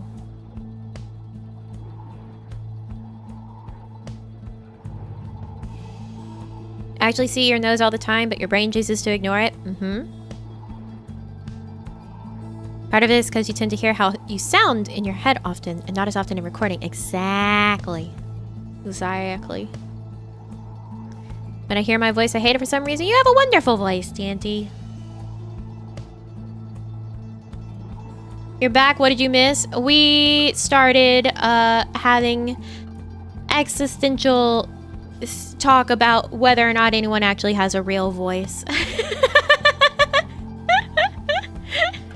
Attacking the colorblind now. I'm just saying. That would be the same sort of thing.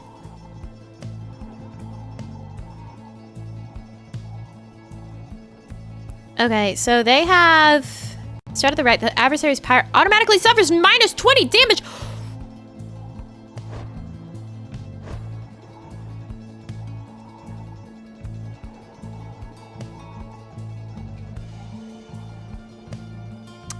What? Okay. Flinging the orb into the adversary's Pyre, the bearer deals bonus damage. Bonus damage. Oh my god.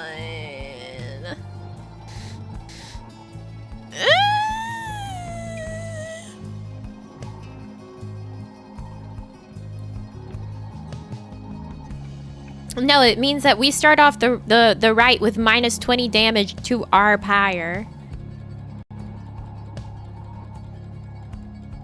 It's because you've built your own perception of it. For example, I got a bounce to my walk that I never noticed, yet I've had many people point it out to me ever since I was young. Yeah, like you're just not used to... Like, anything you do is your norm, and you don't know that it's not the norm or is any different or anything to be aware of until you look at it for someone else's perspective.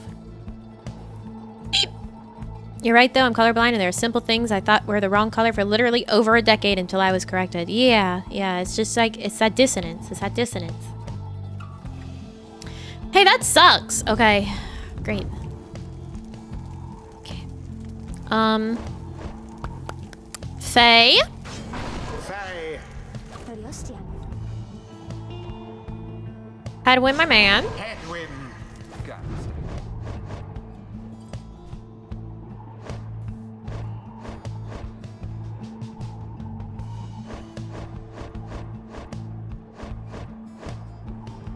I guess let's get Pomotha. Pomotha. Pomotha. It is done. Oh, I'm ready for them. Hear us, Islak. Bring to us thy terrible power.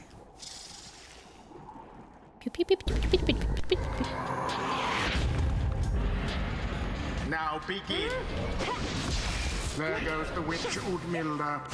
Get dunked on. No sign of the withdrawn for now. Not much force of will behind that thrust.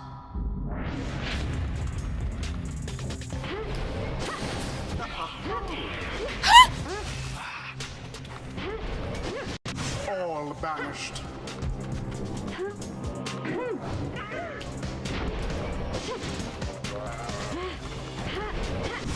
Gimme.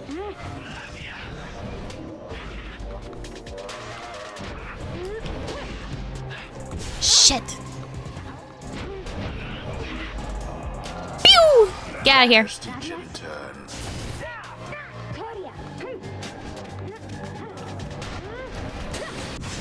The withdrawn banished to the last. Ah, please get in. Ah! Okay. I'm glad you guys are enjoying your conversation still while I have to do Wonder sports. shall the Nightwings press their luck. Oh my god. That sucked.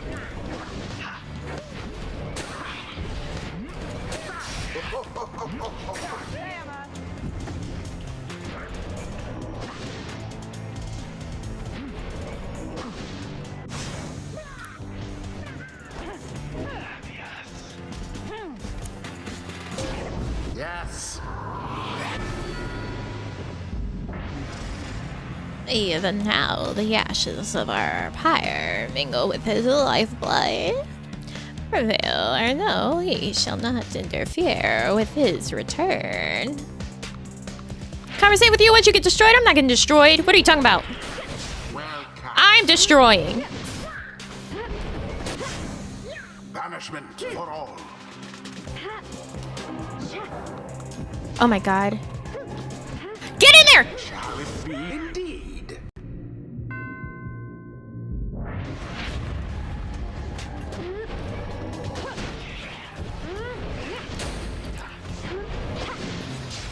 Udmilda's not so scary now. That was the last of them. Oh, she wasn't flying, but that's okay. Your victory is at hand.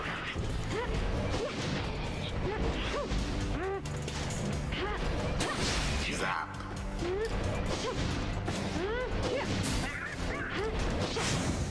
How sad for the withdrawn. And it is done. Okay. The Nightwings prevail. And what a crushing victory it was. Thus end this night's proceedings.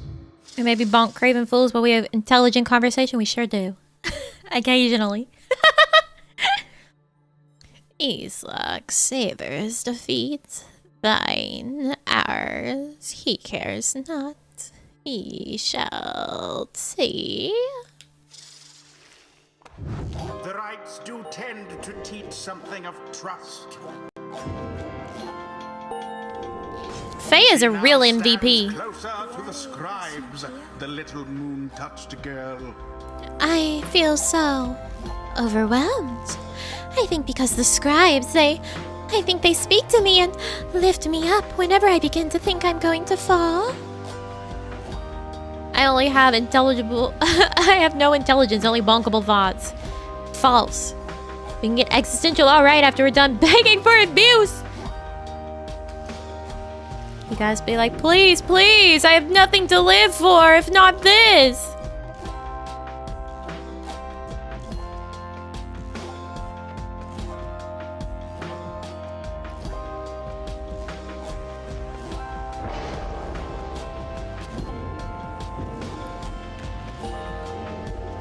Pomotha, I can't see what your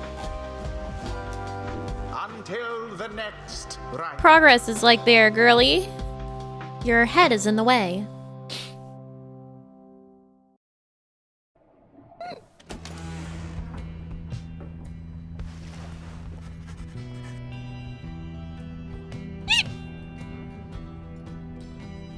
Back at the wagon after thwarting the withdrawn with great prowess, you are about to join the others discussing the outcome when Volfred finds you. Good work back there, my boy. Although, I'm afraid I must pull you away from any revelry, for there is something you should see. Please, join me outside. Okay. Look forth. The golden star reveals itself to us once more. Indeed, somewhere deep in the infinite dark, a single star shines brighter than the rest. The path to freedom reveals itself again. A liberation rite! Live for the moments when Nami's yandere comes out? What are you talking about? Please, Miss Nami, tell me why my existence in your chat leaves me deprived of my core purpose in life. Am I to be left a scrolling PFP in your chat? Am I just part of a blob-like entity here? I don't do free existential crisis management counseling. I'm sorry. Hey, look at some of these. It's these fools. It's these fools.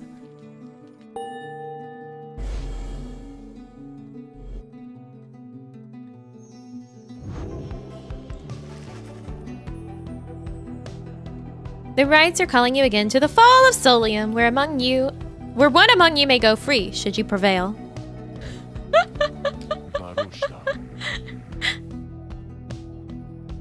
It is as we discussed.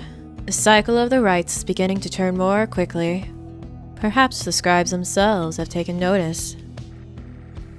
Fortunately, having more frequent opportunities to free ourselves is not unwelcome to our plan. I suppose it's good for everyone, including the Chastity, who will oppose us next. Getting to Mount Elodiel ought to be a little easier than before, at least. We should be able to make landing near to some of the old monuments to the scribes. Let's set forth at dawn. How much do you charge for that counseling? I don't know. I don't know what the going rates are. Soon everyone is off to rest as best as they are able, knowing that another chance at liberty for one of them shall soon present itself. Who wants to speak? Hedwin. Hold on, Hedwin. Let me read a page. She's a healer, not a psychologist. Not for you guys.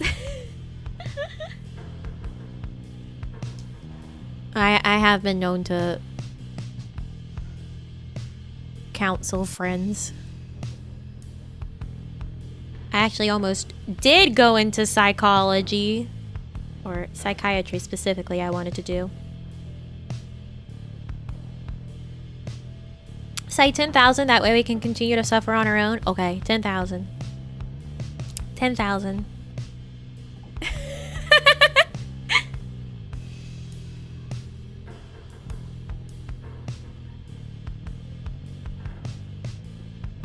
Bitrate, please. At this point, anytime I see my bitrate start to go dumb, I'm just gonna stop. I'm just gonna stop. Doing what I'm doing at that exact moment, I mean. The Withdrawn, in the words of Howd the Swallow the Accursed, the Withdrawn did spawn forth from the wild witch Malieve, in whose vigilant pursuit of the unknown and the unknowable I always felt a certain kinship. Whether the Withdrawn were Malieve's kin by blood or merely worshippers, we trusted one another not to ask or care. What mattered was that Malieve chose the most audacious minds, who stopped at nothing short of the impossible. Did you end up restarting the router? I did. Obviously, it did nothing, and I don't know why.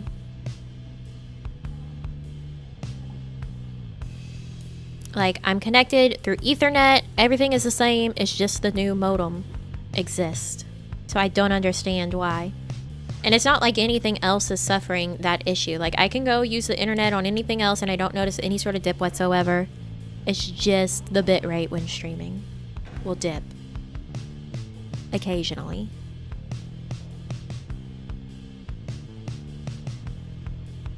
Nami secretly doing Psych Eval of chat with disturbing results.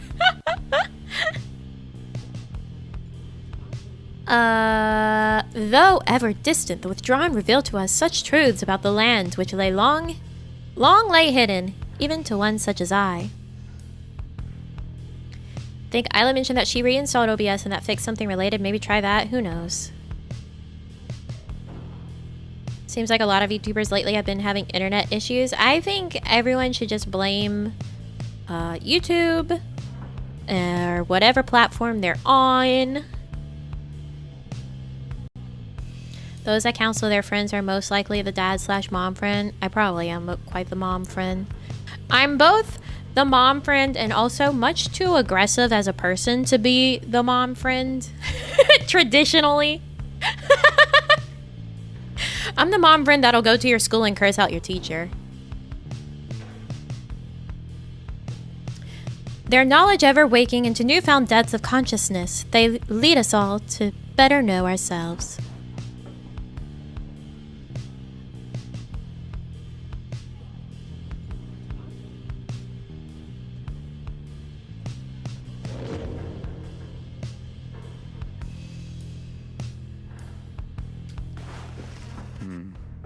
You can tell something is troubling Hedwin from the moment you approach.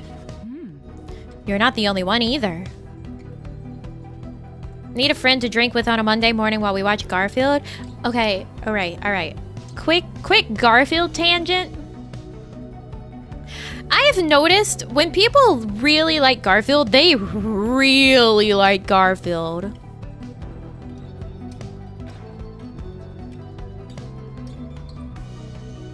Like, I've come across a YouTuber I had never seen before. I was watching a video of theirs, and they really like Garfield. And their backdrop of their videos is just filled with Garfield. Just every Garfield plush imaginable. And I've seen 2 people now like this. Like, they're both big Garfield fans. And, like, it seems if you like Garfield, you really like Garfield. It is like me with getting all my figures of Mommy Tomoe. That's them with Garfield.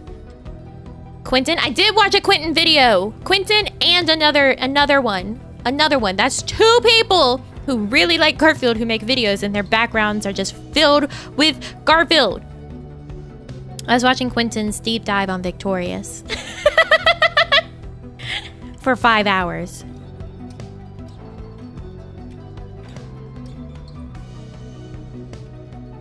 One is odd, but 2 is incredibly strange, right? Right? Like 2 people now I have witnessed.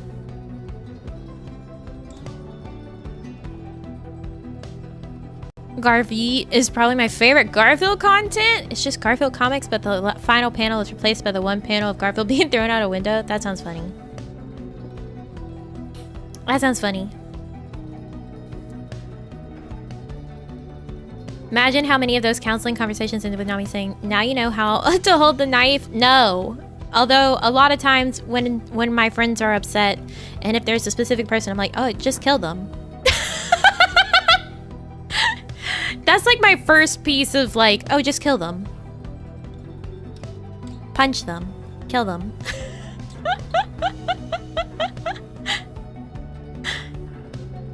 Have you seen the hour-long video explaining a 3-panel Garfield comic? I have not. That sounds insane. Super Eye Patch Wolf's video on Garfield? I have not. I don't even know who that is. Simple solution. Just go to the person that causes the problem. Yeah! Yeah. Someone's like, oh, this person's annoying me. This person pissed me off. I'm like, yeah, you know, just kill them. Just get rid of them. I mean, even if I don't literally mean just kill them, like, I don't know, kill their presence in your life. Why do you need them? Move on. Get them out of there. Much like Marie Kondo says to not keep around physical objects that do not bring you joy, maybe we should be applying the same to people in our lives. Don't sunken cost fallacy yourself on a friendship that's doing nothing but causing you strife. You know what I'm saying? Life is short. The world is hard. Don't keep around people that don't make you happy. Easy said. Easier said than done for a lot of people.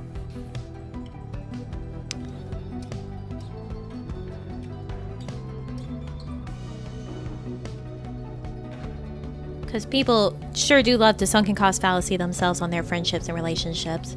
I don't care how long you've known someone. If they are making your life worse in the long run, toss them out.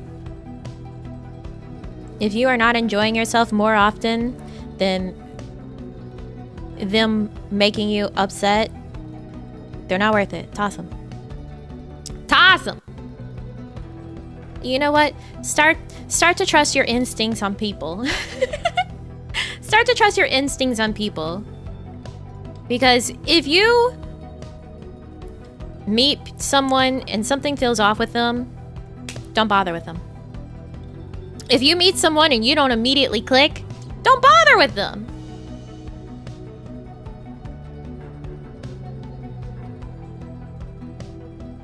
That's how I live. I don't bother like trying to be friends with anyone that I don't immediately be like, I like you in like the 2 seconds of meeting them, essentially. Because whenever I get along with someone, I'm gonna feel it very quickly.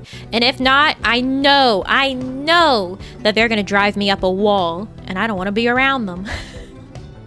I'm very, very quick to judge a character and be like, we're not gonna get along, so I'm not gonna be around them. And I'm very quick to be able to be like, that person's bad news and they're terrible to everyone else around them. And it's usually right. Usually right.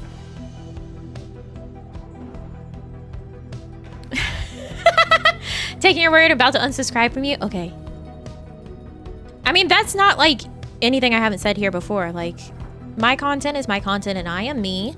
And if it's not something that someone enjoys, then they don't need to be here. There's plenty of other people that make content that they will like.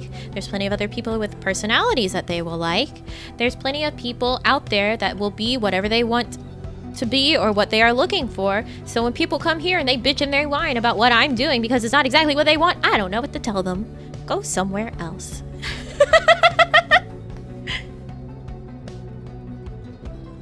Valid criticisms, yes, sure, I'll take it. But if you're just gonna bitch and whine about what I choose to do with my time and my content because it's not exactly what you want it to be, but everyone else is okay, that sounds like a you problem, bud. Go find someone who will do what you want. It's not me. It's not me. Pulling your leg, nerd. Of course I'll unsubscribe, but not today. Alright. Sounds good. Sounds good. Minded that one Duolingo dude was whining in one of your older streams. I think more of the guy that came in when Isla and I had our collab and was like, wow, Apex and lesbian shipping? That's not oversaturating the VTuber market. You've lost me. Bye. Like, okay, bye. I don't give a shit. Bye. I'm having fun with my friend and we're having a good time. Bye!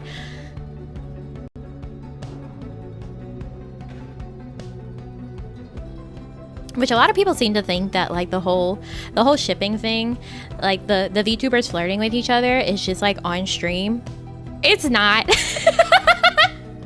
It's not. We do that shit all the time off stream too.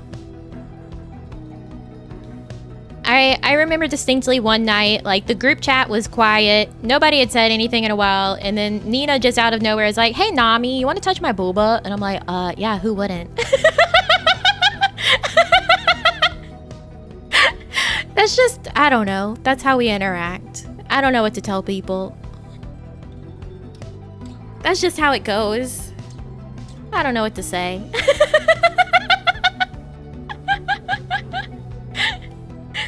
Like, it's not something that people put on. That's just how we interact, and you're seeing it happen on stream.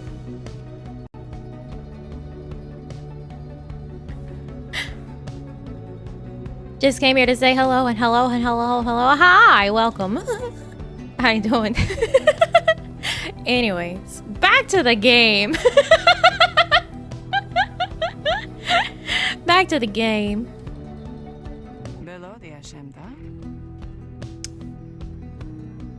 Huh. Looks like a case of a broken heart to me there, reader darling. Trust me on that one. Hedwin overhears. Leaking private messages with your gin mates is one thing that was said. It's not like I showed it either. Eep. Good to know it's all 100% as genuine as we'd hope. Yeah, it is. Yeah, it is. I think a lot of people don't understand that honestly is like very, very common in friendships between girls, is you just are like, should we make out? Should we get married? I don't know. I don't know what to tell you. That's just kind of how it is. People think women are catty, and we're all just here like, hey, what if we were married? What if we kissed?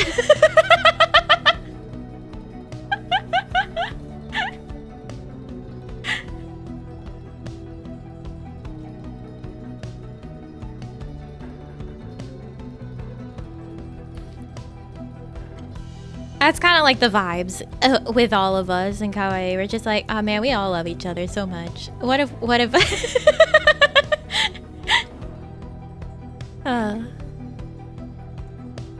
gotta act, yeah, you gotta act gay with your homies.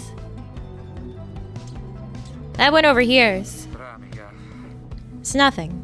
I think all the travel's catching up with me is all. You don't make much of a liar, Hedwin darling. Now then, let's have her name. Or his. Pomotha doesn't judge. That obvious, is it? That's why we kiss the homies goodnight. It is! You gotta.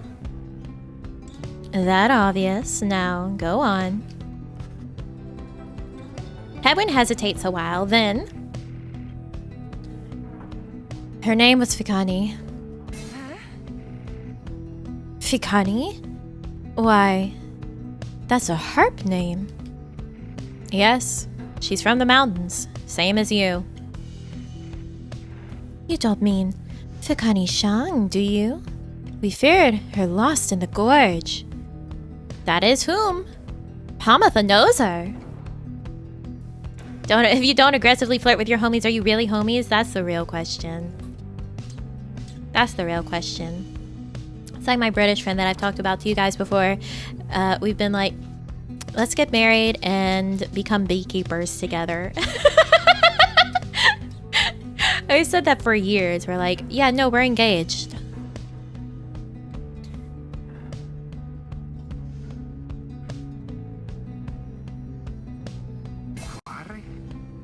Yeah, my Tuesday, homie.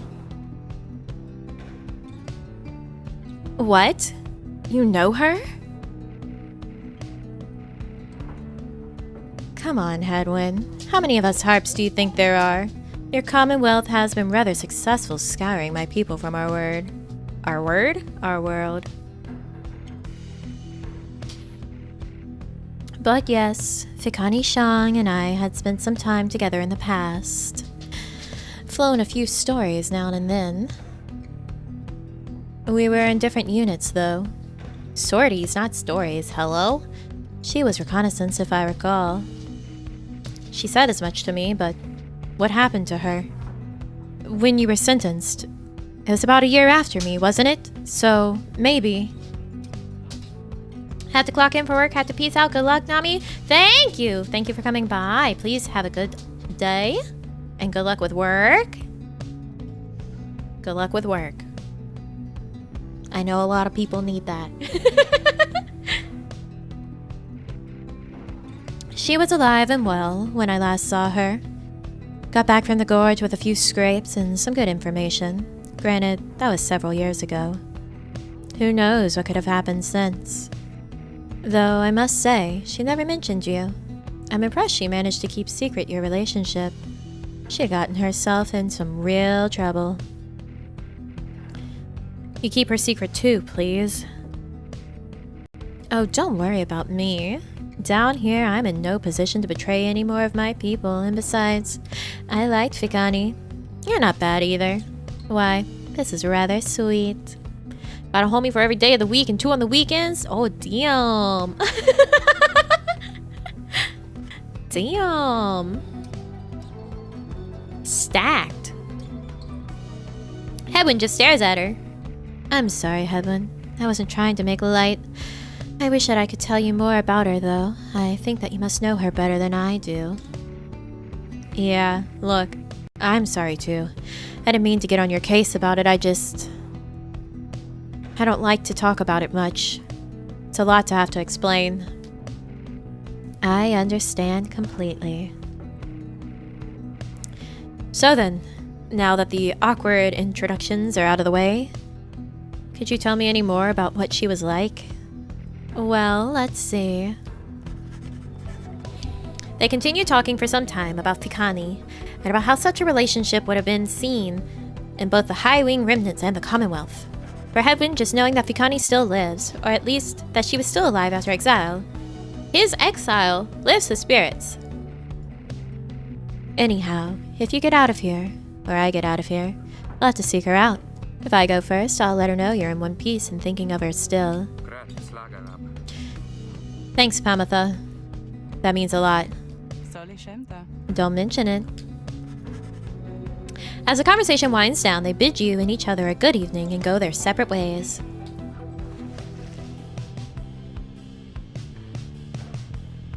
We have to decide who to send home. I think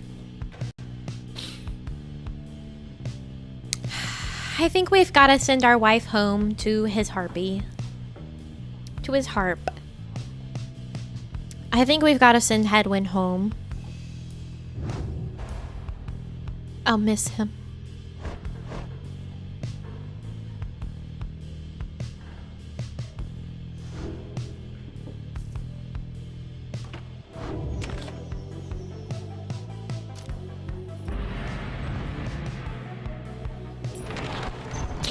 If you love him, we gotta let him go to his GF. It's true. If you love him, you gotta let him go. Sounds so crazy to think about. Honestly thought he'd tag along throughout the entire mission. Right. I fear for our ability to eat once we send him off, but he deserves to go. Missing him dearly. XOXO 2XXXO. I know. Hedwin, our beloved. The mans among mans. My wife left me for his girlfriend with my permission. As one must do. As one must do.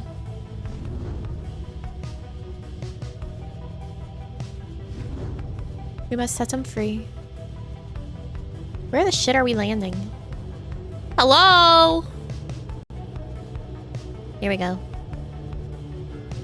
Teizo! Or Ruki!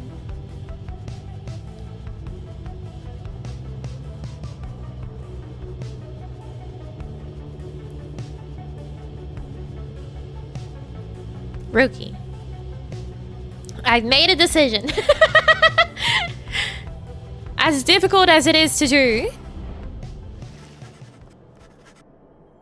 You make landing on the sacred Mount Elodiel, upon whose summit the next liberation rite shall soon take place. You wonder who among you may regain his or her freedom this time. Volfred finds you after the post-flight inspection. We shall have to take the rest of the trip to the Fall of Solium by land.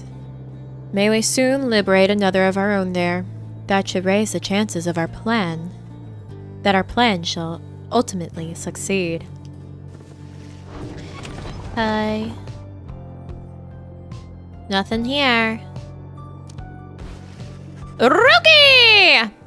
Later that day, you accompany Rookie into the narrow passageways of Emperor's Ascent, where a monument to Chastity awaits you. Fifth of the 8 scribes of the Book of Rites, known as the Disciplined, or the Blessed Born. The eldest of the Harp Matriarchs, she anointed the Book of Rites and gave its words their power. Perhaps due to the nature of this place, you begin to sense Rookie's inner thoughts as clear as if he were speaking aloud. So you scribes, people, can you hear me okay? If you can, then do me a solid and let me get out of here already. My family can't do nothing without me, and they've been waiting for a while now. Soon, you and he are finished paying your respects. You return to the wagon in silence, feeling as though Triestotithis has shown you favor. At dawn, you shall begin your ascent, for now the solitude here is fit for pursuing your vocations. Ooh, +2 quickness in the next rite. Go, Rookie. Boom. Oh, hi, Rookie. I should have known. You find Rookie having just put back his Greentel family portrait. There is something of a wistful look in his eye. Then something comes over him and he moves in close, lowering his voice. Look, chum, I gotta level with you about something here real quick. Truth is that I haven't been entirely upfront with you about my family's situation. He hesitates a while, then... We ain't exactly quite as rich as I've been letting on. I mean, we do just fine. We got lots of money stored away. It's just mostly locked up in savings bonds, and... He seems to catch himself in the middle of another tall tale and relents before you can respond one way or another. Situation is my mom back on the other side. She needs a little bit of help, financially and otherwise. Otherwise, all she's got, oh my god, all she's got now are my knuckle-headed uncles to keep her steady. Always told her I'd make something of myself, you know. I was just a clerk in her shop. Things started getting tough for us, so I started looking for all different kinds of work. Got in with some unseemly sorts, I guess, but the pay was real good. We took to shipping certain types of stuff down here, of all places. Flushing it straight down the river, watertight. Pay was right. Mom was so proud of me. We were eating real good all the time. I am forgetting how to read. It's hit the point of 5 hours where I don't know how to read anymore and my mouth doesn't work.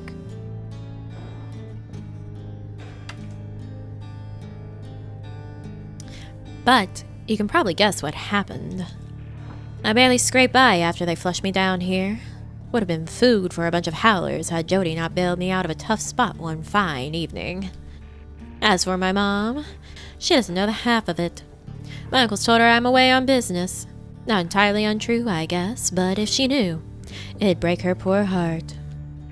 So, don't know how else to put this, chum, but I want to get out of here. Get back to what I was doing back home. On the straight and narrow, though. I go straight this time for sure. Just don't go telling everybody that old Rookie Greentail's just a mama's boy, okay? I got a certain reputation to uphold. Mama's boy, mama's boy, mama's boy. Rookie's a mama's boy. He quickly scampers out the door. His past has been weighing heavily on him, but you sense he was sincere about wishing to lead an honest life. I don't think he's enlightened enough for us to let him go this round, even if we wanted to. Found a quiet corner near the Black Wagon's grounds to delve into the secret of the books of rites. Through a greater understanding comes through this influence.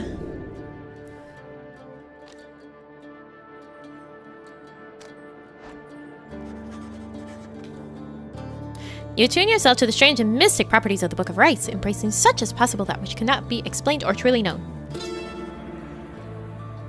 Inspiration comes to you in a flash, whether from the book or from within, you cannot tell. Tenacity! Let's go. Don't bully the mama's boy, Nami, nah, ma, ba, ma, ba, ba, ba, ba. Mama's boy, mama's boy, mama's boy. Imagine being a mama's boy. Mama's boy.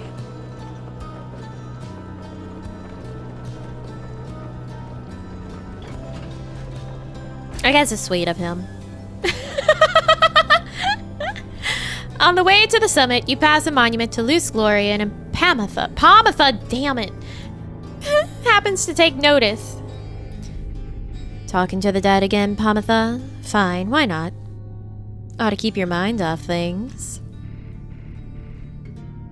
Just don't go getting your hopes up. Your life back there wouldn't be any better anyway. Gotta respect a man for looking after his mama? Maybe. Maybe. I mean, I guess that's kind of why I like Deuce, because he decided he wanted to turn a new leaf and be a good boy, because his mama was so sad about the fact that he was a little delinquent in middle school. So.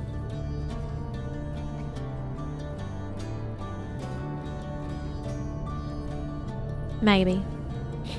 She says little after paying her respects. However, as you prepare to continue your ascent, you sense that Luce Glorian has shown you favor. Press. +2 presents for the next rite. We gotta get to this rite so I can stop talking. We gotta set someone free. You and your companions gather once more at the Scribe's Gate, where a single narrow trail leads upward toward the summit, past an archway carved of stone. To be fair, Deuce also has no... I'm sorry. Deuce has no brain in his skull, and I like that about him. He's stupid. I like that in a man. I like that in a man. It's like a friend sent me something of Estinian last night, and I was talking about how when I was first playing and I hadn't met Estinian yet, they were like, oh, wait till you meet Estinian. You're gonna love Estinian. I was like, who the fuck is Estinian? And then I met him, and I was like, oh, yeah, The long white or silver hair. He's a bitch. He also has no brains in his skull. Love it.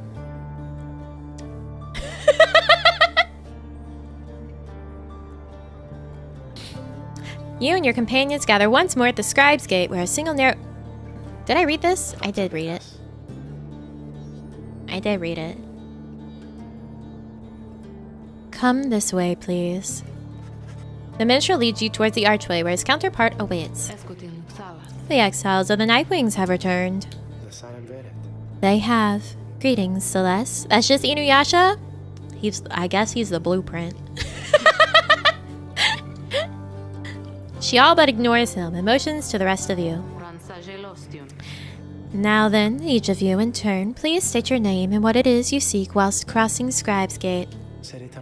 It's my anime boy type, okay? I don't know if I would be okay with that type in a real human interaction. In a real human interaction. Although I'll say in real human interactions, I do tend to favor, as my friends say, the emotionally fucked up ones. Some of my favorite friends are also people who are aggressive in the same way that I am.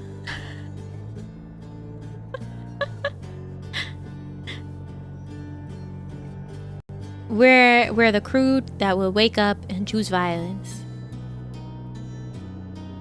And I love that for them. Please, do just as she says. Everyone steps forth, one after another, much like before. Ruki passes through the gate. Tizo passes through the gate. Faye passes through the gate. Sir Gelman passes through the gate. Hedwin passes through the gate. Pomotha passes through the gate. Volfred passes through the gate. No one is left to go but you. You step forth and declare yourself as you did before. The guardian of the Scribe's gate regards you with a still expression, then she addresses all of you in her formal manner. The 8 scribes bid the Nightwings a welcome. Go forth with glory. The lone minstrel glances up at the gate guardian. A chaos crew, if you would. I do like that. Yes. You have our gratitude, Celeste. But she pays him no heed. I can't read. It's time. It's time. This right, and then we end the stream because I cannot read anymore. I'm unwell now.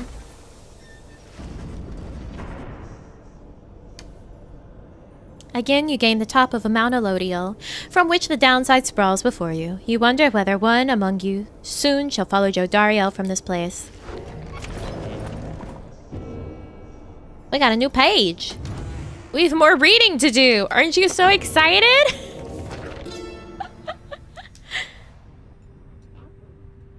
The fall of Solium, and the words of Luce, glory and 100 minds the scholar.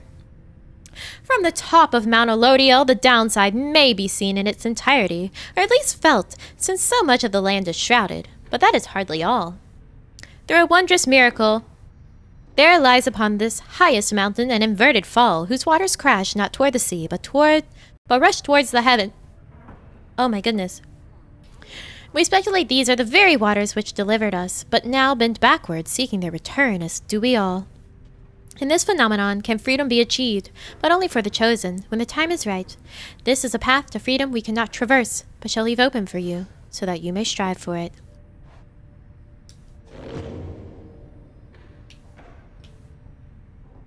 Comparatively, went off without a hitch. Alright, I am not buying anything. Let's send someone home. The time has come for your second liberation rite to commence. You observe the lone minstrel and Volfred speaking in hushed tones, but cannot sense the topic or the tone. Then Volfred looks up at you. I've thought about the fact that at some point, when we get to like our last person, we're basically going to be doing the scribe trials. So I need to keep whoever I'm best at when they're alone last. And I think that's Faye. I think that's Faye.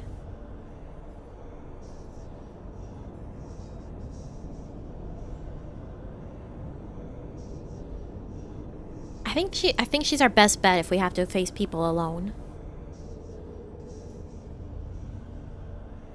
I don't know if that's like really how it's going to happen, but logically, if we're sending people home one by one, eventually it's going to get to that point, right? So I need to strategize on that. I trust that you are feeling as prepared as possible, my boy. Each rite is consequential to our journey in its own respect, though these liberation rites have a more immediate effect. It's somewhat crass, however. I've gone and estimated by how much each of our companions may contribute to the outcome of our plan should they be liberated here.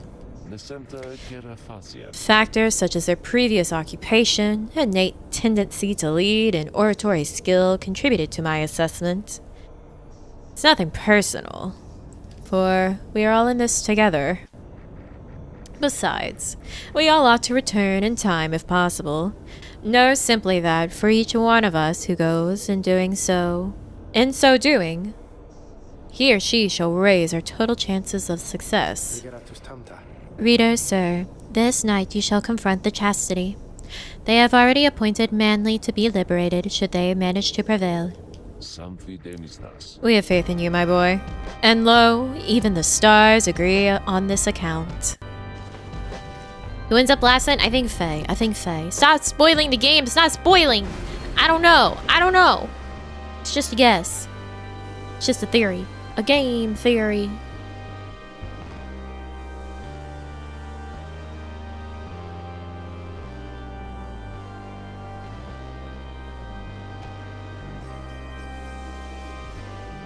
Interesting. No, I still don't want to. I still don't want to challenge myself. Actually, I want to finish the game at some point. Some point soon.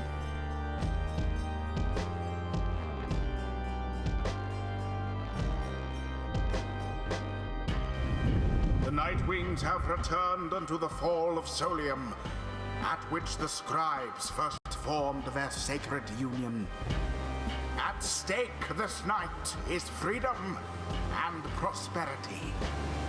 But only for one exile who prevails in this liberation rite. Your many adversaries all did strive to earn this opportunity. 'Twas the Chastity which earned it. Who shall be absolved is up to all of you. I'm glad it wasn't the dissidents. That said, the pyres burn and each of the triumvirates is present and prepared. I concur. The pyres burn and each of the triumvirates is present and prepared. Then, anointed one of the Chastity, come forth now and declare yourself and pay any respects you have unto your adversaries, the Nightwings. Manly flourishes on to the grounds and grasps his mask in his spindly fingers. Warmest salutations to you all upon this blessed eve. I am aged, manly, tender stuff, and I must say that I'm very moved to be a part of these proceedings. Shall be my humblest of privileges to return, quite soon I hope, unto the Commonwealth, where I shall dedicate myself in full toward the betterment of that society. I long to be a part of this glorious tradition, even when my freedom is rightfully restored, for it is not the case that exiles such as we are called upon to lead. How you govern in your commonwealth is not our business here. Your intentions shall mean nothing if you do not prevail in this rite, Menly Tinderstaff. His head is made of wood. He's a wood man. He's a tree man. That's probably the better way to say that, huh?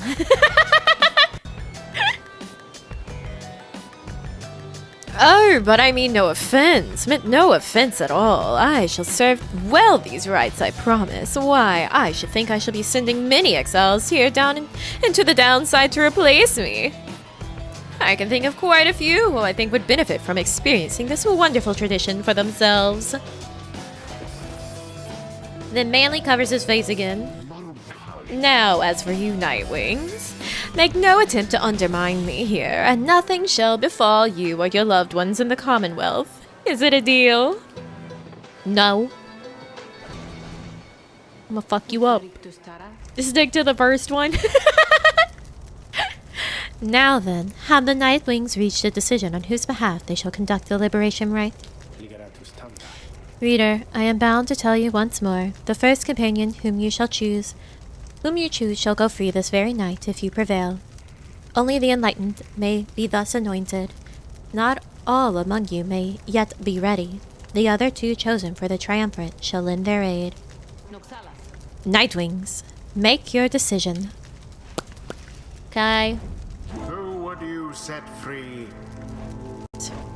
Ruki is unready. Oh, Pomotha's ready though. We're gonna let our boy Hedwin go.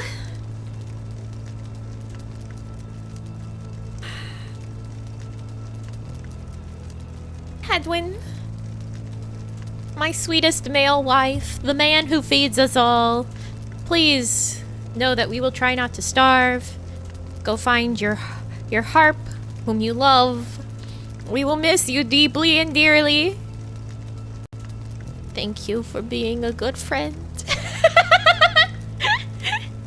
Just caress him with the cursor a little bit. Goodbye, Hedwin. What do these fools have? When preparing to fling the orb, the bearer's charge-up speed increases 40%. Ooh, that's not good. After dousing the adversary's pyre, the bearer's pyre is restored up to 8. Ooh.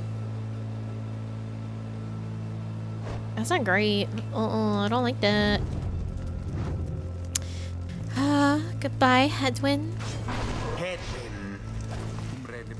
This is my shot to go free. But I can't just leave the rest of you. You have to! You have to, Hedwin!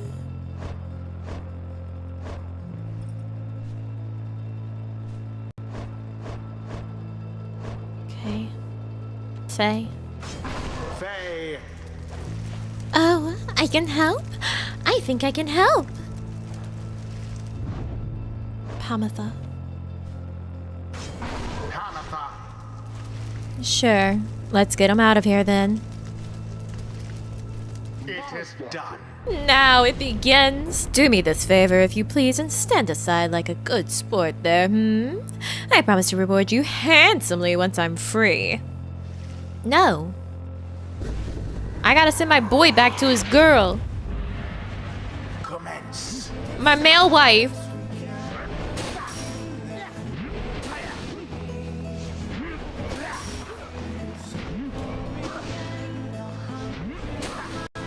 Oh shit.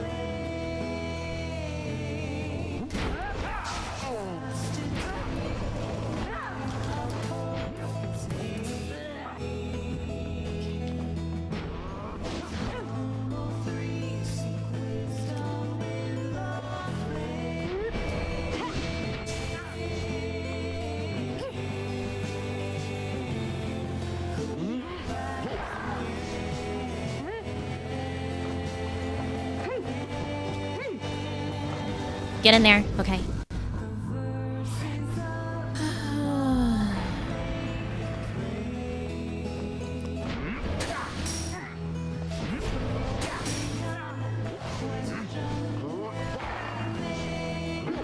Shit. Stay here.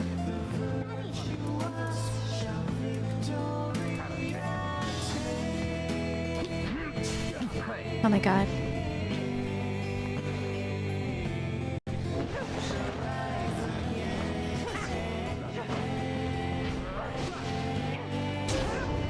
Awesome. Okay.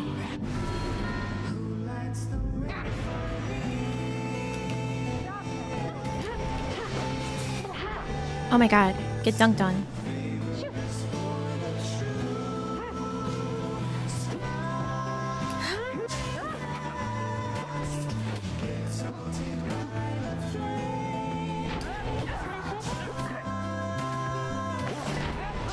Get out of here.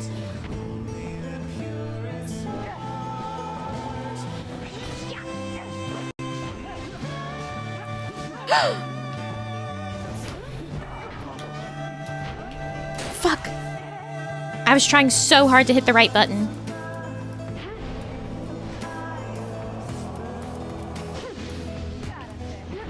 He can like shield. It's okay.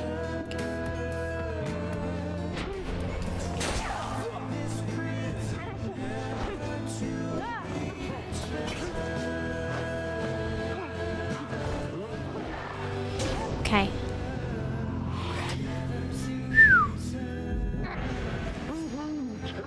Oh, what's this now? It seems to me the Scribe so enjoy our company, the entertainment we provide, that they have deigned to reignite our pyres. Observe. Something stirs in the sky. If the heavens are to rain and reignite your pyres, then the rite shall continue, ere one pyre or the other is put out. Eh? What the That shit? manly Tinderstaff has such a mind for politics. Would that Oh my there it fucking is. god. So fucked. What the shit? Burning flame to ash.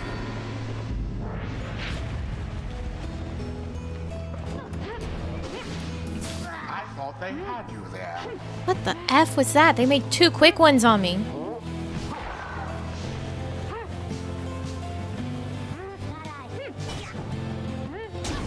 Absolution. That's so messed up that they got points back. The orb, take it. Pomotha has doused the flame. Okay. Your adversary's pyre now falls short of yours. Fuck! The orb quenches the flame. Ooh! Stop. A show of strength from the Nightwing's opponents.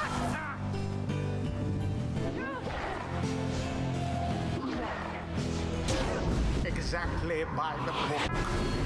Okay. Hello, welcome. Perhaps you are worthy. Stop! Stop doing that! Stop doing that! Okay.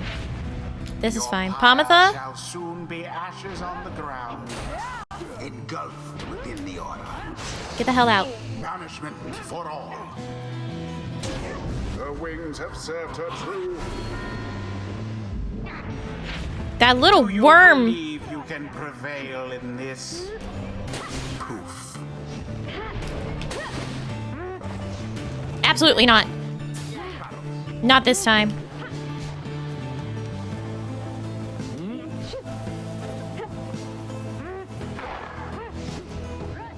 Shit. Well, now that was exciting. Get out. Fuck.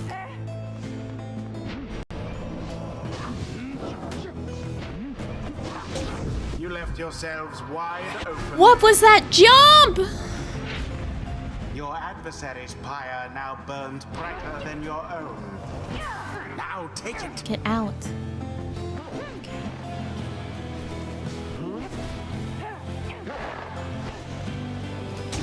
Her wings have served her true. Oh my god. Neck and neck here. Now go on just once more.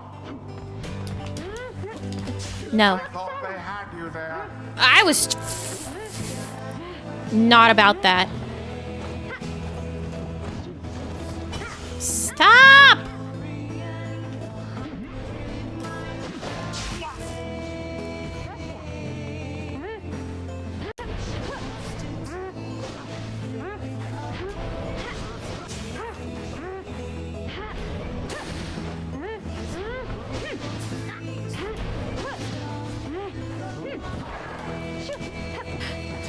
Go fake, go! The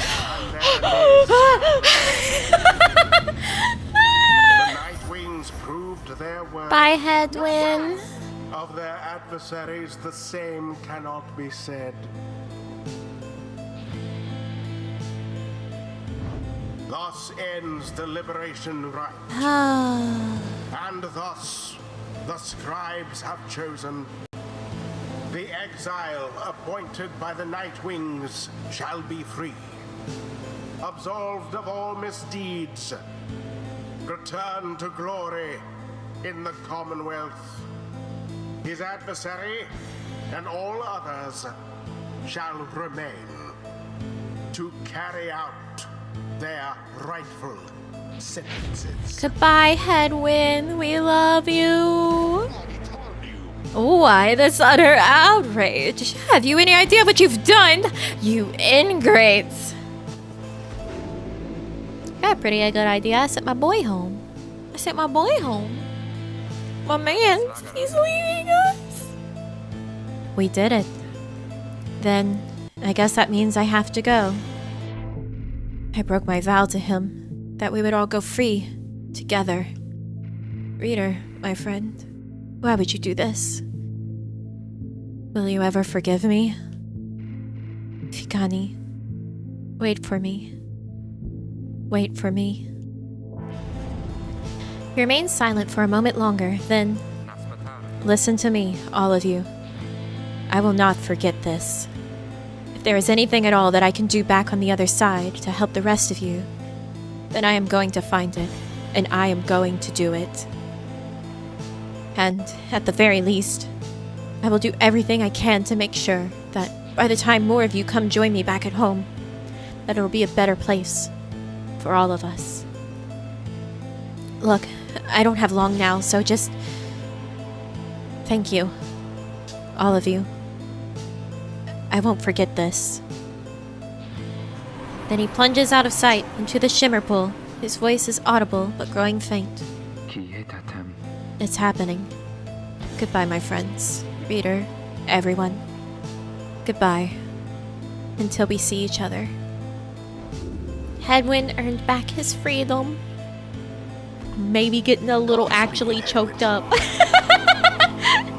The 8 scribes are ever merciful. By their grace, the cycle Maybe of the getting a little rites actually choked may up. soon commence again. Goodbye, Hedwin.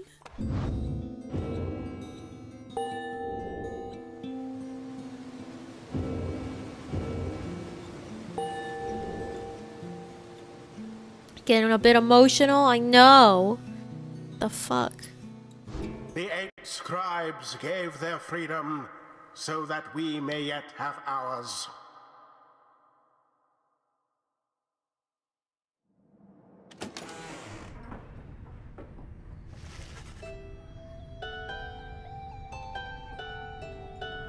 He returned to the wagon after having prevailed against the Chastity in the Liberation rite.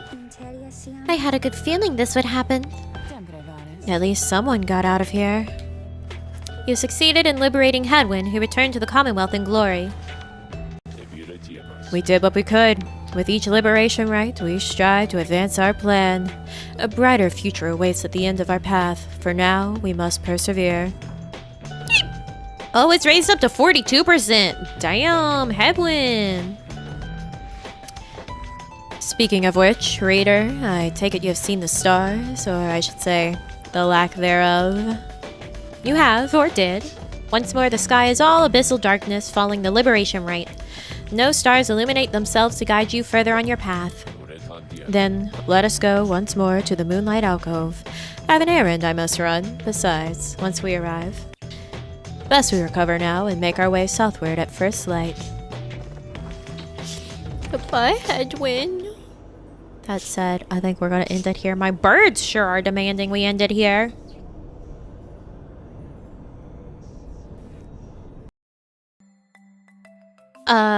Chat? Doko? Chat Doko? There you are. Hi, chat! Gotta quit the game and then cry about it later. Oh, and people just came home. Yep, there we go. I know.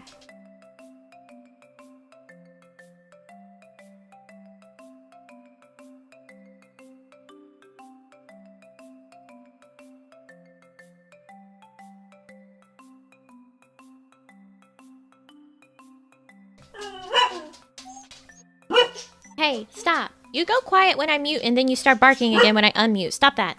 Come here. Oh, gracious. Goodbye, Hedwin. Squirrel bark, as usual. I guess we'll play more Pyre next week. I don't know how many we're gonna send home. We're gonna have to try to get Rookie ready to get sent home. I want to send him home next. So we're gonna have to actually use him in the rites leading up to the next liberation rite. Tomorrow we have more of A Rose in the Twilight. A Rose in the Twilight, that's going to be at 11 a.m. Eastern Standard Time. More of me throwing a child so that she can splat face first on the ground and wishing her good luck as she goes.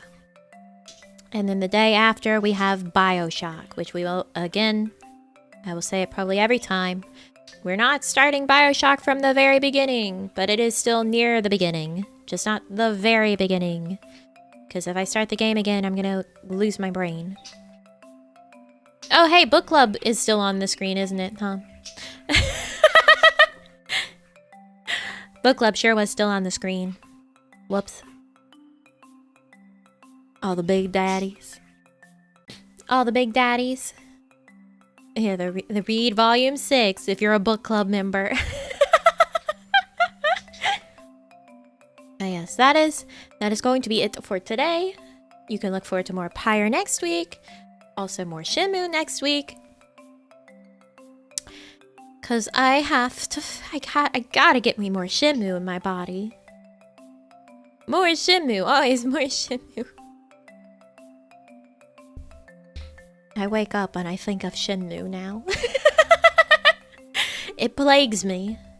It plagues me in a way that I can't understand why.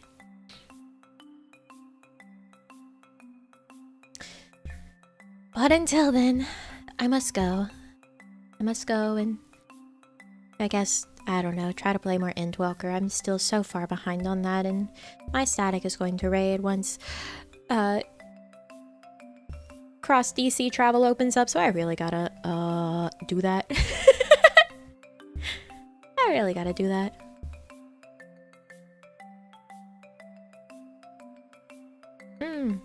Okay. Until then.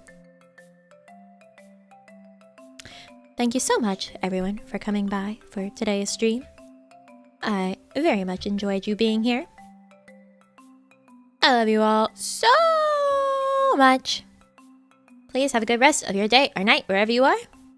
And I will see you very, very, very, very soon. Okay? Alright? And behave. Even if I'm gonna see you tomorrow, behave in the interim, okay? Okay. Bye!